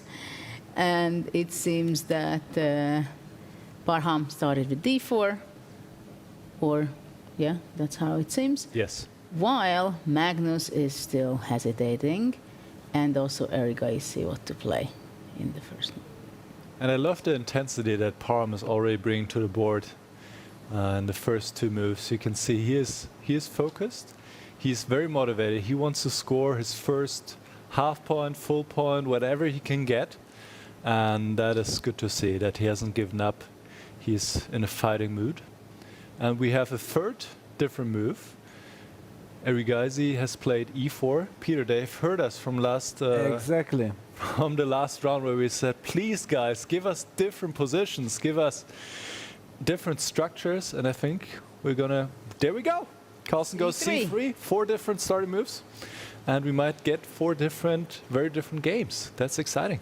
Yeah, I think that here we have to highlight the bishops. The bishop on d1 and d8 is usually the headache. The bishop on g8, on g1, the bishops are actually doing extremely well because once you play f3 or f6, the bishops are immediately on the right diagonal.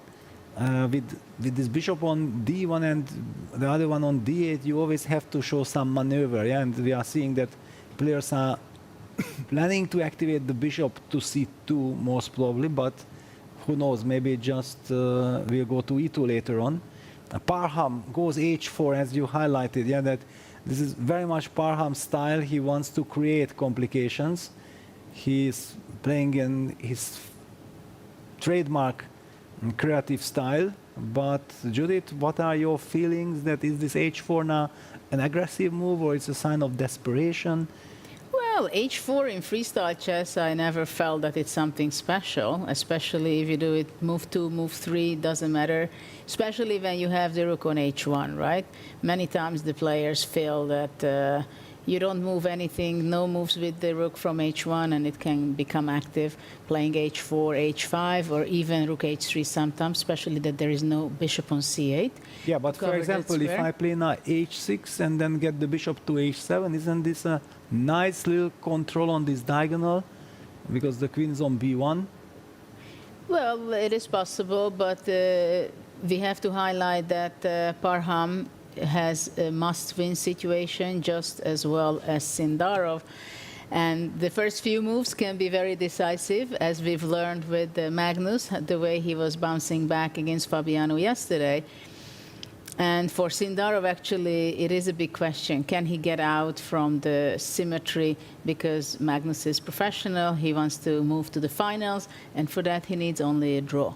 And so far, it's a symmetry what we see on the board.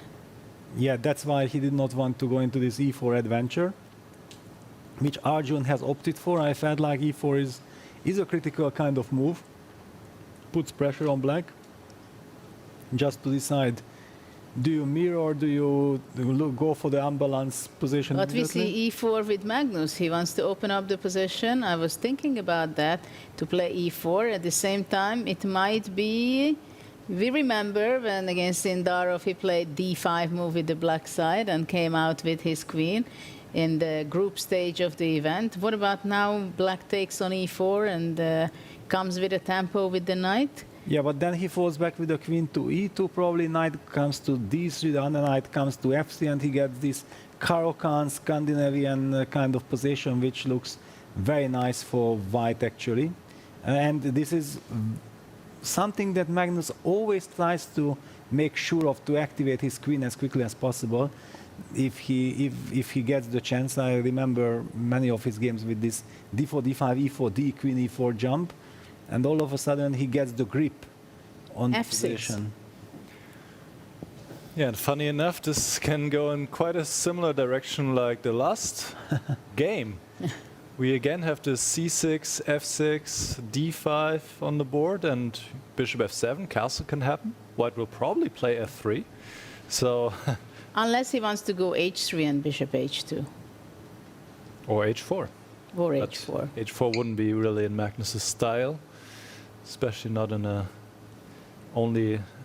situation where he only needs a draw. The same applies to Arjun Lagaisi against Hans Niemann. Also, look at this e5, f6, c6. But with very opponent similar, e5, yeah, not opponent d5. Yes. Maybe we spoke too early, Peter. But already, the games between Levon and Vincent and Maksudli and Karan are definitely going in a very different direction than the games between Carlsen, Sindarov and Erigaisi and Niemann. So that is definitely for sure. We are in the very early stage of the second game. What do you think? Are we going to see a playoff? Any playoff. Any playoff. Yeah, I think the chances are high for that. So out of the 4, what is your number, Peter? Well, at the moment, I believe that Arjun against Hans and Levon against Vincent, those are the main candidates. I don't really see from this position, for example, Parham has the white pieces, but black beautifully reacted to this h4. He got his knight from c8 to e4.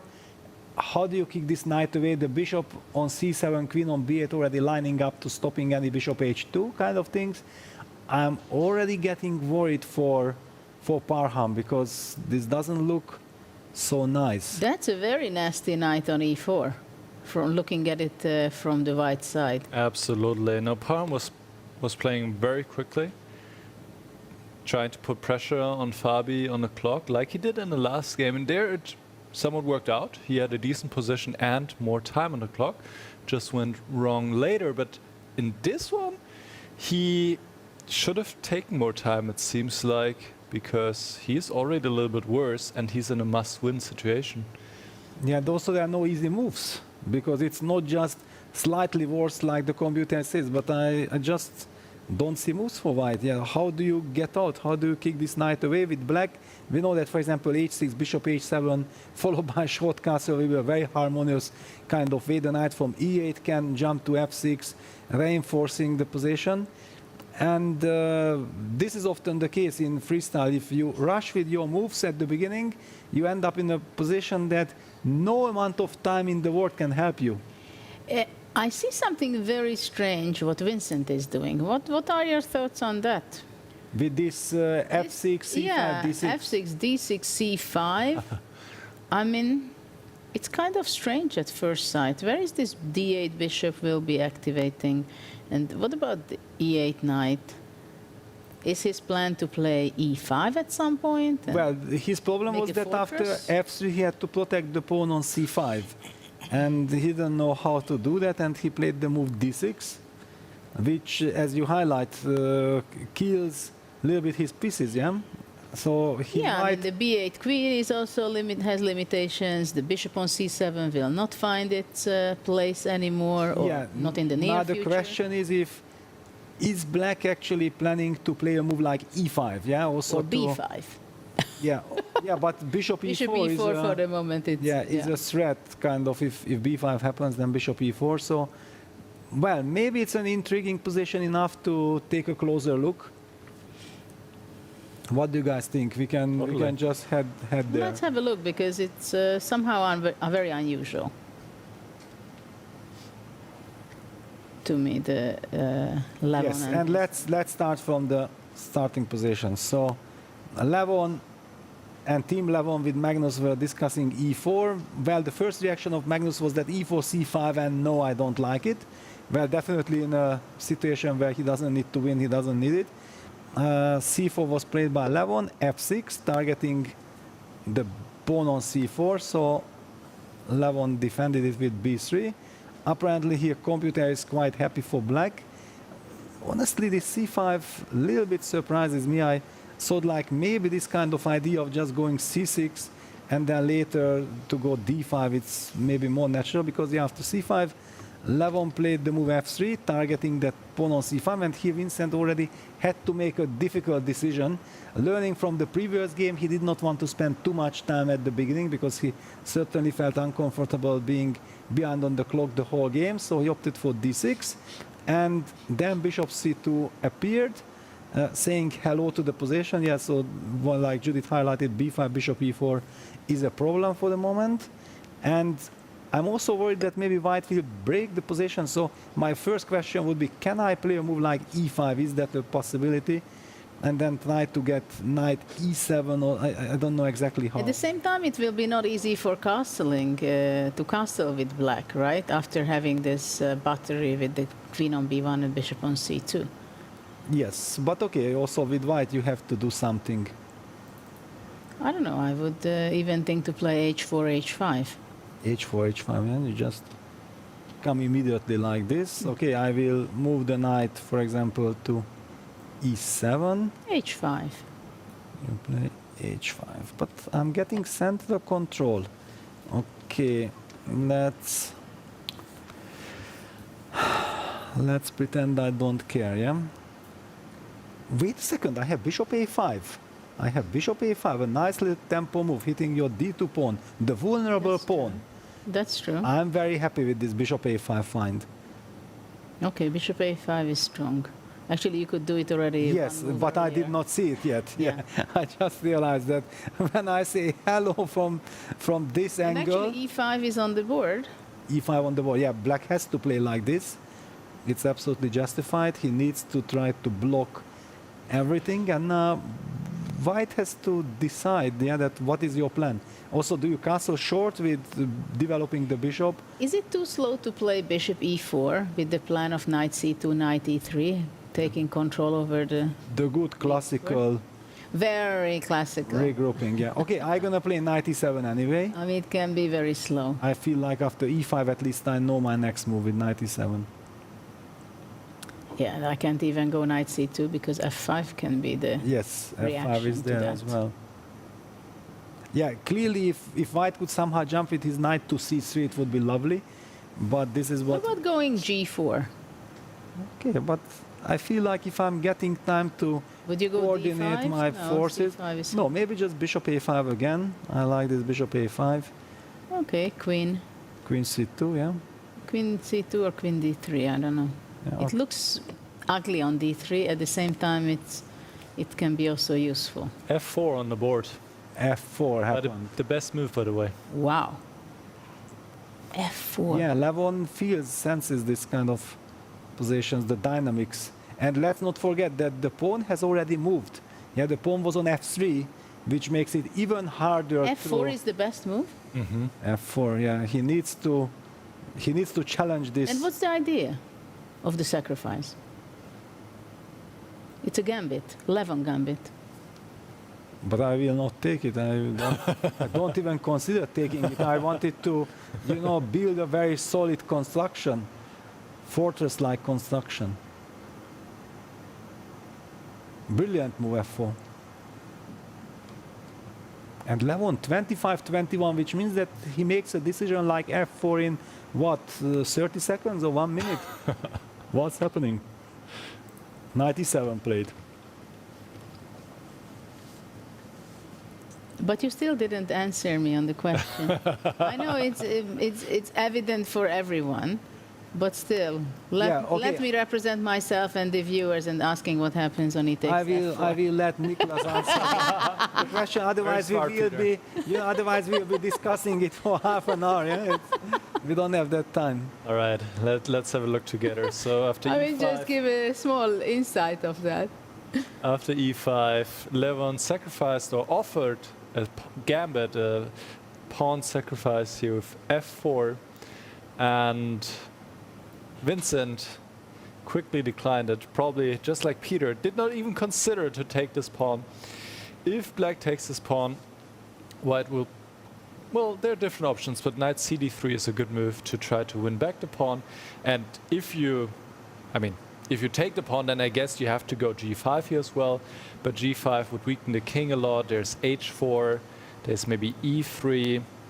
I guess e3 looks good. Just try to get more pieces into a game. If black takes, then the bishop comes out, castle is ready. I think this is just not looking great, and white has superb compensation for the pawn.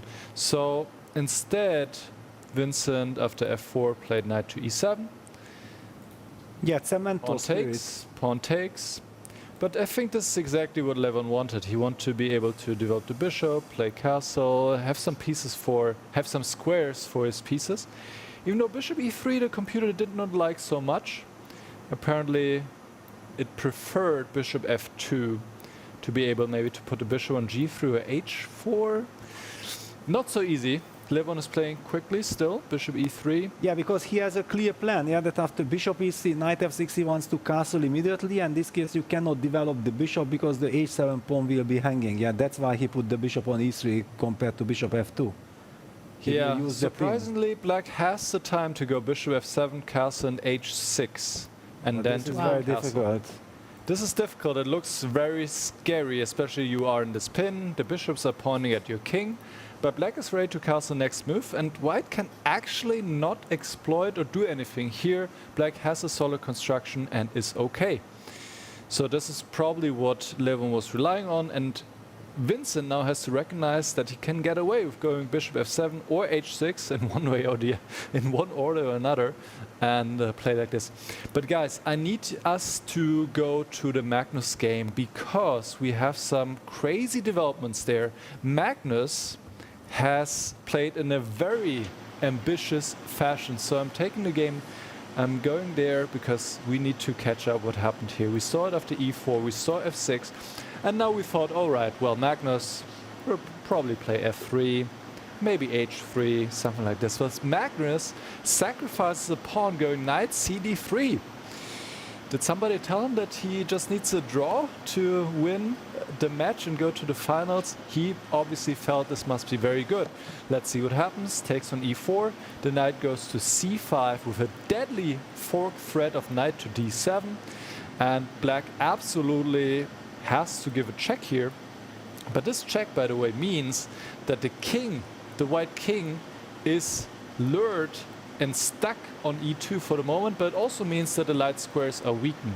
So this is what Magnus saw, and he was quite happy about it. And honestly, at first sight, it looks quite promising for white. The computer is not so impressed.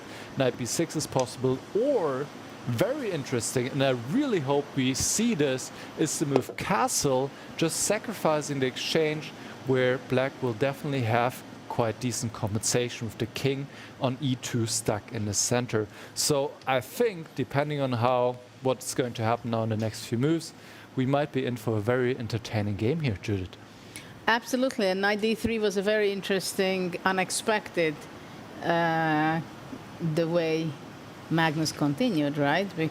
But with Magnus, I think it's simply that he found this interesting idea and he thought, okay, why not to try it?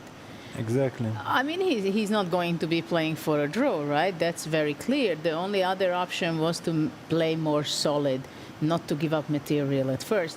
But we see that actually he's not giving up real material because it's a double attack. He threatens knight d7, as you pointed out, and he can gain back the pawn on e4 very easily. Yeah, it basically, humanly speaking, it looks almost winning for white. Yeah, I understand the attraction. Yeah, this bishop c4 check, bishop e2, and castle is the only thing that comes to mind, especially. Yes, but after castle, I'm sorry. You can take queen takes e4, exactly. right? Exactly. Yeah. I'm not hunting the exchange at all, because knowing Sindarov, and I have tremendous respect for his dynamics, I would just have the king in the center. Okay, king in the center, but let me develop. And then, okay, knight goes to d3, knight goes to e6, blockade. Computer doesn't like it. Computer does not approve this queen takes e4. Some rook f7, could that be a move? Certainly not a move that we are scared of, but... Well, knight cd6, I think, is more human. Knight cd6. And after queen e6 check at f7. Yes. Yeah, and then knight comes to c7, bishop b6, and who knows, we are overextending. The bishop is still on g1. It's not the usual, now we would play bishop f4 kind of move. Well, h3, bishop h2, right? Yes, but that's one extra tempo. Yeah, knight c7, d5 comes very fast. Yeah, okay, so this is good news for us, because if Sindarov gets a chance to fight back and create mess, that would be the best thing that can happen to us. To see an incredible fight, and he will be forced to go along these lines, because otherwise it looks very bad. In Vincent game, if we can go back, Vincent did not come out with his bishop, but he went knight f6, which means that it's postponing the castle option, and actually for him it was a serious problem in the game 1, where he was not really sure what he wants, and he was waiting until how to castle. He gave the impression that he wants to castle alongside, and then after all he said, okay, no, he doesn't want to go into dangerous direction in the game, and he castled short. Here it seems also that he's not in a rush to castle short. Yeah, but excuse me, this h6, knight f6 is the most natural way to react to these castles, no? Because, yeah, Nicholas highlighted this bishop f7, h6. If we can choose the... Yes, I just felt like it can never happen. Yeah, this is so artificial, so unhuman, that you block the check with bishop f7 and seemingly you are losing maybe in 1 or 2 moves. You just can't do this to yourself. And the h6, knight f6 is kind of the logical, solid setup. Yeah, next move probably Vincent wants to play bishop f7, but I'm gonna play bishop f7 when it's solid, not when you know, in this position to play bishop f7. Who knows, maybe rook takes f7, exchange sacrifice wins the game, because the light squares and everything will be so horrendous long terms. You just humanly can never answer such question. Yeah, and then just slowly play. Yeah, for example, rook f7, king f7. Please, everyone, ignore the evil bar. Evil bar will not appreciate what I'm talking about, but some knight cd3.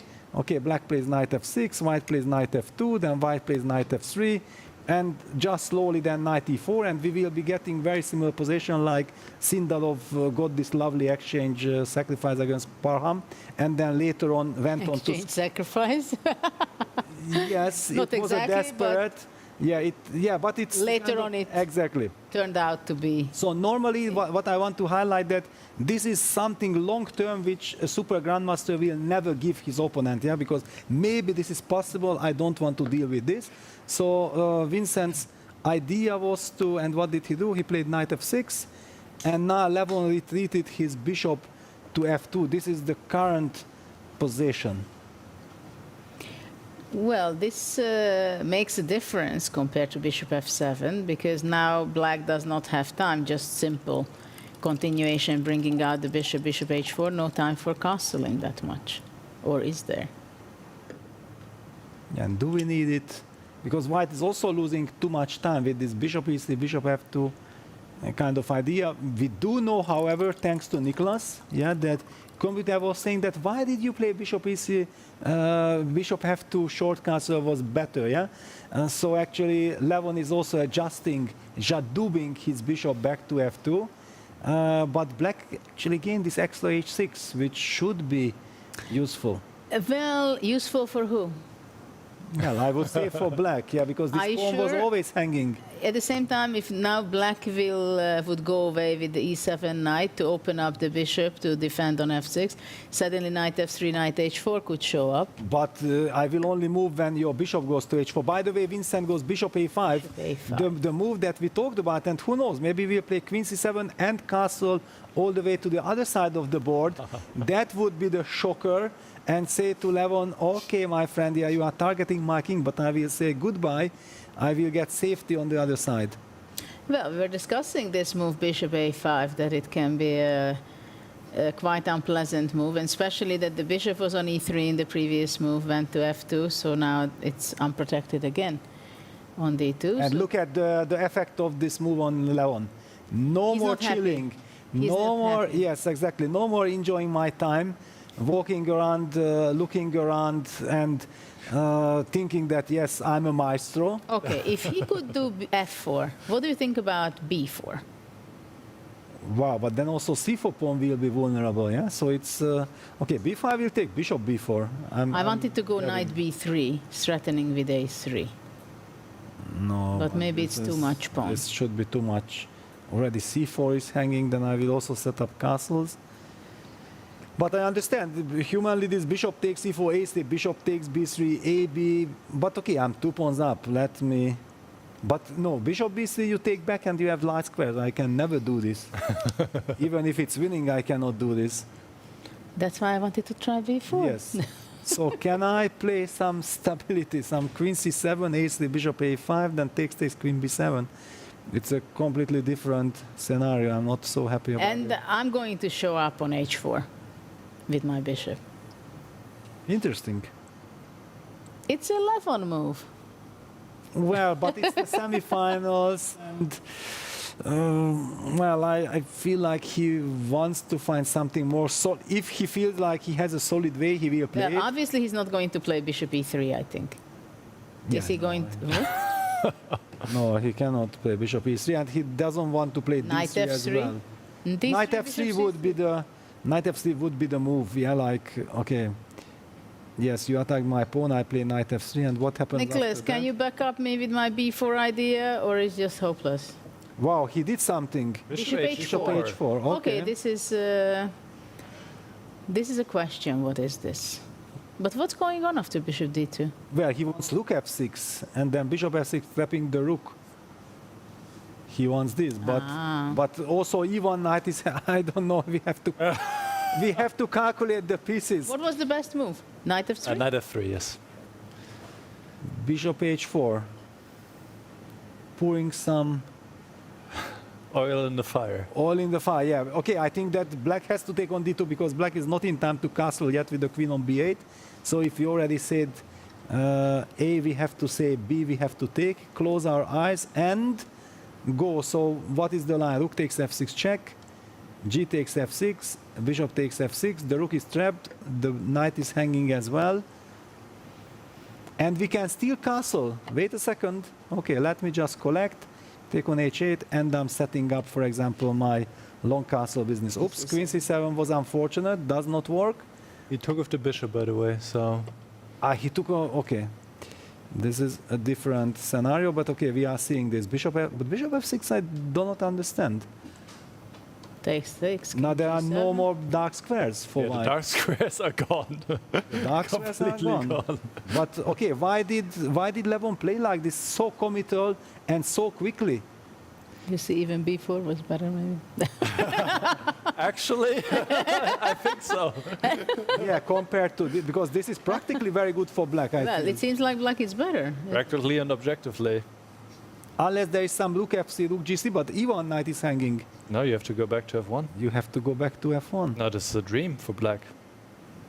This So is- bishop a5 completely unbalanced the Levon. Yeah, bishop a5 just was a complete shock. Yes. And he responded way too fast, I would say. Yeah, Basically, he continued with the plan, exactly. which was not able to. D2 pawn was too important.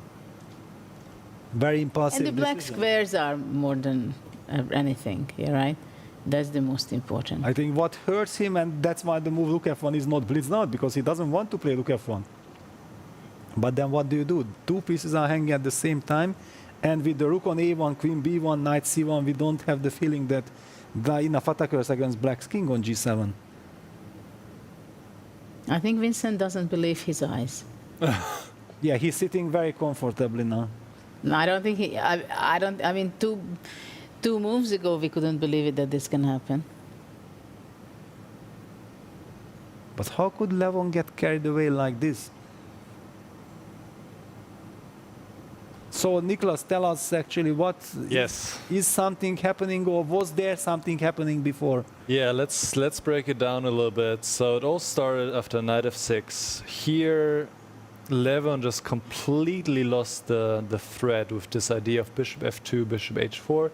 It's just too slow. Too slow. He should continue development, knight c3, for example, bishop f2, bishop f7, or bishop e6, knight f2, something like this. This would have been normal chess. Maybe, you know, for Levon, g4, g5 could show up.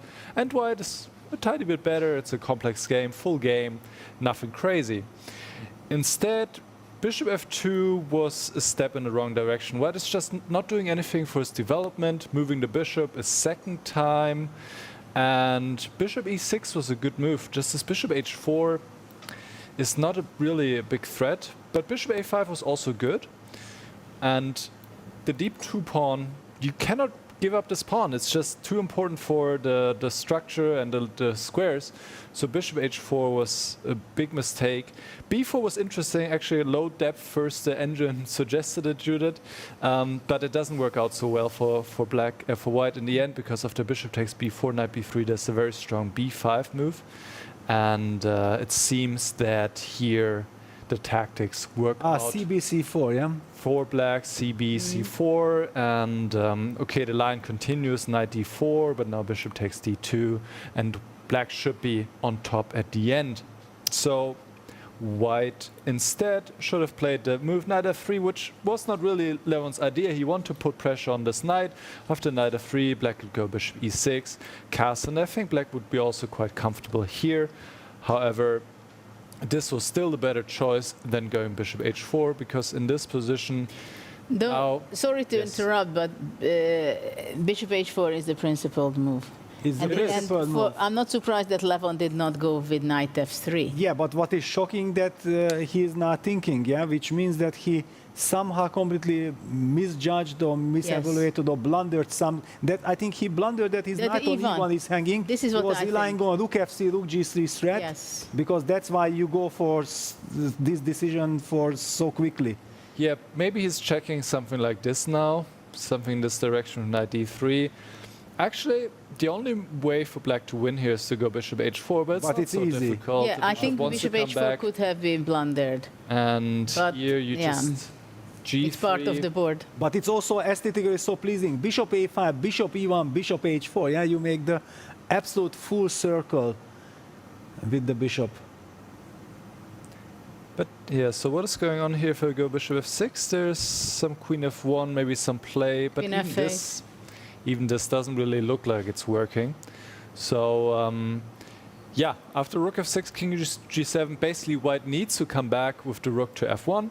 Now black can Yeah, first... this is a very sad news for white. Yes. Black can first give a check on e3, the king has to go to h1. Now black goes bishop e6. Perfect harmony, as Peter would say. All the pieces are in play. This bishop is a monster on e3. You don't even want to collect the rook on a1. It's not important. But okay, still, for example, I go now knight f3. How does it continue? Knight f3, rook f8 looks very logical. Yes, bishop e4. Bishop e4. But yeah, with knight on d1 or b1, it would be great. Queen d3, knight c3, but the knight on c1 will be a headache forever. And now actually bishop d4 is the only very strong move, surprisingly. Well, it does make sense, the knight is pinned, so I can play like this, yeah? And I can actually collect, and I should be better. Okay. All right, well, with that being said, this is the current position of the king g7. Levon is thinking about sacrificing the knight on e1, which would be way too much. He should have thought earlier before going into this line, and now he's clearly worse. And Vincent, if he wins this game, he's in the final. So big moment here, for sure. So why don't we go back to take a look Magnus's game, because that's also the semi-final, the other game, which is going on, and there are some things happening not very promising for Sindarov, I must say. No, actually for Magnus.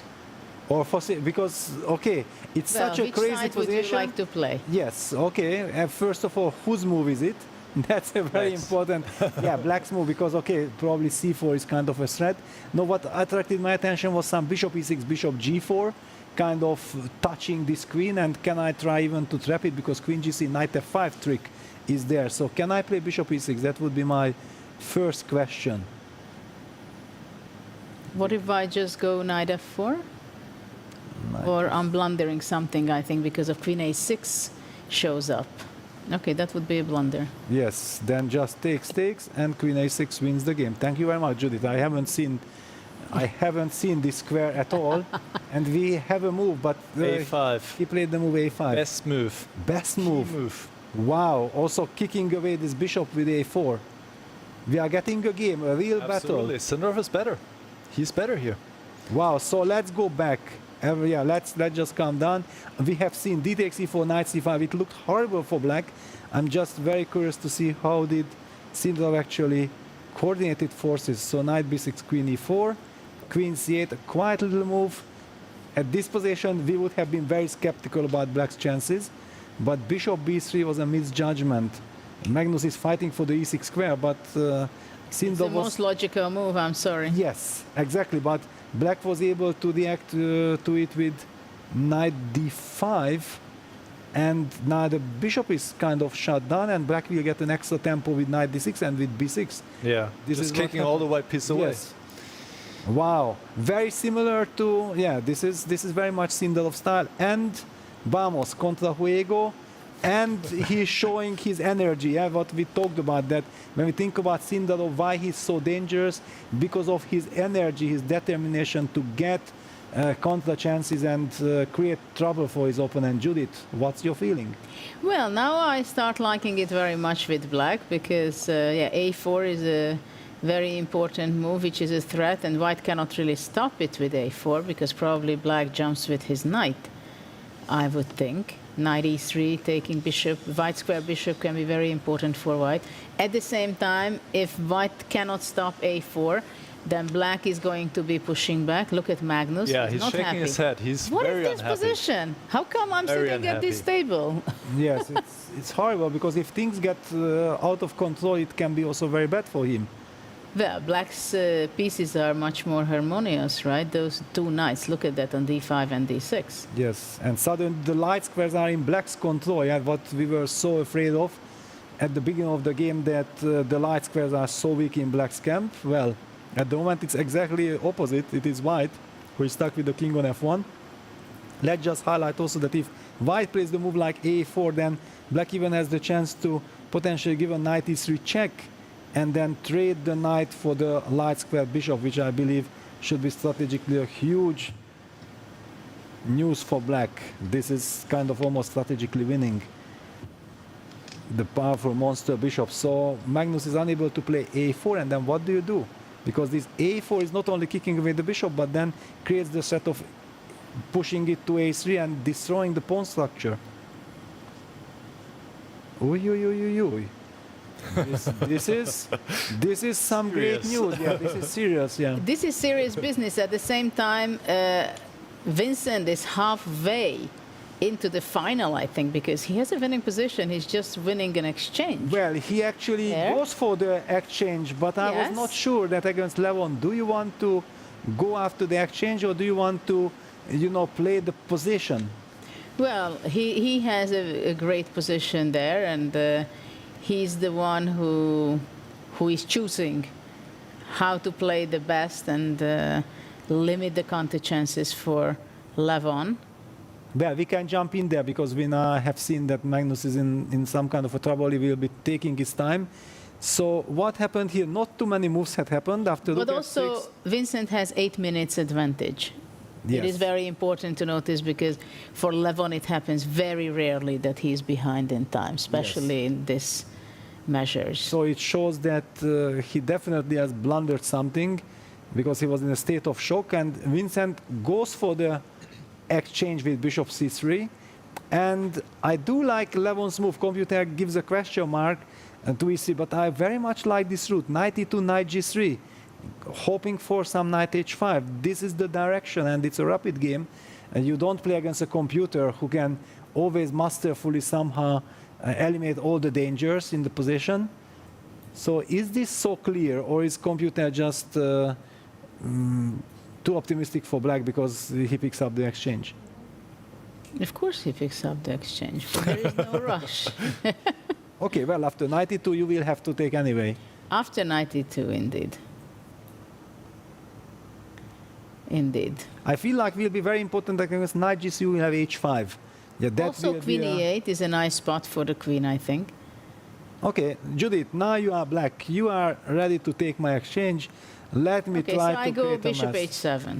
No, bishop h7 I don't go, sorry. No, bishop h7? No. Tactics I don't allow for you. Okay.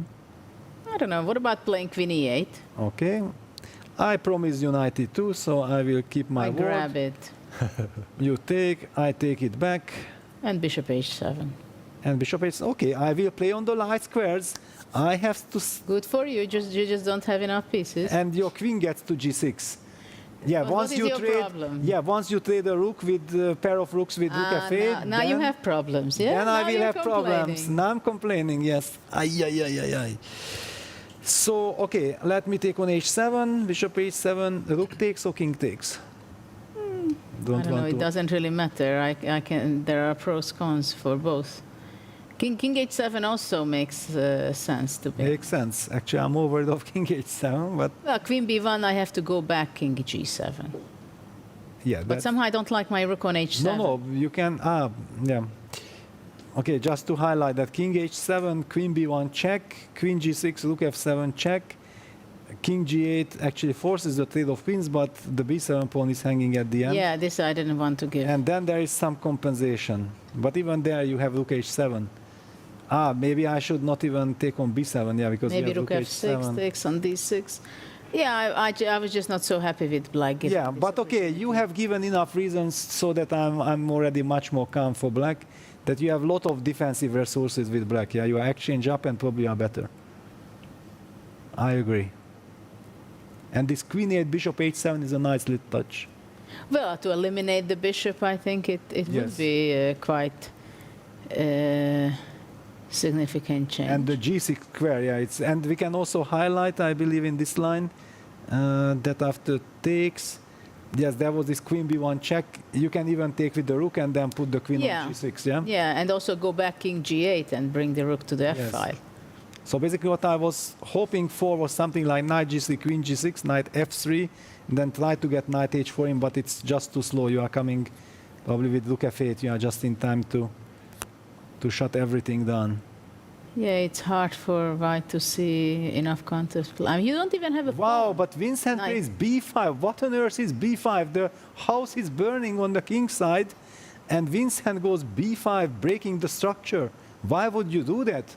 Now even I played queen e8 and bishop 6. Of course.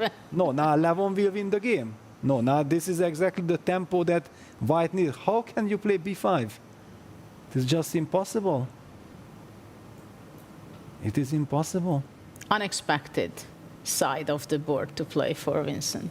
Yes, because okay, knight e2, knight g3, knight h5 is coming. You cannot do something like this. Oi, oi, oi. Well, and the problem, it can be also knight e2 takes on a1 takes. Also rook f3 is there in there. Yeah, but how on earth can you play b5? What is this b5? No, really, it's okay. The king is the only problem on g7. You are exchange up. You are not supposed to be breaking some construction. But on the actually, other it's not side. Vincent kind of move. Yeah, I don't know. But it also shows that they are very nervous. Yeah, because we cannot explain Levon's kind of Maybe decisions. we can see the heart rate. Yeah, let's see That the heart can rate give because some information to us. the players are going crazy. Just too much tension. Levon is nervous. He feels that there is something going on. Yeah, he feels that if But is there any other option for white than playing knight e2? Well, there's also bishop e4 maybe now. yeah, bishop a, but okay, I feel like okay, please take back that exchange. I'm also like, I just want to get rid of the white square bishop for white. Yes, no, of course, knight e2. We don't look in any other direction, just knight e2. How is, and there you go. Of course, Levon goes knight e2.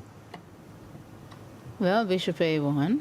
Bishop a1, queen a1, and then? I don't know. Is there a move, intermediate g3? move, knight g3, or Yes. it doesn't make? There is also knight g3. Of course, it's threatening checkmate. Okay, but I it's play only h5, checkmate. I yeah. go bishop f7. Or h5. I'm not sure Interesting that you want to go this h5 continuously. You're not afraid of all these weaknesses. No, I'm afraid of knight h5 checkmate, yeah? Yeah, but Compared to that, the there are other g5 medicines against that. Well, okay, I can live with other medicines. No, this is just I cannot even understand this b5. Nicholas, I have a feeling that shortly we cannot see this game for health reasons. And we will have to switch to Magnus's game. Actually, Magnus is struggling. Knight g3 is on the board. Knight g3 is on the board. played. So now the big question, queen e8, bishop f7, h5. Right? This is the three options for black. Yes. Exactly.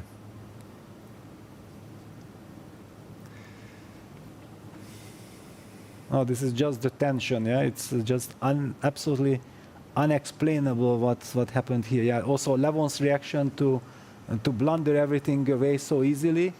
And then also Vincent going exchange hunting and then playing b5 instead of just, cementing the and enjoying that he has all the great potentials in the position. So what happens if anyway I go queen e8? Yes. And after queen a1, I do my boring bishop h7. Yeah, that would be amazing. To finally trade these bishops. Yeah, but I mean, okay, I have b5, big deal, don't complain too much. Well, it was a very big tempo. It's not just the b5 move, but it was a tempo. Ah, Peter, you're complaining. b5, let it be there in the beach, having fun, chilling. So queen, but I even Bishop don't need, h7. apparently according to computer, I have better move than queen takes a1. You have a better move? I have better move, maybe queen d1. Yeah, can I come queen d1 actually? What's happening after queen d1? What kind Why of am I not moves? winning? I have queen g4, knight Queen h5, d6. and queen d6. Triple threat. Triple threat. No, from the beginning I felt like e3 had tremendous potential, yeah, that it's dangerous, and then Vincent gives a tempo, and Levon played the brilliancy of his life. Well, it's far from over. No, yeah, what is the defense? Tell us the defense.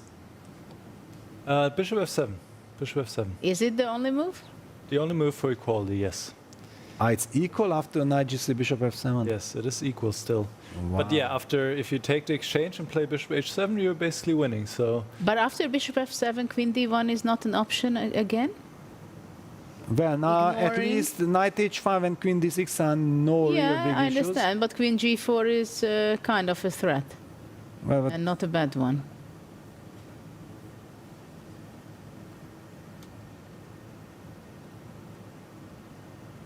I don't know, queen g4, I have bishop g6. So can I maybe even play rook that's, f8? that's not, that's a strange Can I taste play of rook having f8? knight rook h5. f8 is the only move. Yeah. Yeah, rook f8. And then bishop g6. Then I'm coordinating. Yeah, Vincent That's has what you to- think. And then queen g4, bishop g6, knight h5. Yes, okay. King h7. King h7, bishop g6, queen d7. Ah, Bye-bye. Okay, bye-bye. Okay, so I have to go king See you in the h8. next round. Okay, king h8 then. King h8, true. Yeah, I mean, black is up like a rook in this position, right? So you can give back some. I know. I can, yes. I Important know. to change something, but yeah, all eyes on Vincent. Yeah, he has to find bishop f7, otherwise he gets crushed. So after bishop f7, white should be taking on a1, I guess, right? And then just play long-term compensation. huh?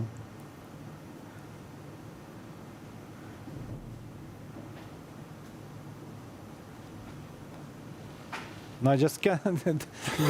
The fact that I cannot calm myself, that Levon plays e3, signaling that knight e2, knight g3, knight h5 checkmate is coming, and then b5, just b5. Like, okay, Levon, yeah, you are such a nice person, you know. you made this beautiful exchange sacrifice. Let me reward you, but he is fighting to get into the finals. How can you think like this? Oh my God. Two gentlemen are playing. Levon gave it to him. Gave it, yes. Please, kill me. Yeah, exactly. No, it's just too much tension. Even we see what it does with Magnus, yeah? Maybe we have to get the bird's eye view just to get an update, or you want to focus on Vincent's body language? No, because we how are he's worried suffering? about you, so I think it's time to switch to Magnus's game, and then we keep an eye on this.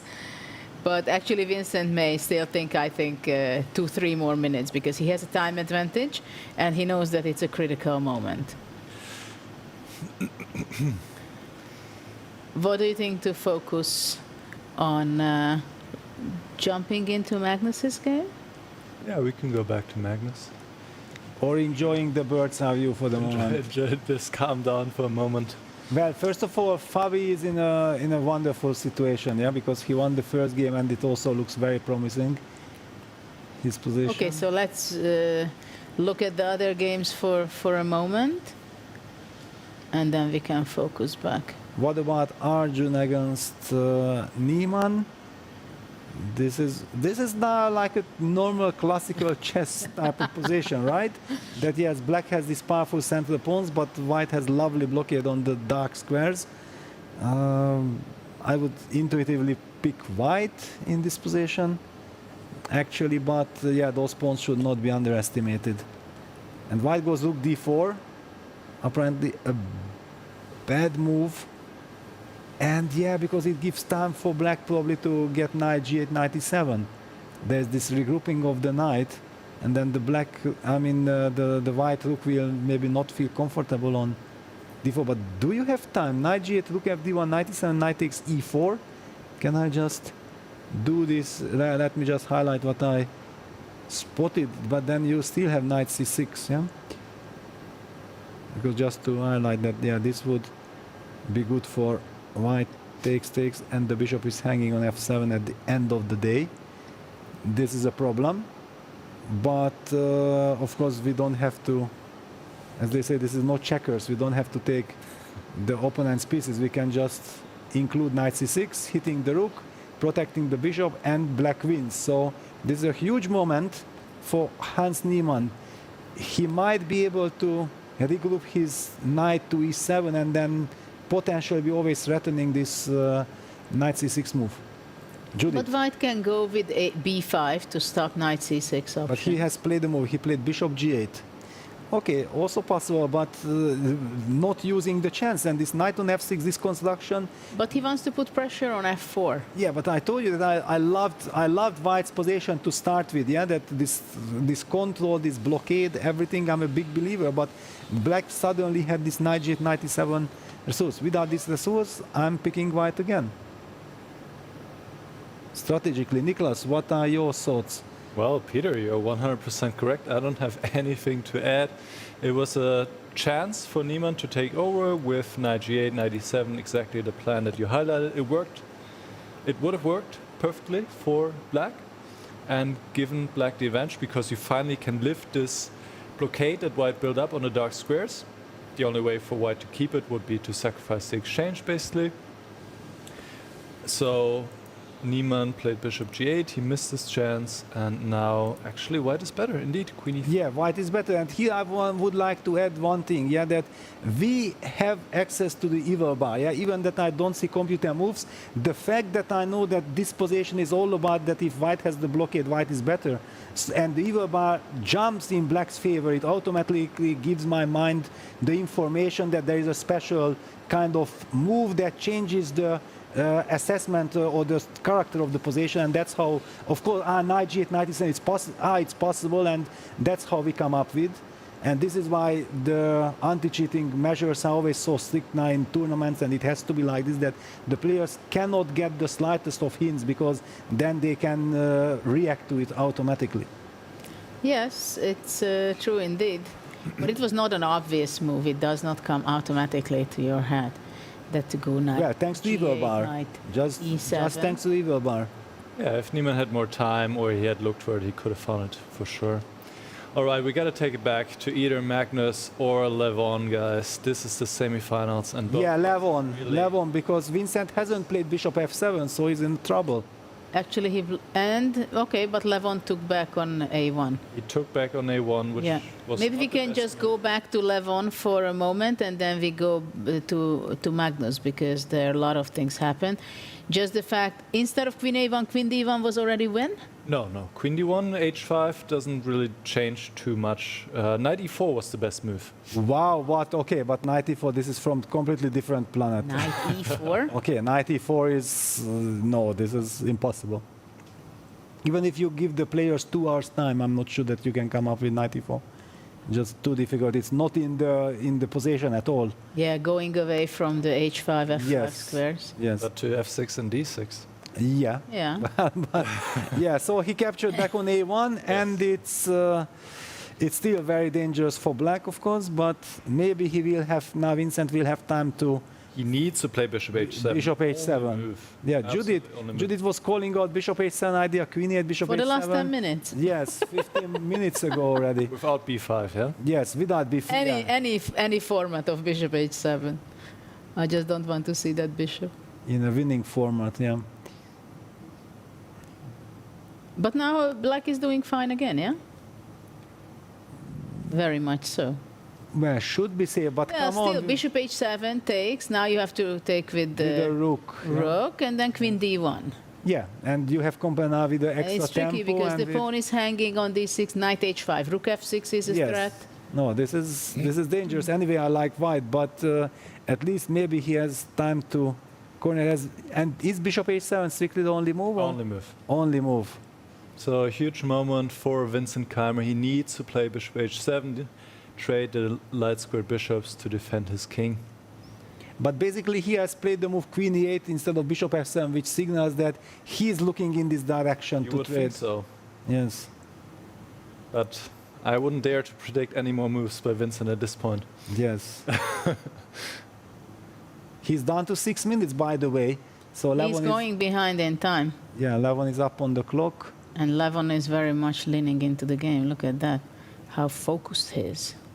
Of course, he senses the chance. I'm not sure Vincent is sensing the really big danger, looking at him, his body language there. Yeah, just don't take b takes c4. I need the ambulance after b takes c4. No, I'm already holding my chair because... No, don't. It basically gives you the feeling like queen e8 followed by bishop h7, and then we continue. White has great compensation, but at least we clarified something. It's a critical moment. He might consider bishop f7 and to go to g6. All right, bishop h7. Okay, he played good. Okay. Exhale.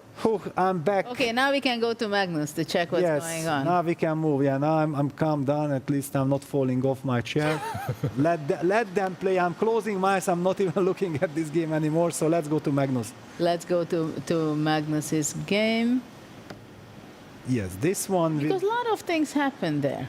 Yeah, black is a pawn up, and a lovely bishop on d5, total cement. Magnus in a lot of trouble. Are we gonna see magic? After Magnus bouncing back yesterday with the black pieces, is Sindarov doing the same? He has all the chances to do so. A very quick update, how did we get here? But after a5, it was already in the air that things are falling apart for white. Magnus developed the bishop, bishop h2, a4, bishop c2, even knight c4 appeared with an attack on the d2 square. A fork is threatened with knight d2 check. And you can't castle. Still knight d2. Yes, you can't castle. This is a very key detail. Thank you, Nicholas. Yeah, highlighting this, that knight d2, once again, it's a fork, a devilish fork. So he opted for king g1, which is a very sad move that you have to lose a tempo, just like this. Bishop e6, the move that we talked about. Bishop is coming from the other angle, knight f4 trying to trade. And this is already a sacrifice of pawn in order to activate the pieces. Knight d3, trading the knights, but bishop d5, and here starts the cement. Bishop d5, queen g3, takes, b5. Thank you very much. The bishop is stable on d5, h5, queen d7, a3, e6, rook h4, and we are, I believe, expecting some bishop e7, rook d8, bishop d6 kind of maneuver. Or even castle, yeah? That's what he played. He even castled, okay. Rook g4. Okay, he castled, yeah, okay. It's the best move. Best move, and rook g4 played. All Rook right. g4 is a huge mistake. Isn't it f5? F5. Wow. F5. F5? Wins the exchange. He sacrificed the exchange, yes? He sacrificed the exchange, like in the Was it Vienna a real variation. sacrifice, you guys? Yeah, you will see. Yeah, rook g5. Rook g5, yeah. This was provocation. This was provocation. The bishop gets to e5, dark square control, and you have a cement on d5, but I will have a cement on the dark squares. Interesting that he took with the bishop. I was expecting queen takes and bishop e5. Yeah, for me also that looked more natural, but probably thinks that he has time anyway to come back. Very interesting. I mean, computer hates it, let's be clear. It says black is basically winning, but practically this is not so easy for black, for sure. Queen e8, nice move. Idea h6, queen g6. Yeah, he doesn't want to allow the lockdown on the king side. Bishop e2 played by Magnus. Bishop d3, but this one now feels slow. This Some queen kind e8 of e5 cannot be played. Yeah, e5 is very tempting. Very tempting to break out, not allow this bishop f4, bishop e5 regrouping. Magnus is in danger. Rook a7. Well, against a computer for sure, but humanly I don't know how bad is this. And the clock, well, but he's way up on the clock, so Sindarov is down to 3 minutes. It won't be easy to convert. Actually, I'm not even sure that I like his decision, but okay, maybe it was the best. So why not? Yeah, bishop f4, coming back. Rook d7.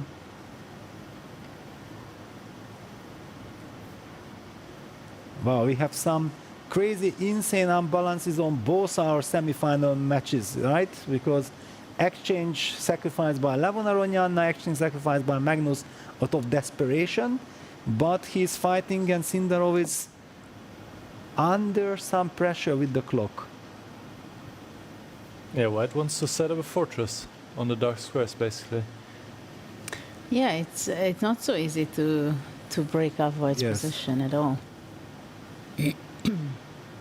110 heart rate for Sindarov. Well, maybe black goes queen e7 to tie down the rook to a1, and then eventually he starts moving with his king f7, e8.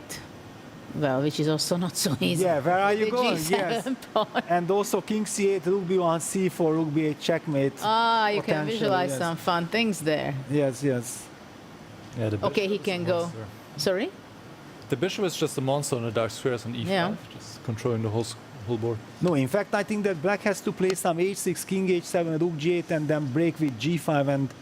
And yeah, Magnus does this h6, but now h6, queen g6? Or rook f6. Or rook f6, rook g6. Yeah, getting the g6 square. This helps black. Helps us. Definitely helps Yeah, us. h6, rook f6 seems to be strong, no? Why did Magnus hurry with this? What happens after rook f6?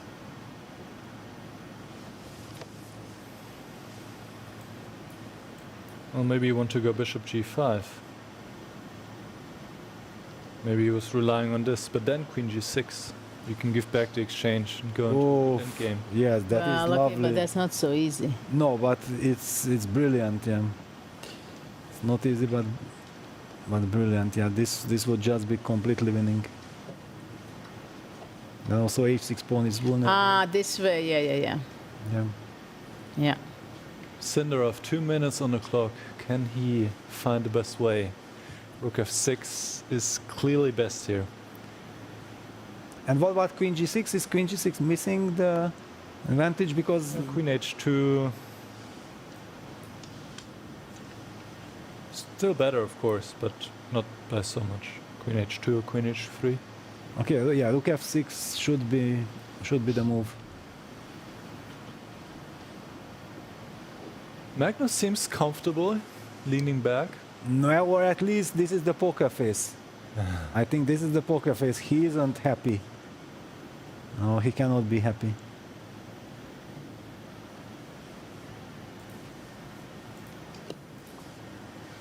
Rook f6 on the board.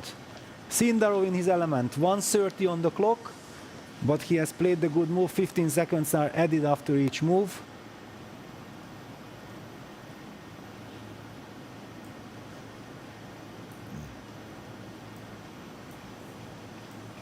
Great news for him, because now the play becomes very easy. So actually the clock will not really matter. This h6, rook f6 sequence of moves are helping him.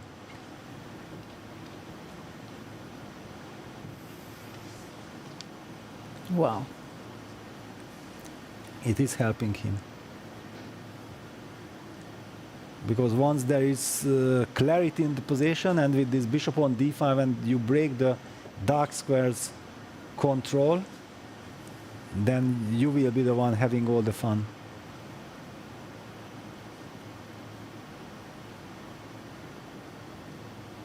Would you mind going back to Levon's game for short? Sure. Because I think we're going to see a lot of this, but there a lot of action has happened between Levon and Vincent. Yeah, I wouldn't be surprised also if we see some perpetual checks soon. Yeah, it's a very sharp position, a crazy position. And the clock situation, what is 4 minutes for Vincent, 2:40 for Levon. Heart rates 115, 112, more or less even, showing both players very nervous. Understandably so. But I feel like black should be kind of safe, because all these knight f6 checks are bringing nothing. Well, after knight f6, king g6, King g6, right? exactly.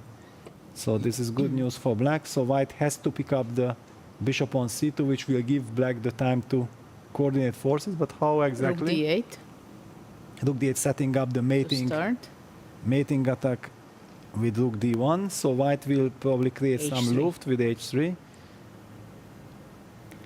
Yeah, and then it's a question how black comes out from the box.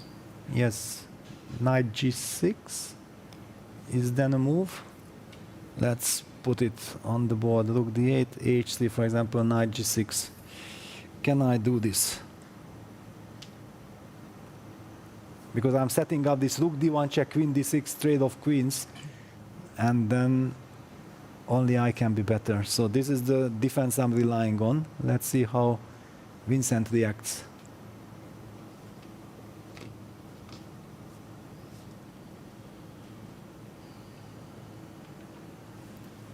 Vincent senses the very important one. By the way, Sindarov has retreated the rook to f8 after bishop g5, and Magnus goes back with the bishop to f4. Maybe should we get the bird's eye view? The bird's eye view, I would suggest also.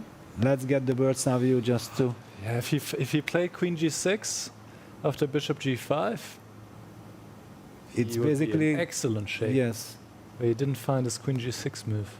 He could come back to a position now, maybe if he goes rook f6 again. He has 27 seconds. Yeah, exactly. Now he has no time. Yeah. How much chance there is that he's going to play rook f6 back and finds it after that, the queen g6 Yeah, option? he's down to 16 seconds. 15, 14. All right. Oh, time is important. 10 seconds. 9. Goes down on time. Make a move to gain 15 seconds. Oh, he goes And he queen. did. He plays queen g6. Magnus keeps the queens on the board, and it will be very difficult. Queen It's like a h3. chance was missed. Yeah, the golden chance. Well, he's still better, but with so little time, this will Yes. be incredibly difficult now. And also rook e1 eventually appearing on e3, the typical kind of way h6 played. But yeah, now bishop h5, then rook e1. Yeah, bishop h5 already played by Magnus. Now it's so easy for white. And Probably he thought bishop g2, but then queen h2.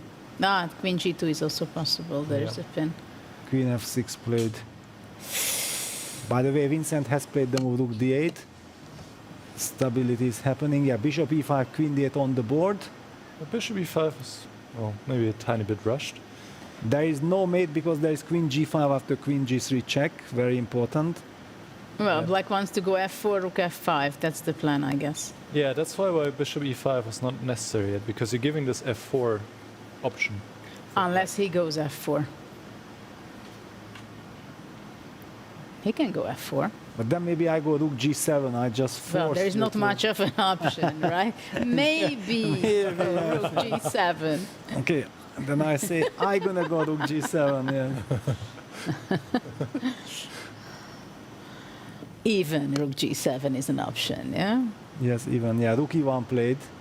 f4. So now f4, rook f5 is coming. But still, Sindarov 30 seconds. Yeah, at a time. While It was also Magnus his has downfall 7. in the last game. In the last game he was on the defense and couldn't find it, and now he's on the offense but might not be able to get it. But f4 is the only move, I guess. He's just double, triple checking. But then it opens up bishop g4. Also not easy to react then after f4, bishop g4. Yeah. With no time on the clock. What's he going to do? Rook g7. Rook g7, yeah.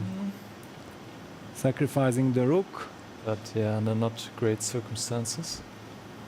No, not the best one, but okay, if white takes and black cements, then queen f6, king h8, then it's all good. Magnus grabs it. And bishop f3, yes. What a professional. Wow, and he move. will trade the bishops and then rely on the e-file. And he has enough play. He has enough play here. Even though he's down 2 pawns. Yes, but this h6, h7 pawns don't really count. On the other hand, black is on the safe side, so he can press. Yeah, he will press. But he has not much time. That's But a okay, serious problem. with 15 seconds, at least if it's technical position, then you can make a lot of moves. You collect the 15 seconds extra, and yeah, bishop takes d5, cd5. Yeah, is the Must be the idea. Must be the idea. Locking the position up. And he takes with a queen. Wow, he takes with a queen. That's surprising. Line queen g3. Yeah, I felt like, okay, of course we're gonna take cd, and Magnus goes rook e5. Also good.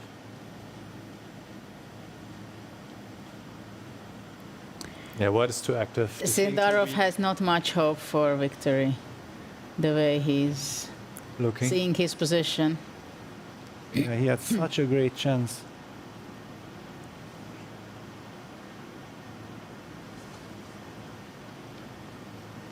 Too many weaknesses, huh? And queen d6 runs into what? He goes queen b3. Really, can you do this? He goes risky, He goes risky, but he knows that it's double or nothing. It doesn't matter. Magnus once again has all the time in the world to figure it out here. 7 minutes almost. So much time. Queen f3. Yeah, Queen f3 is also my kind of move. It's very unpleasant for black. Yeah, if the queen appears on c6, the a pawn will not have time to cause any trouble.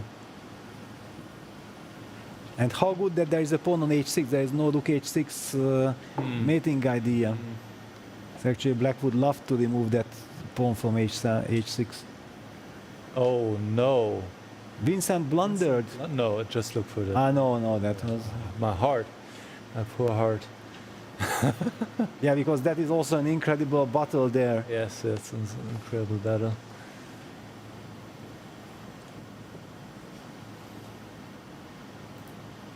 Even don't know where to go, yeah? It's like crazy. So much action.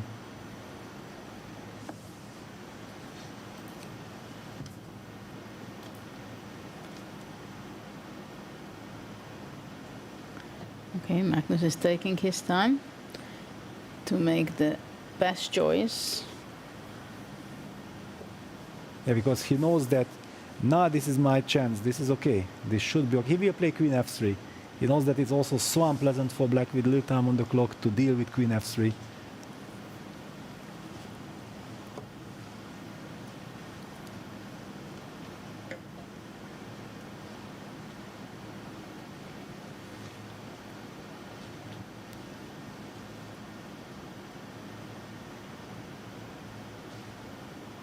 In the meantime, it seems like Vincent is taking over in the game. Yeah, There is a great chance that he's going to collect the full point. Not easy, but he's clearly the one who plays for two results. Magnus goes rook c5 finally. And rook g6 blitzed out. You know what's the plan? Rook c6, queen d1, and rook g5. Yeah, trying to activate the rook. Nice idea. Nice idea. I don't know how good is it. Trying to target. If white can go queen White's e3 pieces. maybe. Interesting that Magnus played rook c5 instead of queen f3. Because he wanted his rook, if he has his rook on the sevens, it also does not look so bad. Maybe he can still play queen f3. I don't want to allow this queen d1 business. You scared me. This queen d1, rook g5 is the only way to lose the game, basically, yeah?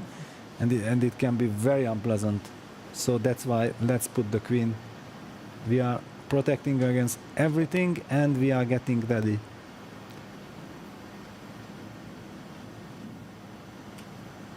Magnus also goes down in time, under 4 minutes. Yeah, 4 minutes is... I'm not sure he was lot. expecting rook g6.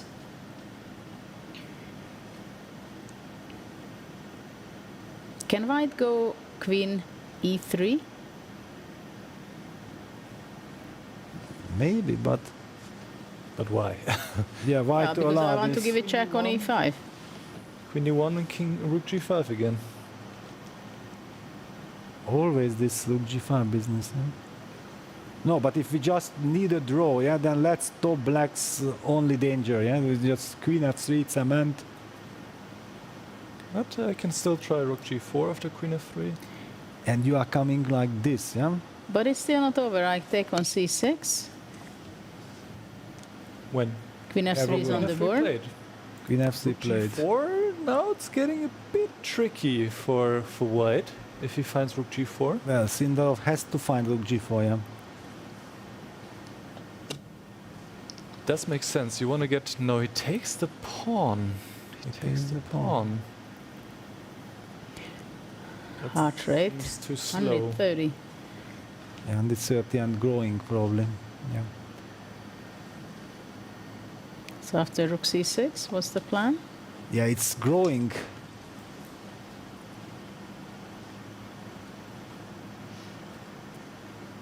Well, then you can still go queen c1 and rook g4.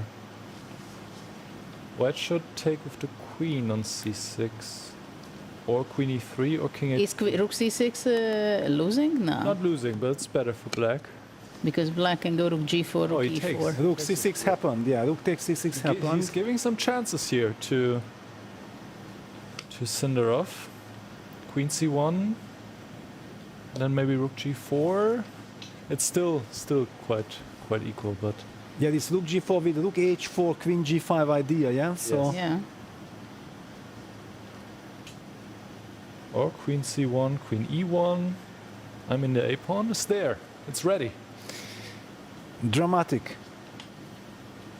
You have the a pawn. You have some play against the white king, and 15 seconds to figure it out. Where does he give the check?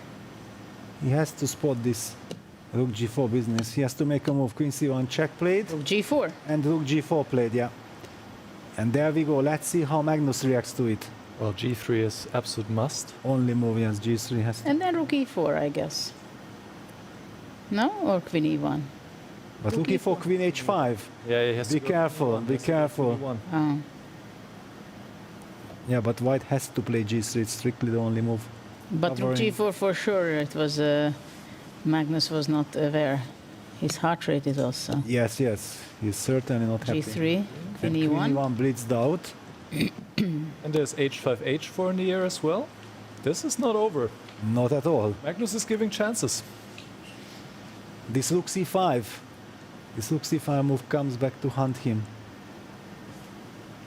Because there's no perpetual now against the black. And let's not forget, there is also the a pawn running. There's the a pawn and there's the white king, h5, h4. I mean, if I didn't know the evaluation, I would be quite concerned with white here.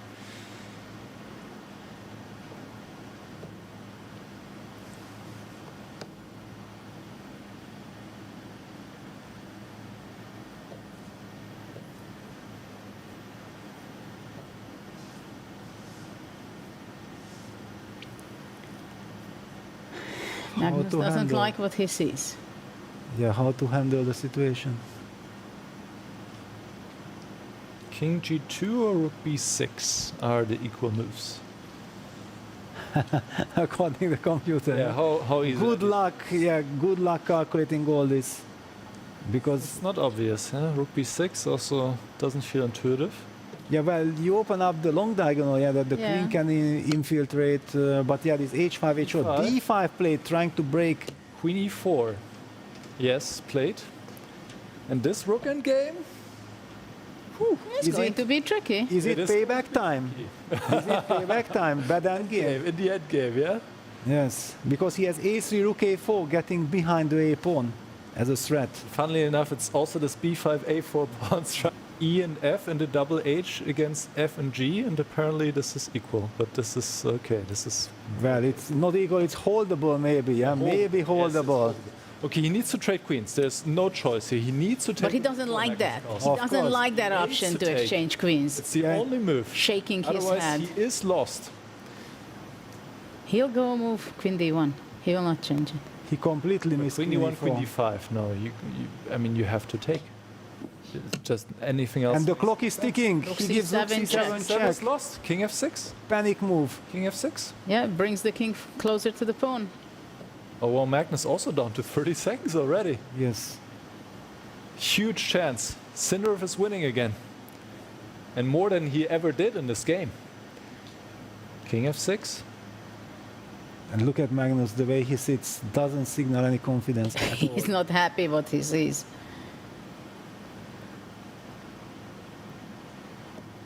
And We thought it was all over. Magnus had so much time. Position was equal. And already Sindarov also gathered quite some time, yeah, and he plays the move king f6. He plays the winning move king f6. Can he convert it? Magnus cannot. What does white even do now? Magnus One doesn't queen believe d5? it what's going on. Yeah, now he trades. Well, it's a worse format than it was. 6. Yeah, d6, there is you still just- rook e2. Rook e2. There is rook e2. Yes. No, it's just completely lost now. Blitzed out. It's completely lost. Rook d2, and the rook gets behind the a pawn once they trade. Yeah, so Magnus tries to hang on to his pawn with rook c6. King e5? King e5 wins, e5 wins, h5 wins. Well, okay, but he has 59 seconds and the pressure. Well, 2 extra pawns for black and a better formation. Yeah, king e5 played. Rook b6.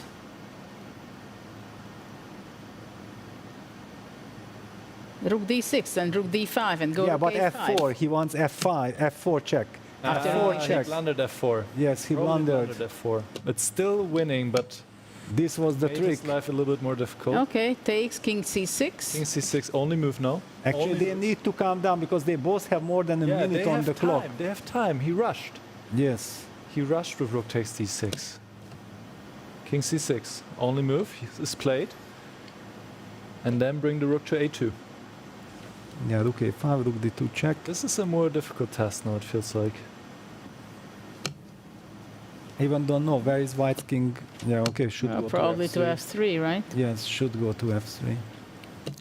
Rook a2, king e3, king b6, c4. c4. Ah, he wants to... What does he want? King b6, king a6? Or check first on a3?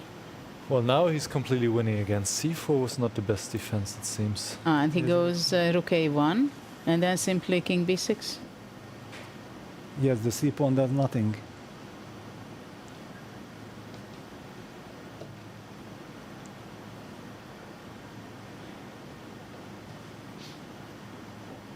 Well, Sindarov is very close to bounce back and equalize the match. That would be a huge result. Yeah, c5. Okay, rook a1. Will be And now something the situation is quite clear. Also, you can gain some time. He has enough time, 1 minute 40. Well, it's simply king d5. Well, white has to fall back with the king to g2 and then play And then pass king, with king king d5, h2. king c4, king b4. No? Okay, king c4, c6. King b4. King b4 and c7, rook c1, yeah? But rook c5 instead of c7. Ah, rook c5. Yes, okay. Be careful. h5 played. Enjoying the moment. It's Yeah, kind of it's a stalemate, 6-1. yeah, because you cannot move. Yeah, that's it. That's the winning. That's why it's completely winning. If the king moves to e3, there is no way to protect against the typical idea. He still can come back. He has to.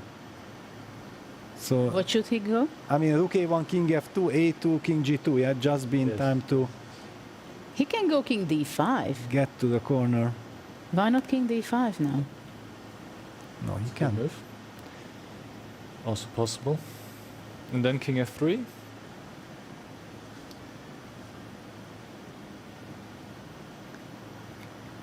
Can Sindarov keep his nerves and convert the winning position against Magnus and force the tiebreaks? King d5 on the board. King f3. h6. h6. You can play h6 if you want. I mean, it doesn't really change that much. No, because I'm thinking after h6, king e3 to go h4. Takes and rook h2. To cut like this, yeah? And to have a2. Yes. That's also possible. Well, the winning plan is basically not to clear. play h4 at some point. I mean, to go rook a1, a2, then play h4, and then play e5. e5, because fe, build another f4. Yeah, passed this is pawn. this is the thematic kind of way. But are you able Can to you do find this? this? I don't know if there's another way. 27, 25 seconds. Sindarov, h6. King H6, e3, he's okay. going to go h4. Will he? No, rook a1. One, okay. King f2. King has to come back basically because a2 is threatened.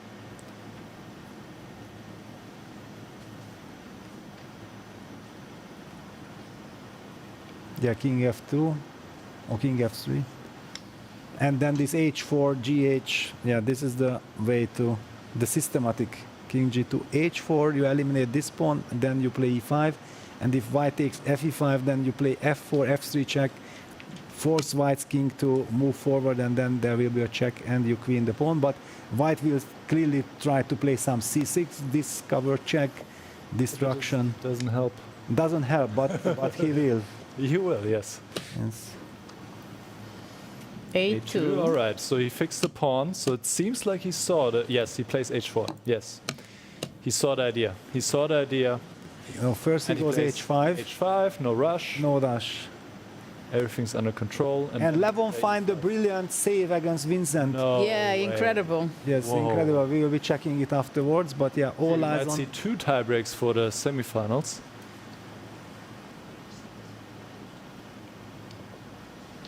But all eyes on this game, of course. First of all, can Sindarov convert? But he seems so close now. I mean, he must have seen his idea of e5, otherwise he wouldn't go h4.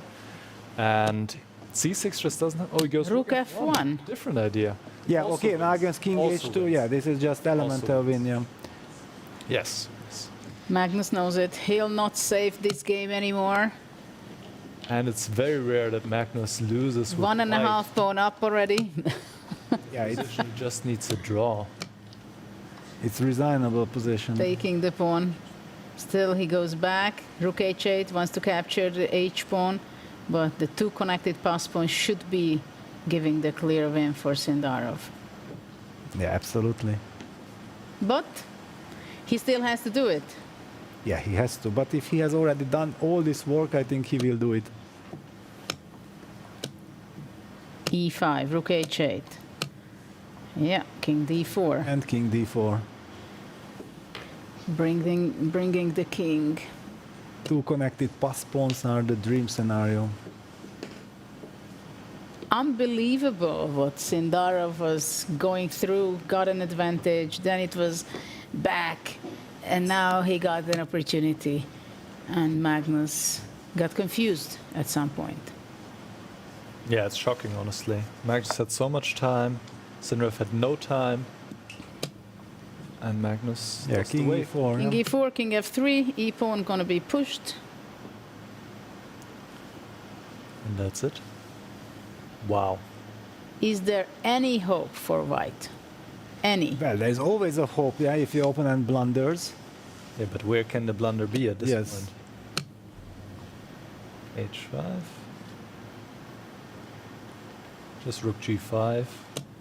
Yeah. Yeah, rook g5 finish, it's curtain. h5 or yes. All right.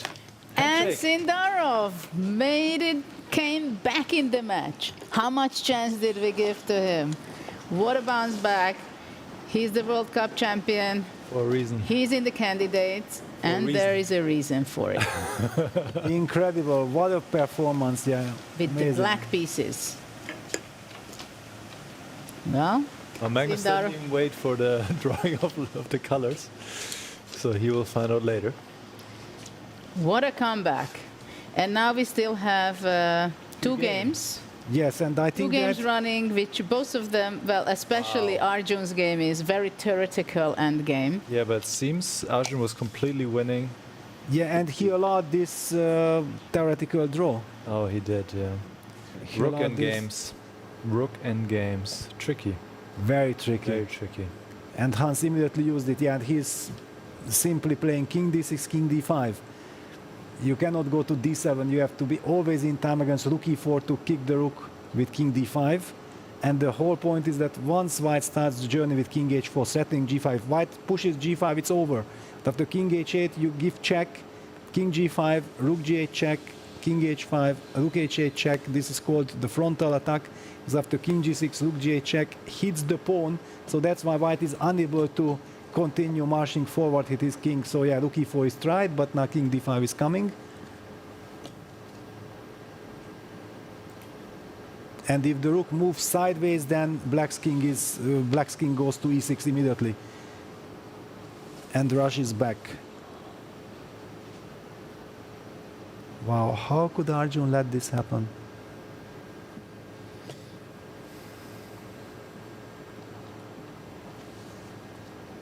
King f3, clever, you just wait. You try to give your opponent a chance to go wrong.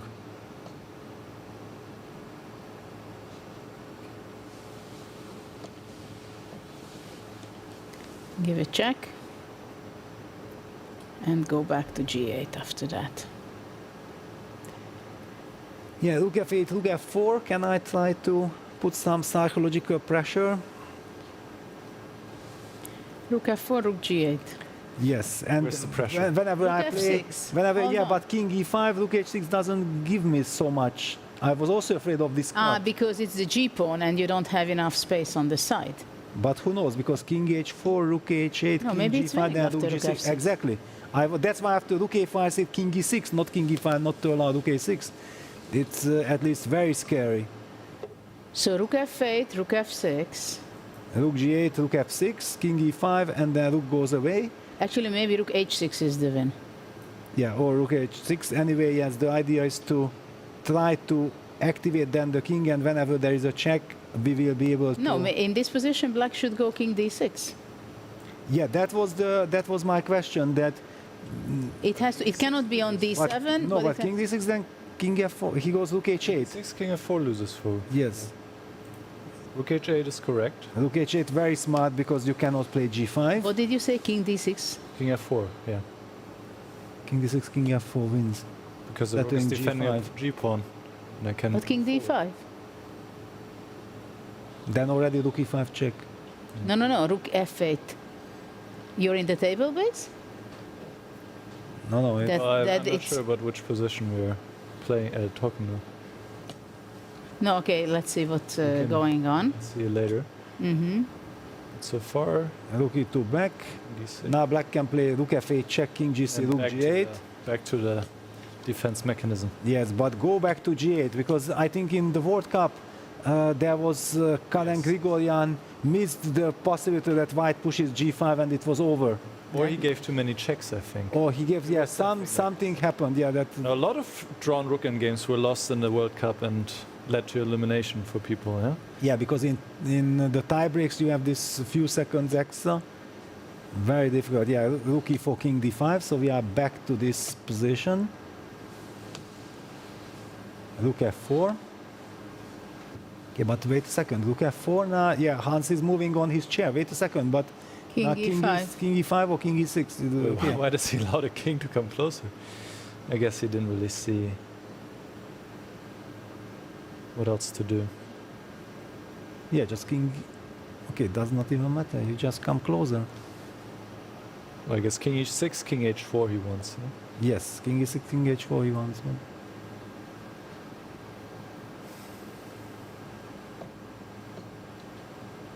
No, you just can't make progress. Yes, king e5, No, rook king- f5, king No, e6. but if king e6, then king h4. Yeah, that's tricky. We don't want this. Then you have to play king e5, yeah. King What if you- e5. Yeah, why Okay, does he go plays king king e6, yeah. Okay, so king h4. Then king e5 is an only move. Yeah, now That's g5 the is a thing. threat. No, but I thought you would think that rook h8 is possible, but it's not possible because king g5, rook g8, king h6, Yes? king e5, rook a4. Yes, that is a win. Yeah, that is a win. King e5 is an only move now. Yeah, and he plays it, And of then- course. You have to... Yeah, but why didn't he play it immediately then? It's a bit odd. Why would you give white this extra move to move the king to h4? Okay, 5 check, king e6. It's very nerve-wracking. As long as the king is cut, there are always chances. This is always tricky.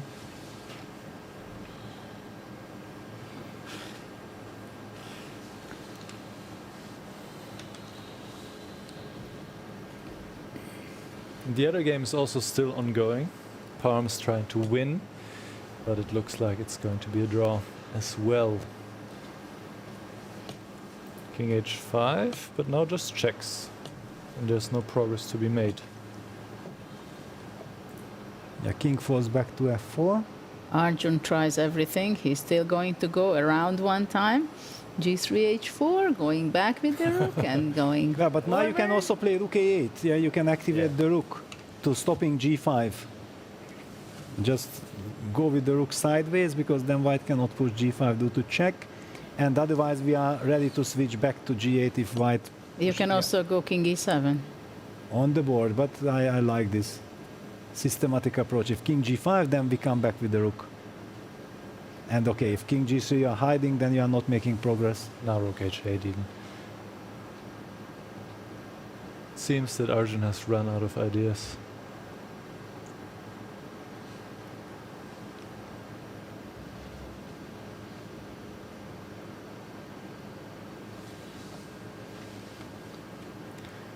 Yeah, Hans knows the homework. He did. He did his homework in rook endgames. Yeah, it's a very famous position also. He yeah. makes Rook h8, stopping king his h4. defense in a very convincing way. Well, the rook endgame was winning several times for white, so both players need to check their homework. This, the five pieces? Oh, Yes. not this one, before, Yes. no? No, this one. This one also, yeah? Really? Yep. Yep. Okay, but with this little time, yeah, there you see Magnus and Vincent also looking at the position. They both had chances to finish their matches, but they didn't. They didn't, yeah. Magnus lost. And Vincent drew. And Vincent drew a very good chance, probably winning. But you're the probably happy that Vincent didn't lose after playing b5. So actually we are going to see 3 playoffs. Exactly. It looks like it, yeah. That's how it seems. Only playoff. The only match not going to playoffs is... Well, Parham is also trying everything still, yeah? He's moving. He's doing some crazy things with allowing black pawn also to h3 trying to win. Rook h7. King f6, king h5, rook g5. Yeah. Yeah, this is too easy now, I think, at this point. Well, if white would be able to play rook h7 and king h5 together, then it would be tricky. But yeah, rook h6, king f7, this is now coming to the dead draw stuff. Yeah, with the g pawn. Yeah, now you can just defend passively even. Yeah, the rook moves and the king gets to g8. That's it. And you just chill. The g and b pawns are the only pawns where, well, a part of the side pawns, that black can rely on the passive defense, sitting tight on the back rank. Just move away the rook, put the king on g8, and you just move back and forth. There's no way to break this.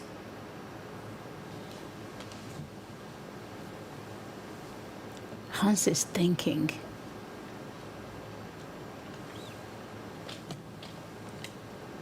Rook a8, of course, on the board.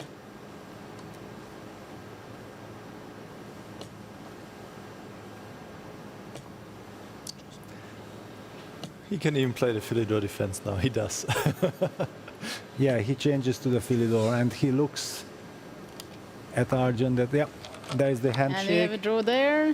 Let's go to the final game between Parham and Fabiano. They are also playing it out until the very end, it seems. But Fabiano has too many pawns on the board, so he will be able to make the draw, giving up the 2 pawns for the rook. Yes, there's just no way. Parham is going to be making his first half a point. But yeah, he But won't this be is happy not- about it, yes. Not the half a point he was looking for in this game.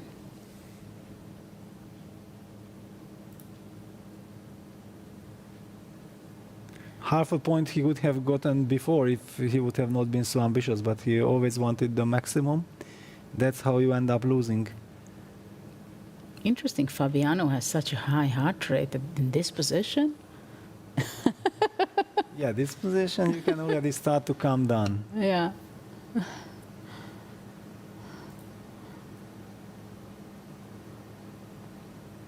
And I just king f3, shouldering. This is the moment when the heart rate starts to go down.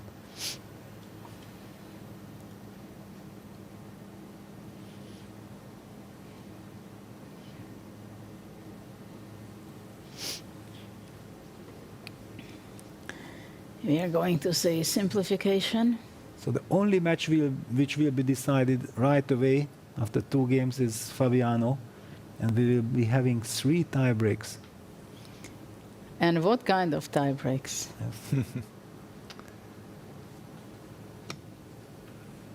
A lot of excitement to look ahead.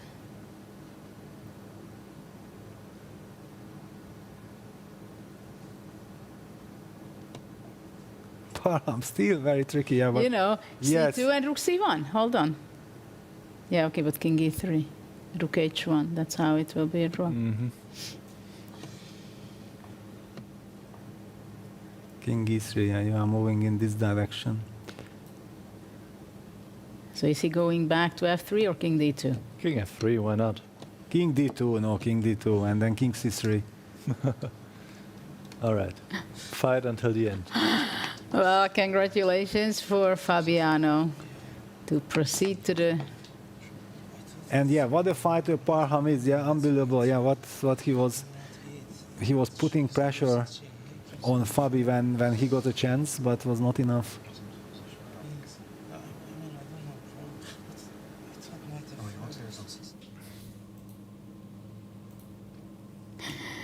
Yeah, tough game until the very end. We had a lot of nerve-wracking moment, I must say. What kind of game we had in the semi-final part, right? Yes, crazy. Between Vincent and Levon, it was a real roller coaster.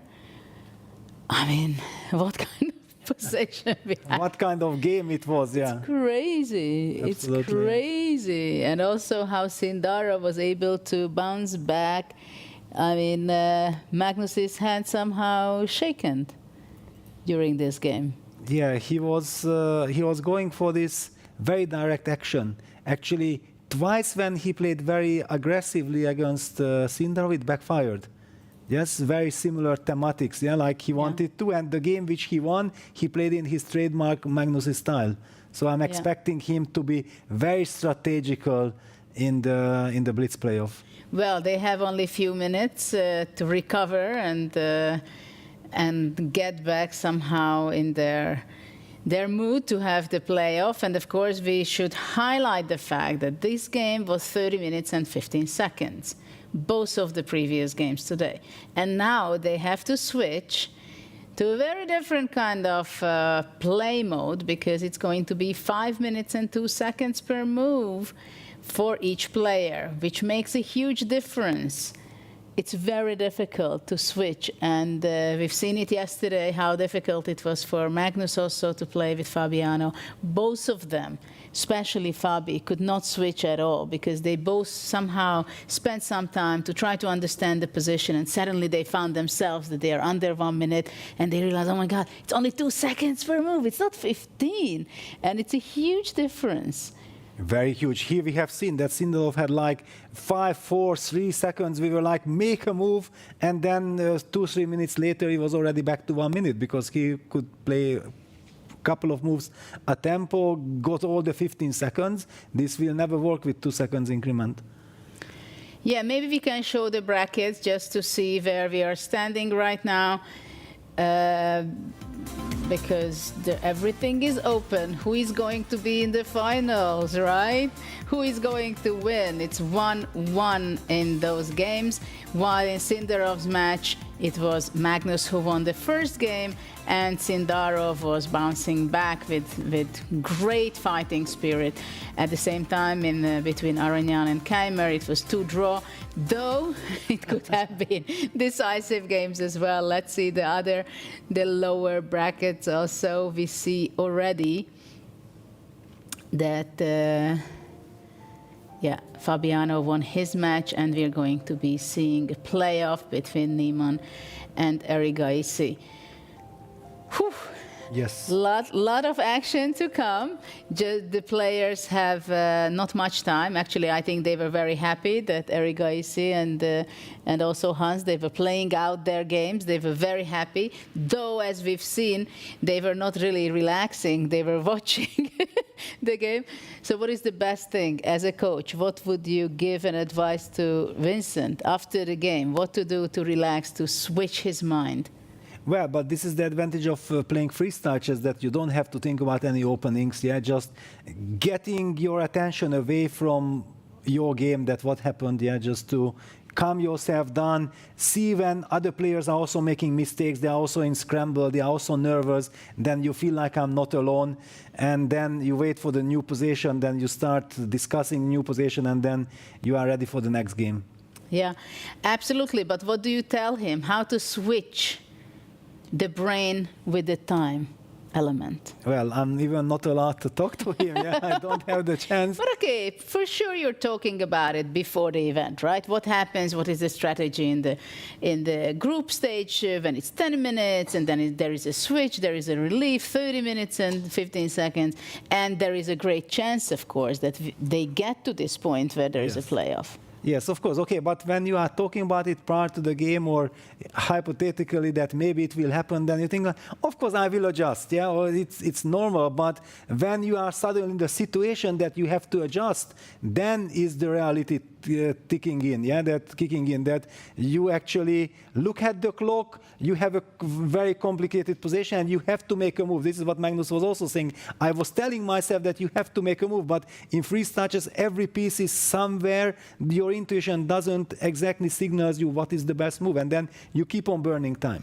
Well, I think you're highlighting a very important point, intuition, because this is the main element which players are missing in freestyle, right? Because that's how, when you go shorter time control, you do it by intuition. It's basically almost, it's like your hand is moving without your brain thinking so much, right? But you don't find those patterns because somehow the piece where it should be here, but it's somewhere else. I think Magnus also expressed it, that he had some little strange feeling that who is where and what's where the pieces are. But what do you think, how much it affects the opening preparation, Nicholas, in this shorter time control? Well, the players only have 5 minutes now to prepare for their games, so it is much shorter, and obviously the opening is hugely important, because if it goes wrong for you in Blitz, it will be even more difficult to recover than we saw in Rapid, where it's already difficult. So the opening will be really important, what kind of starting position they have, if it's one that favors white, where you can put a lot of pressure on your opponent, or, as we saw in the first game today, where it's a position where black can actually equalize quite easily, maybe. So. Do you also think, Peter, that in the shorter the time control is, the more value and difficulty can be in openings? Well, you certainly want to get an opening or a position where you understand that where to put the pieces, yeah, that you can play quickly, not to fall back too behind on the clock. That will add tremendous pressure on you.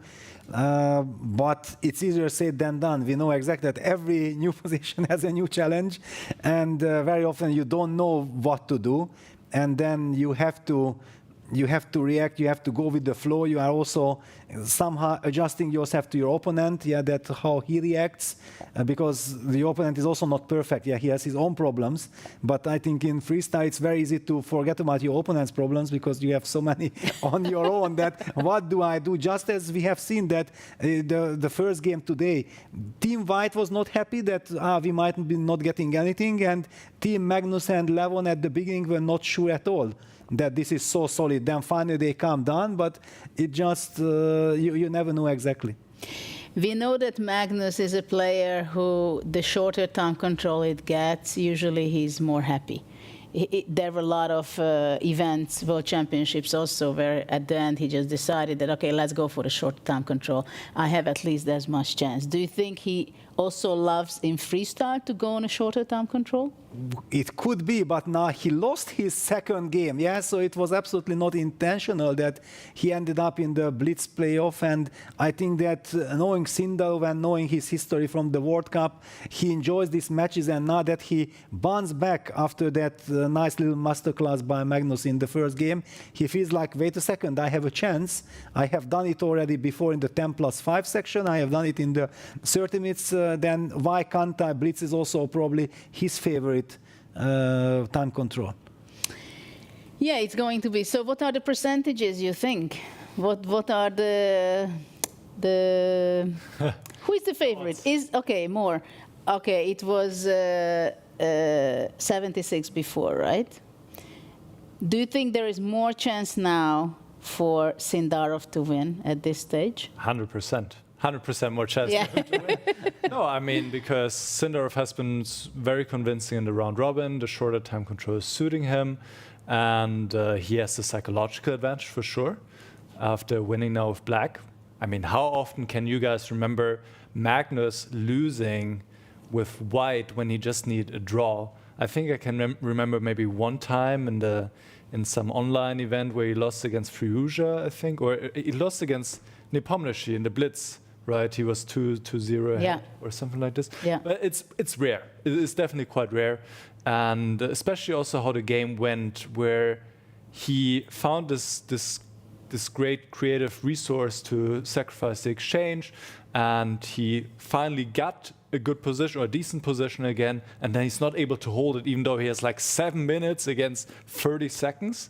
This is not so Magnus-like. So yeah, I still see Magnus as the favorite for sure, but maybe it's like 60-40 or 55-40. You said 60-40 before the match even, which I felt was quite high odds for Sindarov. So what do you think it is now? Well, 55-45. 55-45. Still for Magnus, but the gap is closing. But what do you think? How nervous Magnus will be? Can he put aside what has happened in the second game, or is it's hunting his brain? I think he can put it away. I mean, I think he is good in these kind of things. He can put the game away and just focus on the task. But for sure, yesterday when he won against Caruana and then it was tiebreaks, it was easier because he had come back, right? Yeah, it was not clear for me in the second game what strategy Magnus had, because when it was move 4 and he brought out his knight d3 and gave up the pawn, it was not clear whether he's just curious, okay, let's play. And so it was an interesting decision, and after that somehow he got confused. Sindarov was trying to get something, and he got something. But we are just about to see the next position. So, Fiona.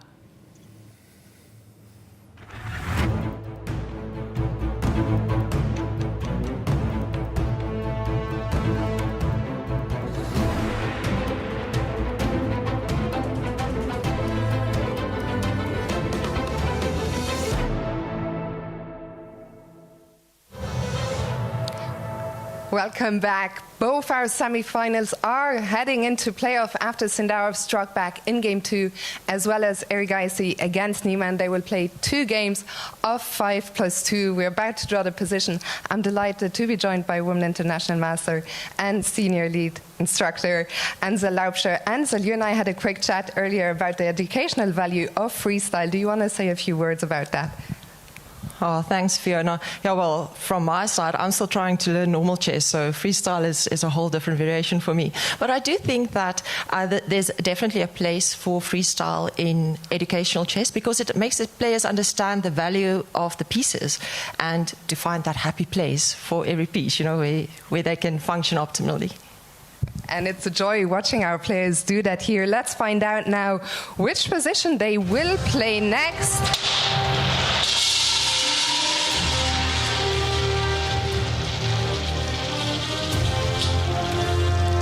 So it's gonna be position number 182. The players only have 5 minutes to prepare this time around. So players, best of luck, and for everyone watching at home, have fun.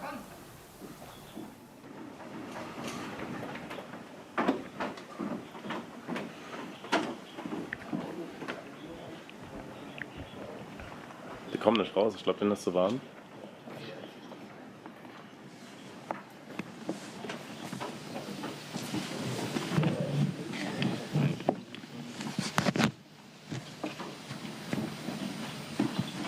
D4, D5,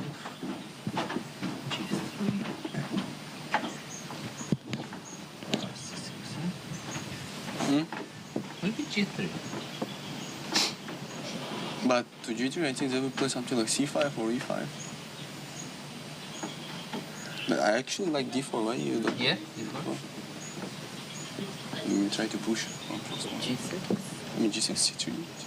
D5. Ah, D5 is like bishop 5 was coming. So we have to go G4. Yeah, maybe. You don't like. And knight B6, I mean. It'll be risky. Knight B6, bishop F4, no? Huh? Knight B6? Ah, bishop F4. But knight B6, yeah? Yeah. Maybe after G6 we could go knight B3. Yeah, knight B3, yeah. Idea to play G3. e4 fast. D4? G3. G3. Knight b6, I think. Ah, this is good. Bishop c4, yeah? Ah, no, bishop c4, knight c6. And so knight c3, bishop f5, or what, e4? Well, why we cannot play e4? I mean, take, b2, bishop g2. I think it's very good position. So okay, d4, g6, knight b3. Yeah. Okay.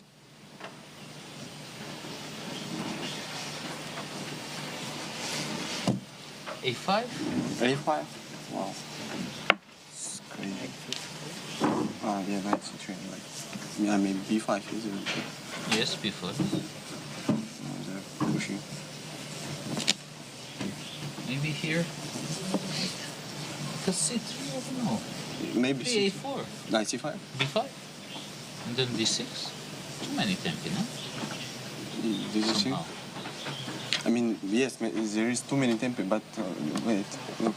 I mean, too many tempi, but actually knight was on d3, I think is very good. Bishop 7. Yeah, in g3, d6, and knight d3, I don't know, bishop 7, bishop g2. But I don't think black has any problems here. Just here. Castle. This is good. Yeah, okay, probably.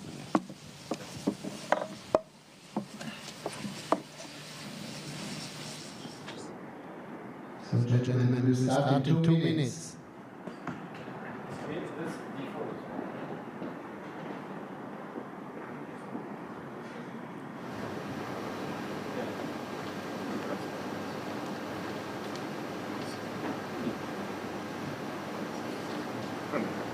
Very strange position.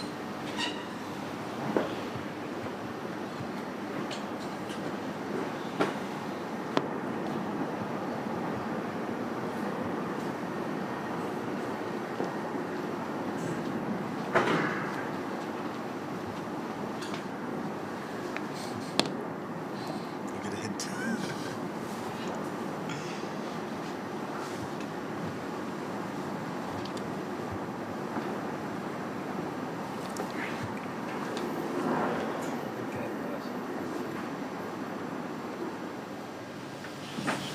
If I get like 1 or 2 moves, and It's 1 minute to the start of the game.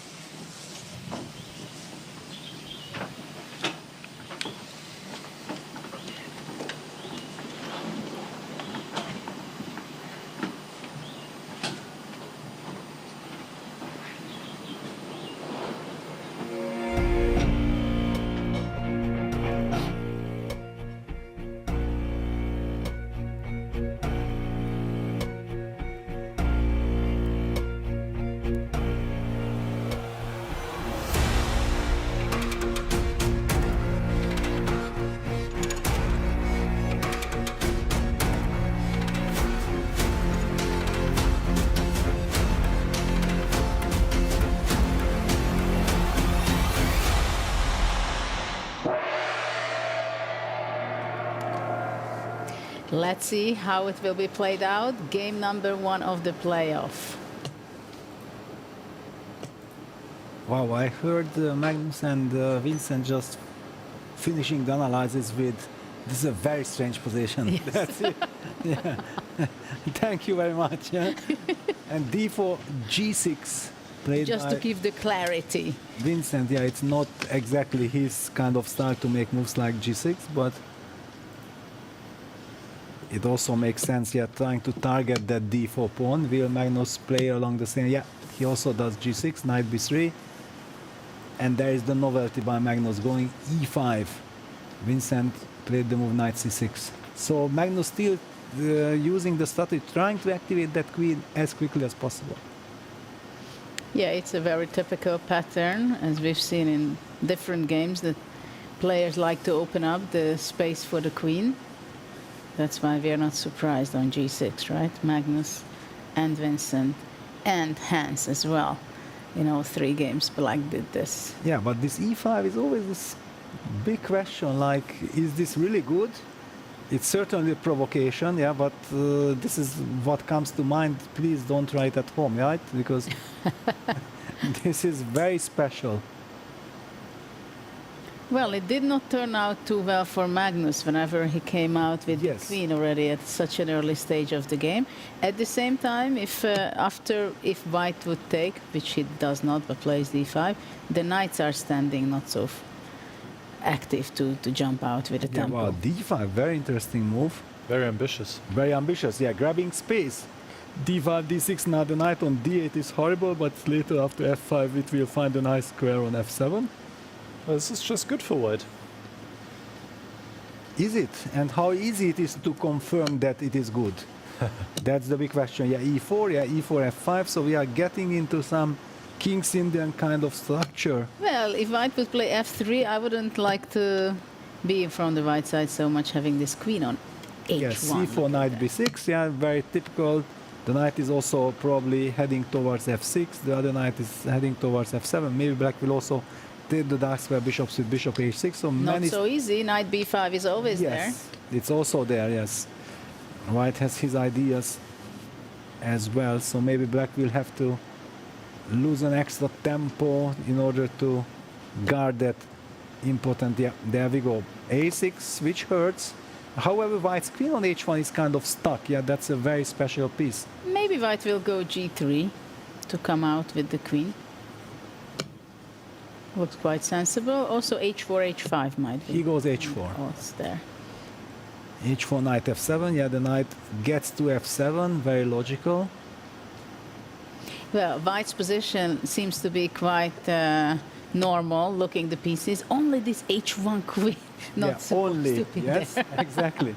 This small, tiny little detail that the queen is not entirely in the game. Black has all these bishop h6 ideas, but I also feel like getting the knight to d7 and just stepping out of some c5 break once we trade the bishops with bishop h6 could also be interesting. But yeah, it's a blitz game. Let's just follow the action. Bishop d7. Wow, this is a surprise. What does it mean? Knight a4. He wants knight a4, I believe, yeah? He wants to trade this lovely knight on c3.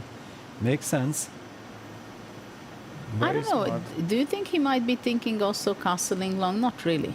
No, I cannot really believe you are stepping into all this. But okay, white's queen is far away from the action on h1. It can come to h3, by the way. Yeah, it will.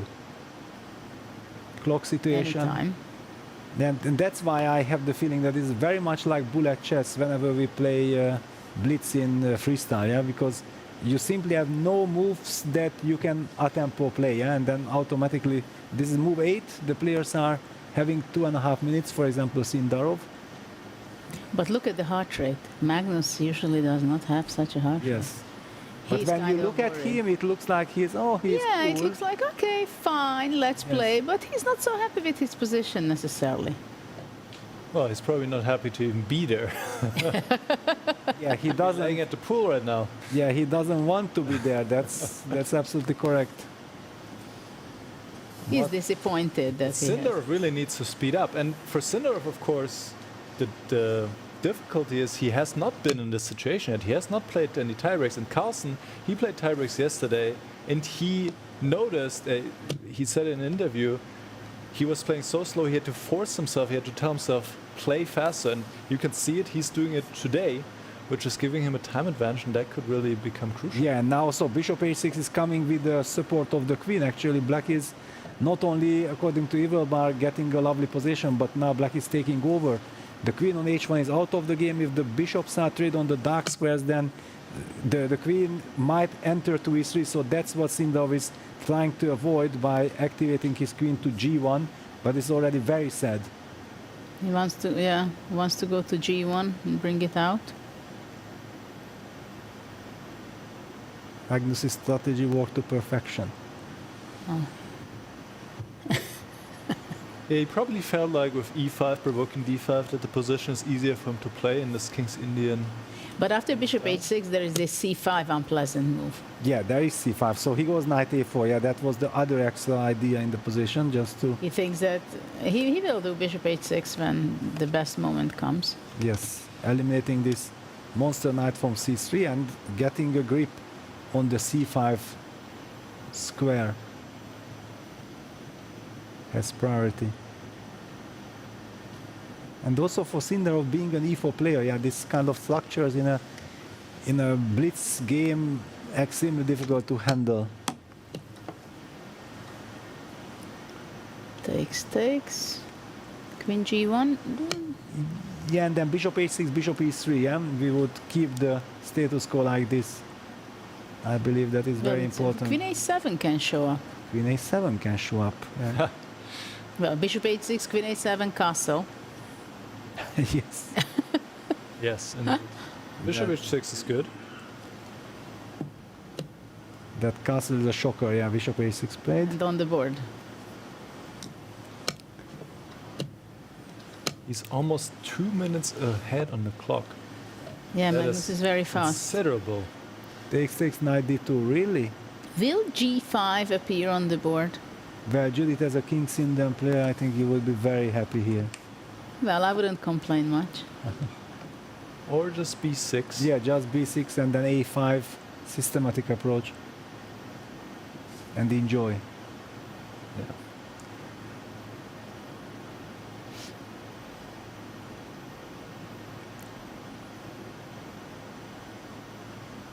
Yeah, where the king from e1 will be settling down. That's a big question. Well, probably on the queen side somewhere. Yeah, but for the moment, bishop on a4 will not move Yes. by itself. Yes, You bishop don't really want to play b3, it would weaken the dark squares even further. But okay, But probably maybe you it will be have a to, must. yes. Yeah, yes. to play b3, castle long, king b2. And then at least it's some kind of position. Yeah. Then it's E5. solid. Magnus goes for Judith. But now queen a7. Direction. It's a bit annoying. Ah, to provoke castles and then you start. I don't castle, I go You king don't e7. Yeah, you no? go king e7 now. Yeah. But yeah, Magnus is constantly Well- over 100. But the thing is that Sindarov is 40 seconds. Yeah, and only 2 seconds increment. Bishop d3, trying to cement. Trying to cement further the position. But g takes h4 and h3. Yeah, will he have time? Yeah. Okay, gh queen f2. Fe. Fe first, and then gh queen f2. We're gonna see this. Fe first. Optimize my knight. To Now the this- white king is really stuck on e1.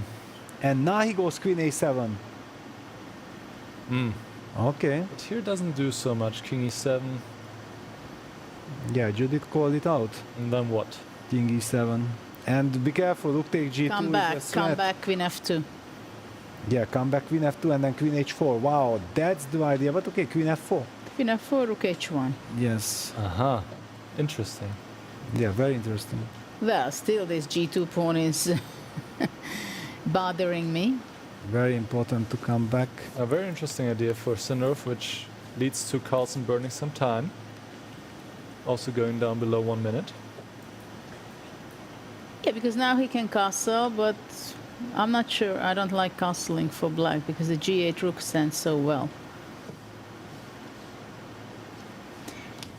All right, time is even. Yeah, but maybe black is thinking of rook g2, queen b8, king d7, queen a7, b6. Oh, he moves the rook, I think. He's about to move the rook. Rook c8. Yes, rook c8 played. And then the queen moves back. Yeah, but then... Ah, he cannot castle anymore. Okay, but yeah, bishop d7 back. Supporting h3. Rook h1. Queen takes h4. Ah, queen e3, takes h4, check. queen e3, yeah. Yes. This Though is I'm not sure, it's not possible. Bishop e2, rook Bishop g2, e2. knight f6. Ooh, And he takes. Yeah, nobody knows what's going on with no time on the Queen clock. e3 is winning. Queen e3 is winning. He Okay, can bishop play. e2. Rook takes g2. And knight f6 check. Knight, king d8. Wow. That is... Just king d8.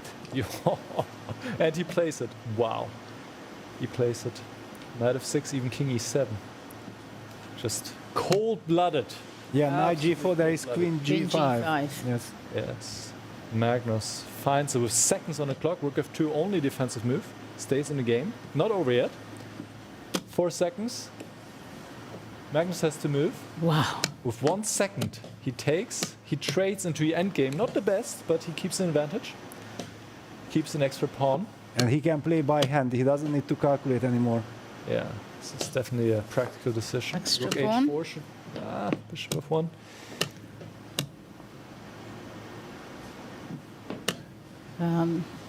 Magnus should Bishop win G6, this one. Rook H4, King F6.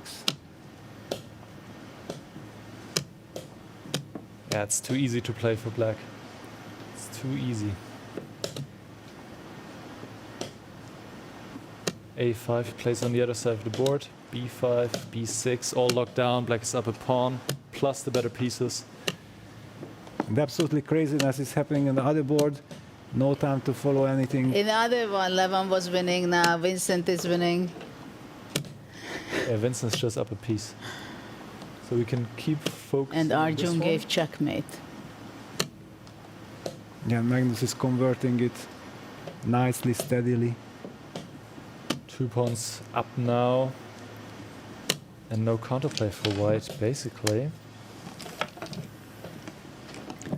Yeah, black is, there is the handshake. A big victory for Magnus. Huge Magnus one. is leading in the playoff. Game 1, he won. Let's see if Sindarov can bounce back again. It's not going to be easy. In the meantime, we can switch to Vincent's game. It's still checkmate, not checkmate, almost. All right. Wow, and Vincent fell into, and he blundered, and he's losing. Oh no. Oh no. Oh no. From a completely unbelievable. Oh, that is so tough. And now it's hopelessly lost, yeah. That is. Okay, he's hanging on. Oh, what, Ooh, A5. A5. Yeah, A5, A6, yeah. Ay. Rook C7. Just one move away from victory, he blundered. The only trap. Yeah. And hard to stop Levon from pushing his pawns. Well, this is 5 minutes blitz, where we see all kind of huge blunders. Oh man. Yeah, Vincent cannot believe. Well, Levon was winning, actually, at some point. Huge winning position, then it was winning for Vincent. And what a huge blunder he made. Yeah, because it was a technically winning position. That's why it hurts Vincent so much. Yeah, it's not like winning in a crazy position. Yeah, it's just when you feel like, okay, I have 2 extra seconds, that's more than enough. But yeah, Levon finally with some incredible luck. Well, to be fair, Levon was also winning completely. Yeah, before, yes, absolutely. So both players blundered. Yeah, that's why Vincent was also smiling afterwards that, yeah, it was crazy. It was absolute crazy. It was much crazier game than Magnus's game. Absolutely. Well, it was a peaceful kind of start. It was more or less balanced. You know, it was very normal kind, but things got out of control once they got into time scramble. Well, it's a big question. What is the really good time management in blitz? Okay, it's impossible. How do you do it, yeah? Exactly. You have to control the position and you have to control the clock. If you get a position where you can play by hand, it's easy to control the clock, but it's not easy to achieve this. So how much is luck is part of blitz, you think? Well, it is always, of course, there is always luck. Yeah, one can argue that whoever loses the game, he feels that his opponent got lucky. It's clear. And also, if you win, you feel like, yeah, actually, I played maybe good or maybe I played bad, but yeah, okay, some extra. Maybe we can pull up the game of Levon, just to pick some moments, because we're and also let's start from the beginning just to show that it was an even game. Very quiet middle position, right? Yes. Middle game position where it looked like it will be a quiet game. Yes, let's have a look together. So I'm just checking in after about 12 moves, and this So looks like it could be a normal kind of chess game, right? Pretty equal. Then somehow Levon took over. But already, what was the clock situation? Please tell us. Here it's 33 for Levon, 33 seconds, 44. You see, that's the point, that in this kind of seemingly normal position, they've already down to 30 seconds. Basically down to, and now Vincent's down to 7 seconds. So he played this Wow. F6 with 5 seconds on the clock. Takes. Now he gets into some trouble, especially on the clock, but now the rook is coming in, and once you have to start solving problems with no time on the clock, it gets really tricky. So he gets into a losing position, Vincent does. C5, rook A7, knight D7, bishop D5. I mean, it's just completely lost at this point. Yeah, it's hopeless, yeah. Rook H7, you think you're going to resign any moment, but Vincent finds some ideas, G5, G takes F4, and now this amazing resource F3 wins, which suddenly turns the tables because Beautiful. Bishop G5 is coming. Beautiful idea. And the pawn is also running down the board. So knight takes F8, bishop G5, bishop takes H6, and you need to do something about this pawn, so you cannot save the knight. So basically here Vincent is up a piece, and he has great winning chances, but only one pawn left, so it's not so easy. Whatever, yeah. Yes, So you had to be, you had to be incredibly unfortunate that you exactly moved that rook away from D2. This is very tough, very tough. This is where we see front of the playing hall where the players are usually gathering together and analyzing the position, where within a very short time they will be drawing the next position. And of course today the players, number 4, game number 4 is going to be so emotionally, mentally, it's a lot of stress. And we see again a situation when we have 2 players in the semi-final phase where they have to bounce back.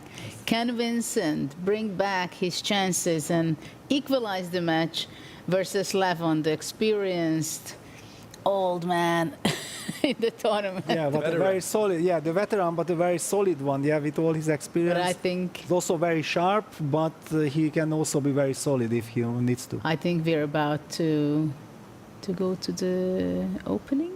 Not the opening, the drawing. I'm not sure. We're going to see very shortly. And, well, it's going to be very tough, of course, for Sindarov. He has to make magic against Magnus, again playing with the black pieces. Is he going to be able to do that? But I think he has the challenge there. And, of course, Magnus wants to make sure that it does not happen again, because he says, okay, I want to go into the final and then look around what's going on. So we are just about to see the next position to draw. And I think Fiona. 3 boards in play. There's a fairly high likelihood we go to Armageddon. But first, we need to see what the position will be. So once again, back into the playing hall with Fiona Style. Anthony on the stage.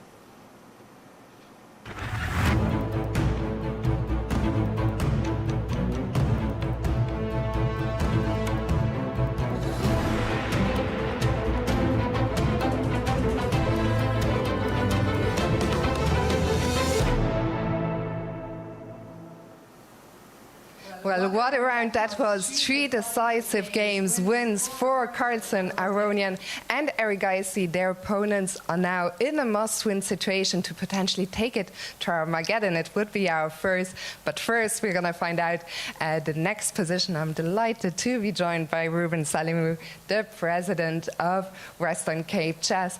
And Ruben, let me ask you, what's the importance of having the very best players in the world playing here in South Africa? Thank you so much for coming through. The most important thing is, I know it's hard for you guys in the time you give to give these socials, but the impact that you have when you visit to our kids and the interest that picks up in chess, it enables us to carry out programs that we would not otherwise be able to do. And in a country like this can be life-changing. It also gives me an opportunity to meet people I've never met that have helped so much to give to South Africa, like David Berman, who I saw around here. He changed chess in South Africa. So it's such an opportunity for us to do other social work, and we really appreciate the time and the troubles that you have to go through to see this through. Thank you so much for your time. Thank you so much, Ruben, and your job is not over yet. You're about to draw the next position. So let's find out.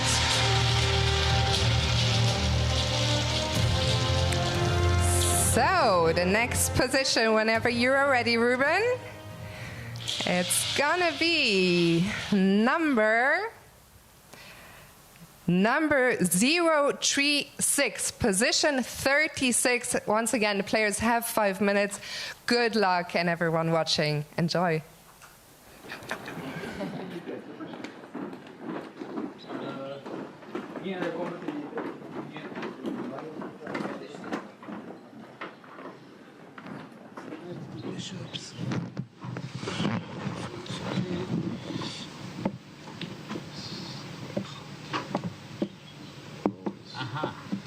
Очень complicated.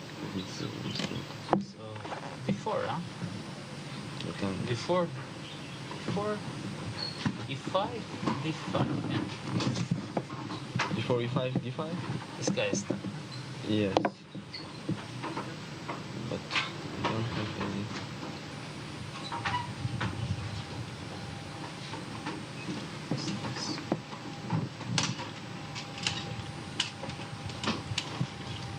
So, are you sure about D5? D5 is... Knight B6, huh? Knight B6, E4, F5, yeah. I mean, 93 or I don't know. C6, 93 takes. Ah, wait, Should be E4, okay. C6, it should be okay, yeah. And E5 is okay. I mean, take should be very nice. Okay, next one. Yeah, it's 0.1 cam.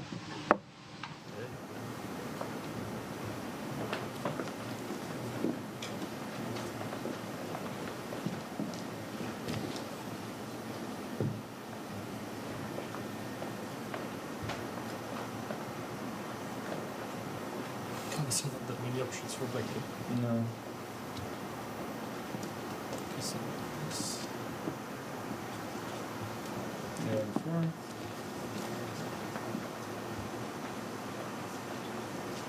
This is something. Knight B6.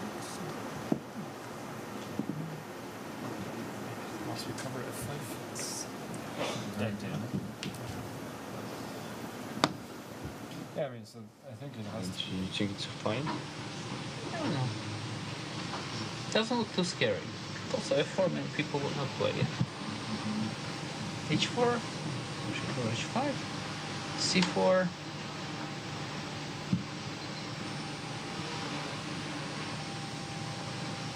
C4, E5. No, C4, E5 is fine. This should be okay. Yeah, it should be okay. 96, yeah. Bishop no. I don't know. I think So, knight is so what is the most dangerous? I D4? think, yeah, 4 is most dangerous now, like to play to D5 before, yeah. D5, F5 you want to play, or No, what? E4 I want. Ah. So F5 is maybe interesting. Huh? Yeah, F5 is like most logical. Then C6, F6, Knight F7, like this. Ladies and gentlemen, we will start in 2 C6. minutes. Hmm? Yeah, this, yeah, takes. Yeah, let's say.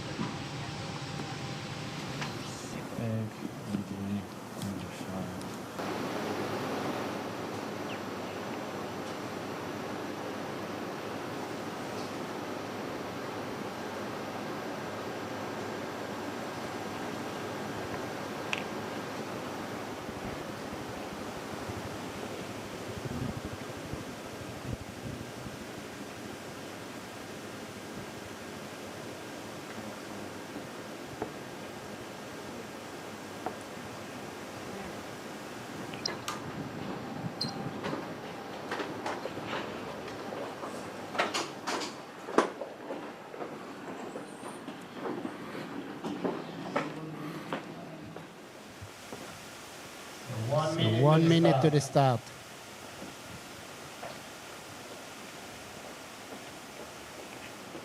I mean, okay, we will get tempo of the position carefully.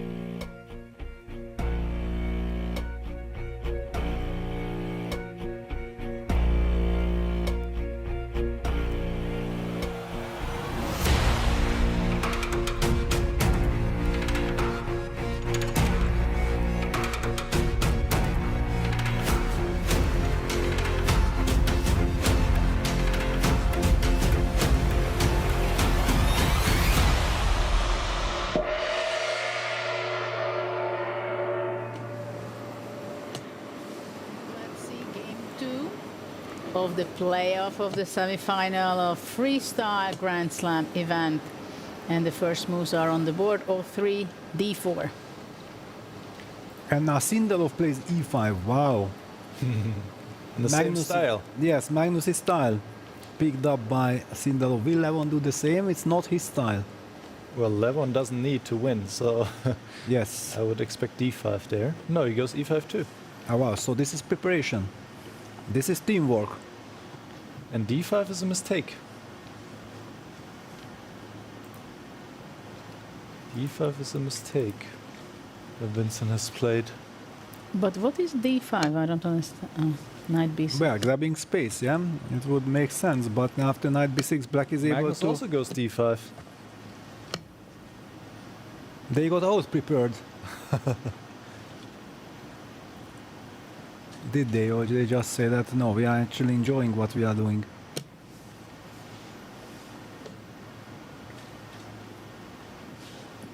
Sindarov seems to set himself the goal to play much quicker.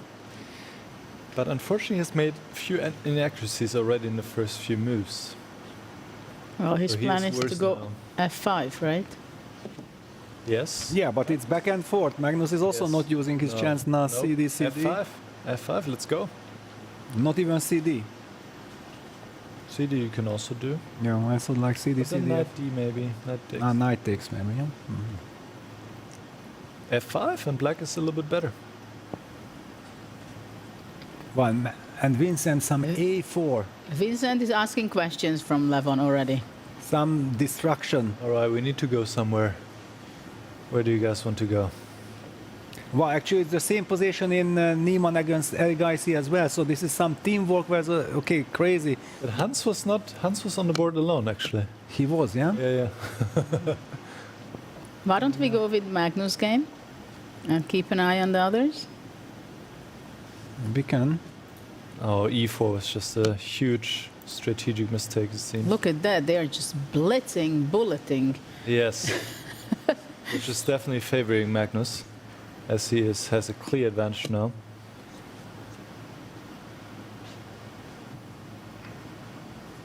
Yeah, let's focus on Magnus.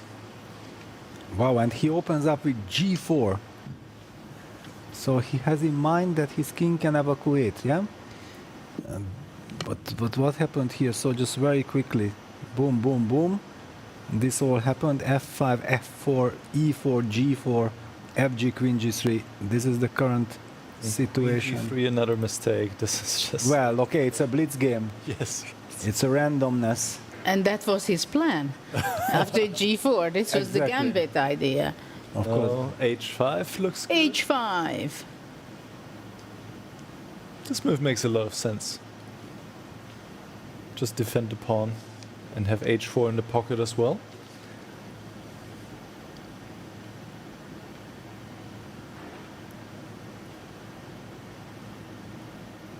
What does Magnus want after H5?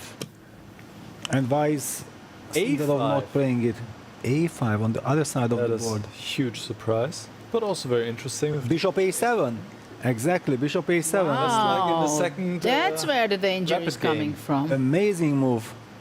And it worked out in the second game when he bounced back. A5, you remember how strong it was? Very different position. But still. Also good here. Yeah, very unpleasant to face. Yeah, In blitz, just unexpectedly to have A5.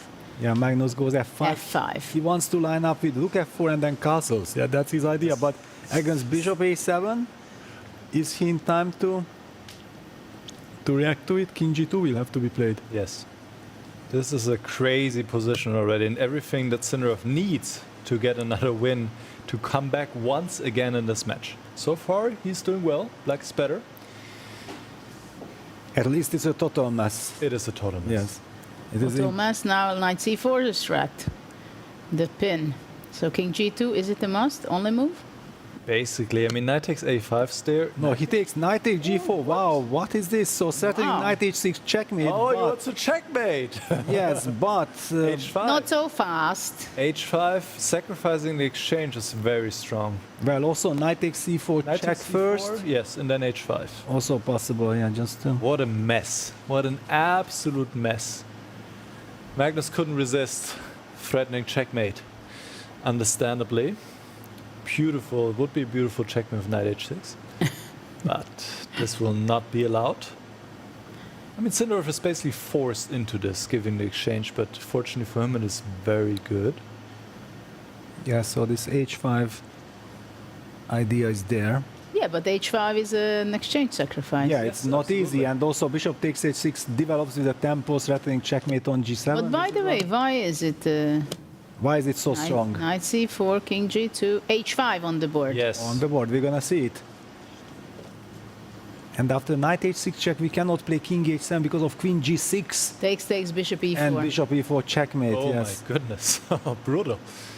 Well, Magnus has to go for knight h6. So what is it? Takes rook takes. Rook f7. And just rook f7? This is just an insane position. Insane. The a7. The bishop on a7 is a monster, yes. And the Knight players have h6. no idea how is the evaluation. Alright, he takes. Okay, they have to. Queen e5. Also interesting, but not best. But does make sense. But it's a very human move, yeah. Yes, and exactly. it's a good practical decision too. But it's bishop f4? Well, I guess just take on b2 and queen takes e2 threatens too. Exactly. Yeah, bishop f4, queen b2. You're just grabbing pawns. Yes. Well, if we are threatening something even after that. Even d5 is hanging. So will Magnus exchange the queens? And the best move is knight d2, which is difficult. Very difficult move. Wow. Phew. Heart rate 127. It's still kind of normal for this He position. finds it. Magnus And finds he it. finds it. Huge move. What Wow. an incredible move. I mean, still, white is worse, but Sindarov has more time, which is not the pattern in this match. It was always Magnus who is ahead of time. trades on He d2. takes on d2, and now how do you react? Not an easy question, yeah? If bishop d2, queen takes d5 is possible, if queen e5, d5, and then cd5. Yeah, that looks horrible, but that's the best. To trade on queens now is the best to allow this huge center for black. But this Where you is just look at it and you think you just lost. exactly, the knight is also coming to c6. No, it just looks completely lost. Magnus. So, but bishop takes d2, queen takes b2 is also just horrible. Well, Magnus cannot be happy with his position. Usually Does he's the one find on the other best way side. Once again. Takes on d5. C takes CD5. Is obvious. What a pawn center. On the board, cd5, knight c6 will come into action. f5 pawn is falling off. It looks just busted, but it is not yet. a4. a4. Good idea. Yes. Bishop a2. Bishop a2. You learned from Sindarov where the bishop belonged. Absolutely. And how to defend the structure. Well, you need to take an f5. And then bishop e6, yeah? Yes, but it allows a rook trade, which Yeah. helps white. But black has like 1,000 pawns, it feels like. Well, 3 for the exchange. Wow, look at the heart rate. Magnus over 100. Bishop F5. Sindarov 134, 35. Bishop f5 is on the board. On the board. Now I cannot play rook f5 because of bishop rook f2 check, so yeah. No, you have to go bishop a2. You have to. Yeah, very lucky that you have this move. Yeah, because if the rooks stay on the board, it's just busted for white. Magnus not happy what he sees.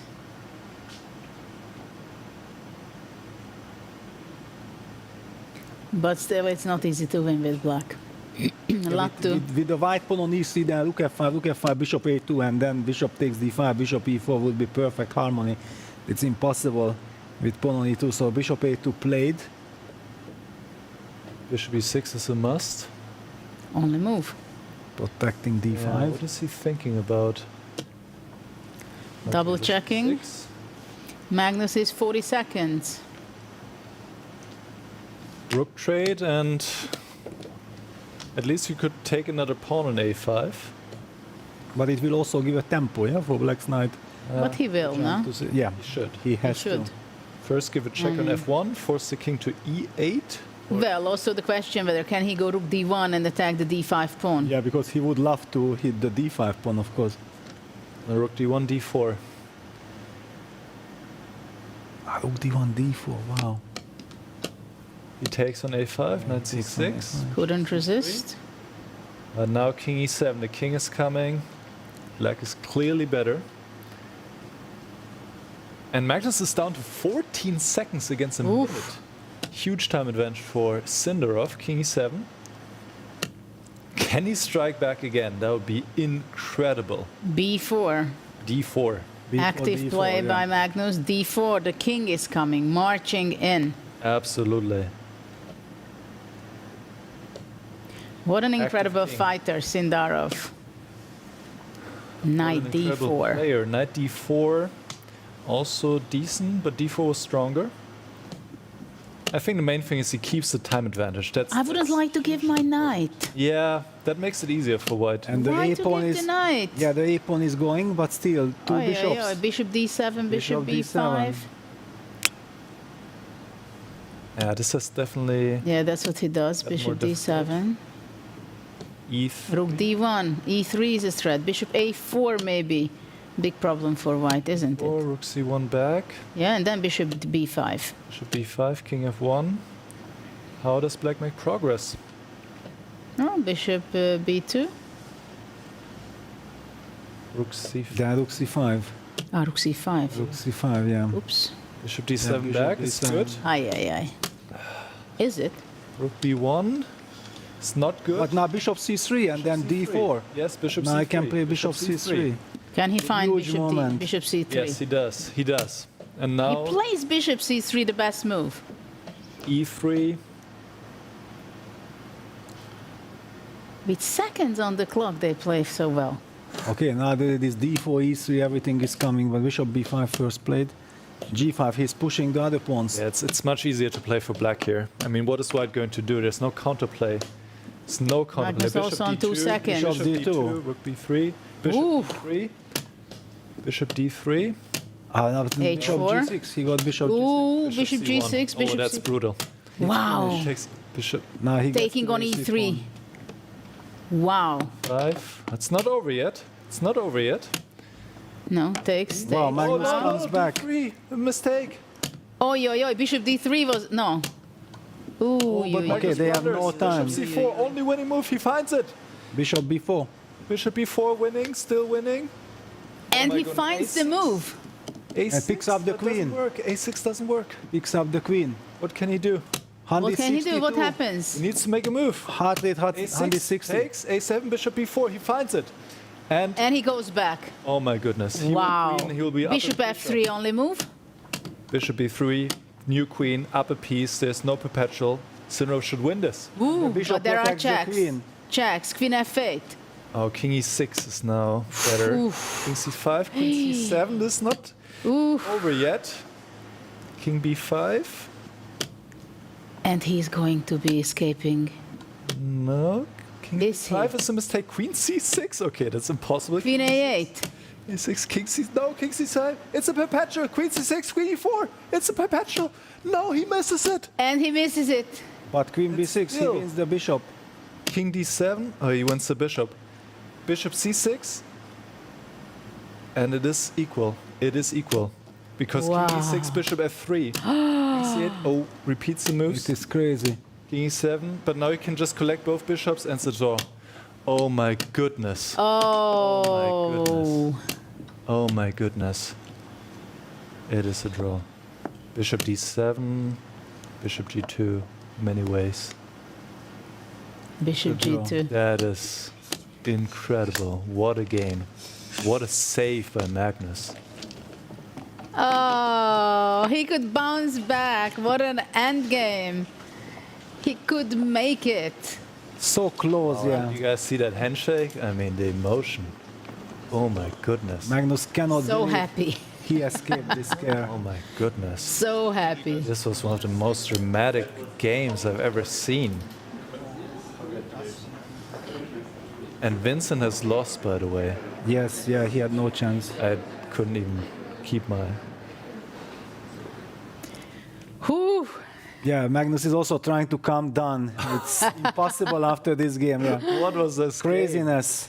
What a game it was. What a game it was. Basically, Sindarov played a fantastic game. Yes. It was a fantastic Yeah, game.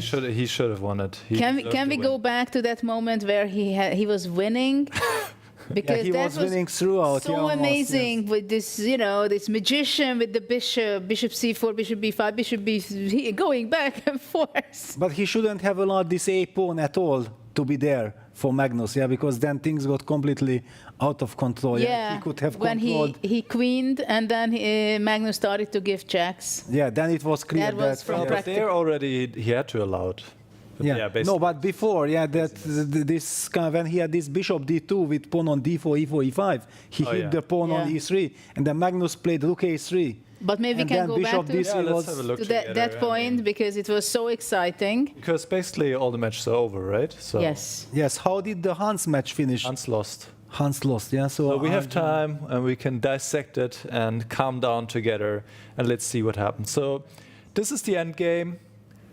Sindarov is better, winning maybe even here because he has a lot of pawns and good pieces. d4 was a good move. He played knight d4, which we criticized because especially the knight is so tricky when your opponent is low on time, and Magnus was already down to 5 seconds here in this position. Now Magnus first defended quite well. He could have even pushed with b5, but he played rook c1, and there were some misses here, king f1, and here was a mistake to play rook b1 to go away from the c file. h4, difficult to suddenly play on this side of the board, but it does make some sense. Bishop c3 was great. Yeah, and now basically we had the feeling that it should be winning for black after bishop c3. Because you just push the pawns, and what is white even doing, basically? e3, d4, push, bishop f7, bishop d2, rook b3, bishop, so h4. Yeah, bishop d3 was a nice touch here. But h4 was also fine. I mean, there's nothing white can do. I mean, white is just sitting. But I think he was afraid of bishop d3, rook takes d3, and some opposite colored bishop positions, yeah? Yes. So bishop g6, bishop c4, just pushing the rook away from defending the pawn, rook a1, and now also d takes e3 is honestly just absolutely crushing. But he didn't want to triple pawns, which I understand. He took with the bishop, also winning, but gets a bit trickier because now you're blocking the pawns with the bishop, and suddenly Magnus is getting some play with the pawn, b5. Now the computer is saying to push this pawn, but this is of course not trivial. Bishop takes b5, bishop takes e4, so it has gotten a bit more difficult here. Now bishop c6 should be played, also not an easy decision to make. d3 is a mistake, because now white has this counterplay of the a-pawn. The position is equal again, but not for long. Bishop d4, rook a2 was an unfortunate square for the rook. The rook should go to a3 or to c1. Both moves should be equal, or even rook b1. I mean, any other move apparently than rook a2, because rook a2 runs into bishop c3 and bishop c4, which Sindarov found with seconds on the clock. And now Magnus was actually up again to like 18 seconds. Can you guys believe it? Wow. He made the move so fast, he gained so much time, but here he went down on time and he gave the rook, because otherwise just bishop b3 is coming in d2. So a6, bishop takes a3, a7, white will queen, but black queens as well. But luckily for Magnus, black doesn't queen with check, and white has some checks. Queen d8, here the king should go in this direction, also not easy. Queen e7, king b5, queen e8, king a5. Okay, now queen c6 is absolutely impossible move to play. The best move here. So Magnus played queen a8, king b6, queen a6, and now king c5. This was an immediate draw with queen c6, king d4, queen e4. Immediate perpetual. But Magnus did not find it and played queen a7. Well, he was already very happy that he found that queen a7 is also good. That's what he thought. He thought, yeah, but king c4 actually still wins for black at this point. Wow. However, yeah, I mean, it's not obvious by any means. And Sindarov played a human move, king d6, but now after queen b6, he will just lose both bishops, basically. King d7 and the key point, bishop c6. And if you move to e6, then there's bishop f3. And maybe he should have still tried this, but this would also result in a draw somehow. Okay, it should also be a draw somehow. Instead, well, he tried king e7, but now black just picks up both bishops, and then it was easy to hold this position. And Well, I think he just thought that bishop f3 and losing his queen. Exactly. Yes. Yeah, because if he would have seen that I can torture my opponent after what kind of draw, yeah? I'm 2 pawns up. What a game. Yeah, what a game. Incredible game. And now let's see what Magnus has to say after his victory, because we caught him on camera. I've never seen you with 145 pulse measurement before. How did that endgame actually feel? Yeah, I don't know. It was, what can I say? It was complete another meltdown by both players, and yeah, it was, I don't know what to say. It was just sport, I suppose. A win is a win, right? Yeah, for sure. I think when I lose the second game today as Wyatt, I cannot I cannot be unhappy with any win. So yeah, here we are. I guess I outlasted him more than anything else, but it feels good to be in the final. Once again, in a final, congratulations and good luck tomorrow, Magnus. Thank you.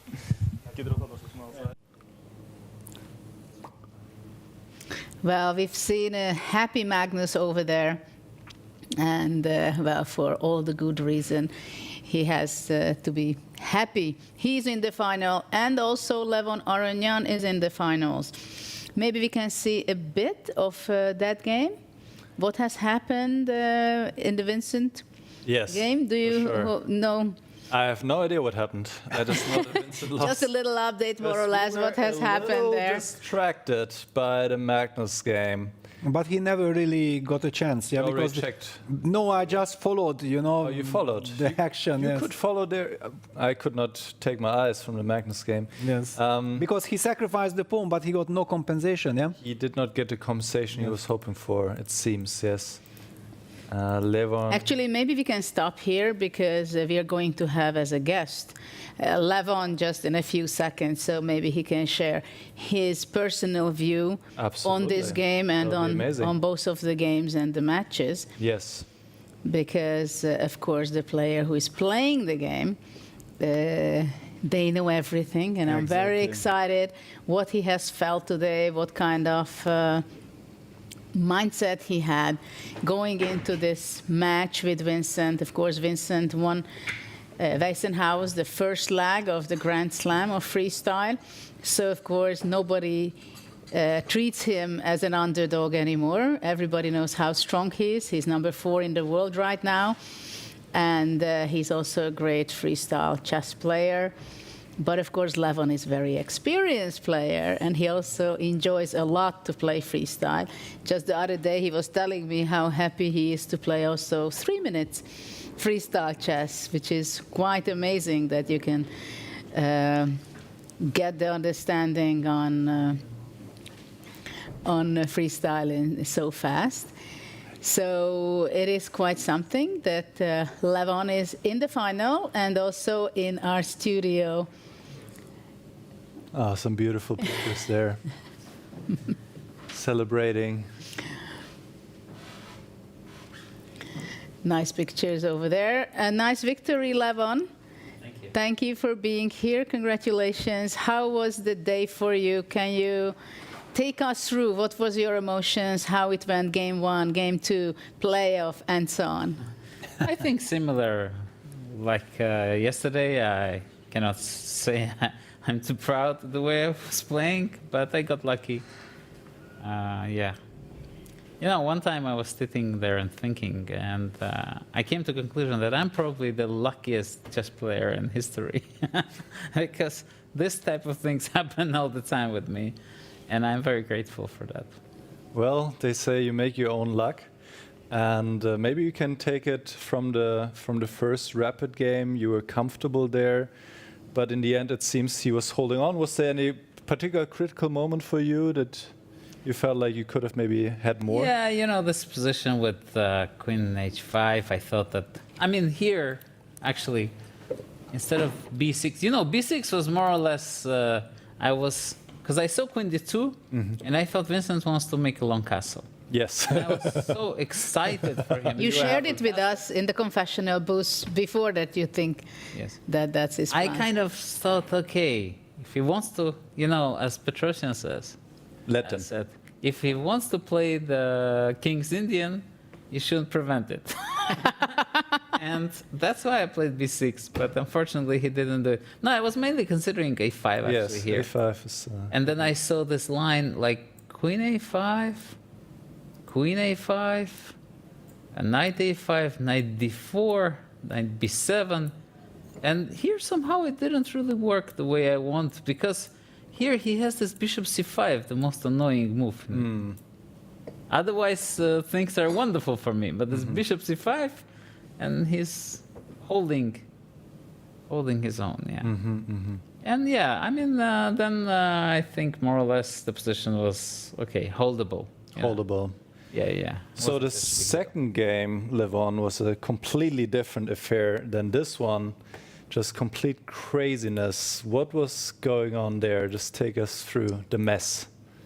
The usual. I was thinking I'm mating. I was thinking, oh, wow, castle, bishop g5, everything, I'm going to mate. And yeah, and here, maybe bishop f2 is not the move. Yeah, bishop f2 is maybe a step in the wrong direction. Yeah. No, I saw that I can just play like knight f3, knight h4, knight d3, knight f2, very comfortable position, slightly better for white. But I was looking for blood. I was telling myself, bishop f2, bishop h5 is never going to work. I mean, I didn't believe in it. And then what happened? Then when it happened, I was, okay, this is... Yeah, because my initial thought was rook f3 is very good. But yeah, I blundered this bishop h4, and what's the big deal? No big deal. Yeah. g3, bishop g5? No. Yeah, so this was more or less a blunder. And here, yeah. Yeah, I saw that maybe knight cd3 is a better move, but you know, I was already running down on time. I wanted some clarity. I want to bring my knight into the game. At least knight on g3, I will always have some tricks, yeah? Were you surprised by b5? b5 was insane. Because I saw that bishop f7, I thought I'm mating. I didn't see queen e8. Because I thought this is just mate. You did. What's your feeling? I mean, you're the mating person. This is mate, no? Knight g5? What's going on here? This looks like mate indeed. Well, with black, I always wanted to go queen e8 and bishop h7. Yeah, she had this... yeah, queen e8 was a very good move. Yeah, queen but E8. instead of b5, yeah, queen e8, bishop h7, and I couldn't create any counterplay with white. Yes. Yeah, and here... So with b5, after that, you had some smile on your face again. Yes. No, I actually got excited. I thought I'm winning. No, I missed queen e8. And here I kind of was Well, thinking, there was this crazy move, knight e4 here. But I saw it, actually. Okay, yeah. But it's just too long, too much to calculate. Yeah. Also, queen d1 is... Queen d1, h5. Yes. Queen h6, rook h6, somehow. Yes, it holds, huh? I couldn't make it work. Yeah, and if it holds, it's a rook. Yes, it's a rook. It's a rook. Yeah. No, I was thinking some knight f3, but okay, this knight f3 doesn't feel like I'm doing much with this knight on g5, yeah? Right. It's just too long, I felt. So in the end, he defended and Vincent defended. He was even better or winning at some point. Yes. He was winning here, and I thought, yeah, I mean, yeah, I was already not very happy. Right. Yeah, I thought with this knight g3 there should be a way to finish it off. I think what he did here was more or less correct, but there has to be a way to finish it. Never clear-cut way. But I think when he played queen e6, then in the end, to maybe further down, further... Yeah, after queen b3, just king h7, I think, and... Yeah, probably. Like, should be able to win. Yeah, but yeah, I'm just jumping around still, yeah. I have my knights. Not that easy. So then, this was a draw. No, but let's show this beautiful final knight takes h6, because that was incredible. We didn't show it yet, actually. Exactly. So, great resource that Levon found here was in the end knight g4 and knight takes h6 and a perpetual, because the king has to defend either the rook or the knight and just has to go back and forth. Yeah, I actually thought that here what Vincent wants to do is to give this queen b1, queen b8 check. But I'm so active here already. I was already not that worried. I thought, you know, let's say king h1 or knight e5.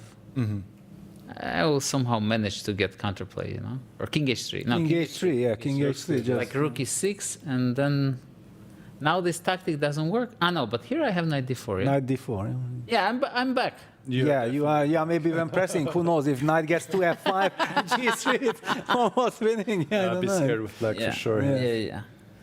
All right, so we get to the blitz tiebreaks.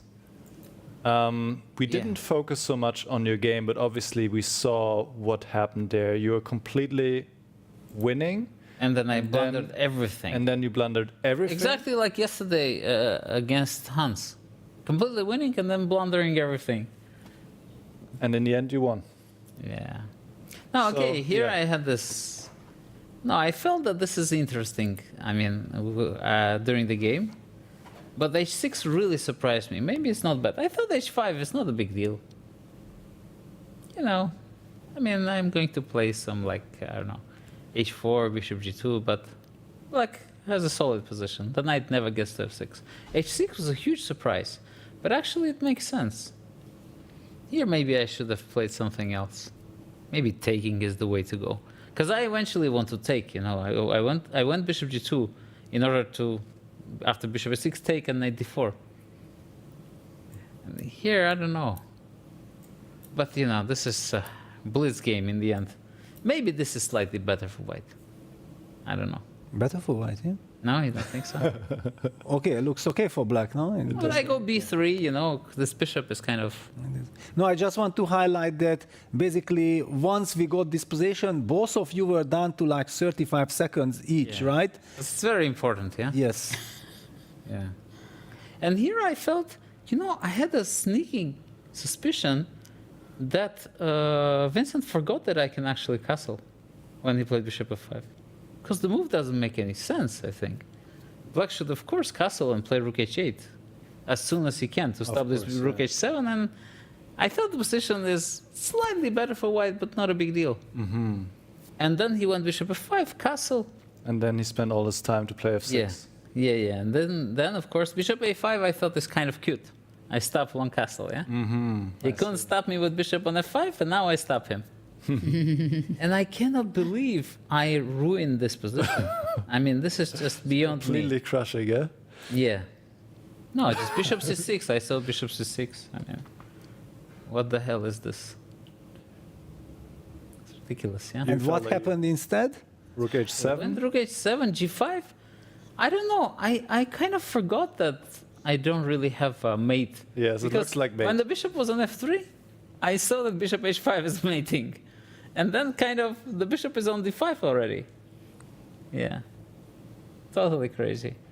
Now the madness happened. Of course, anybody with some class in blitz like Magnus will never play games like this. This is what is the problem. And this you haven't seen his game against Sindarov, then you would actually calm yourself that it can also happen to him. Yes, absolutely. And the second game against Vincent, now if you won this one, he sacrificed a pawn early on and looked like you were in control, basically. Yeah, I think more or less. It was an interesting strategical game, I felt. I actually thought this a4 was brilliant by him. I was very impressed. Yeah. But you know, it also happened in Hans's game against Arjun, so it was a thematic match. Yes. No, I felt that this compensation is very good. I was not sure about h4. I thought h4 makes no sense. I was actually a bit worried here. I thought he would do like some, you know, bishop d3, b4, knight b3. I like this. Some push some Pushkin. Quick Pushkin. On this side. Yes. Because I felt h4 only helps me. I want to activate my rook, yeah? Yeah. And then when this knight d1 was also kind of interesting, but I felt Yeah, I felt before is wrong. Yeah, I felt before. I think Levon will have to go soon. Yes, we can't keep you off for such a long time. And, well... Yeah, there are more people who want to talk to Levon. I understand. The position is so interesting that we get carried away. I understand. Well, congratulations, Levon. Magnus is awaiting in the final. It will be an epic matchup, and we wish you good luck for tomorrow. Just one last thing. Tell us. Last luck. Yeah. How are you preparing for your final against Magnus? I think, you know, whatever I'm doing, I'm getting lucky. So something I should repeat, getting lucky. Good luck for you in the finals. Thanks very much for visiting. Some shaman is working, yeah? In the background, yes. Yeah, good luck, Levon, yes. Good luck. So let's see the brackets. How today's day finished, who qualified. And let's see there, Sindarov made an incredible fight back in the rapid game. Also, he was so close in the playoff, so he was not able to bounce back, and Magnus Carlsen won the match 2.5, 1.5, so he's in the final with that match. Levon won both of his games in the playoffs. We just heard his comments. And he won 3-1 against Vincent. Huge roller coaster rides for both players. And here we see the lower brackets where Eric Gaisi won 3-1 against Niemann, and Barham made his first draw, but not exactly the good time when he wanted, because he lost his match against Fabiano. And tomorrow we are going to see another fantastic day. It's going to be the final day of the Grand Slam of the whole tour, and we are very much looking forward, because we are going to see an epic, exciting match between Levon and Magnus, who is going to take the trophy this time. Both of the players won already, so they are going to be fighting it out for sure. Thanks very much, Peter, Nicholas. It was a great joy. I hope everybody enjoyed it, and our audience. And see you tomorrow, same place, same time. Staying focused, don't sidetrack. Always when I don't come last. I never go less than 100%. I'll just keep waiting while you're catching your breath. I'm only living if it's close to the edge. So come and dive into the deep end, 'cause the best is yet to come. I'm like a song you can't get out of your head. You press rewind when you get close to the end. Each time you leave, I know you'll come back again. So come and dive into the deep end.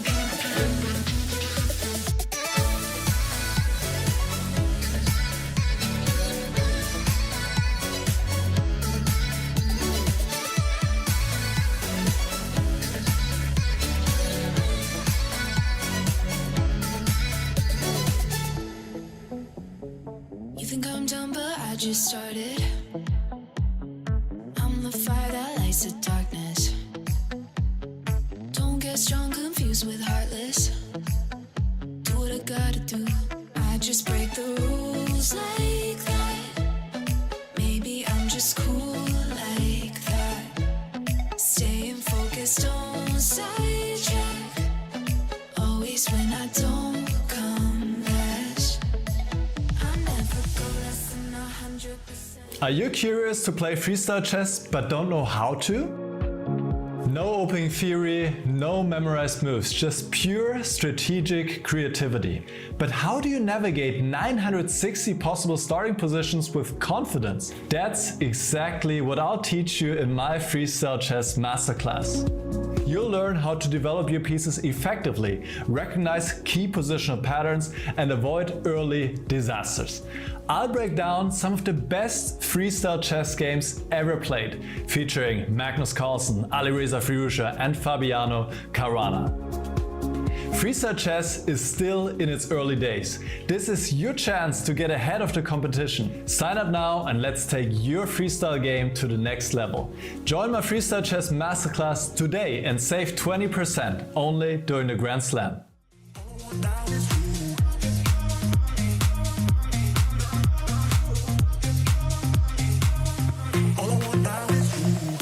Every day think about you, every night in the room.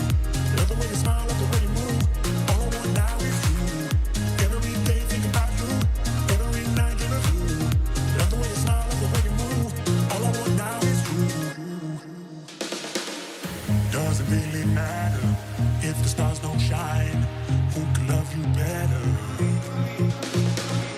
Doesn't really matter if the stars don't shine. Who can love you better?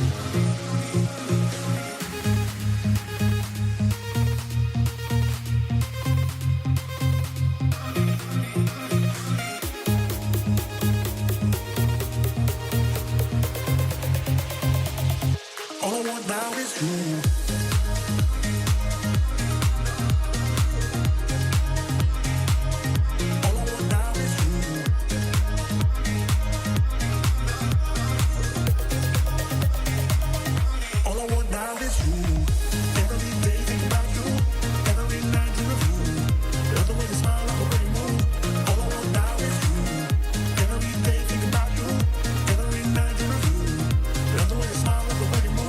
All I want now is you.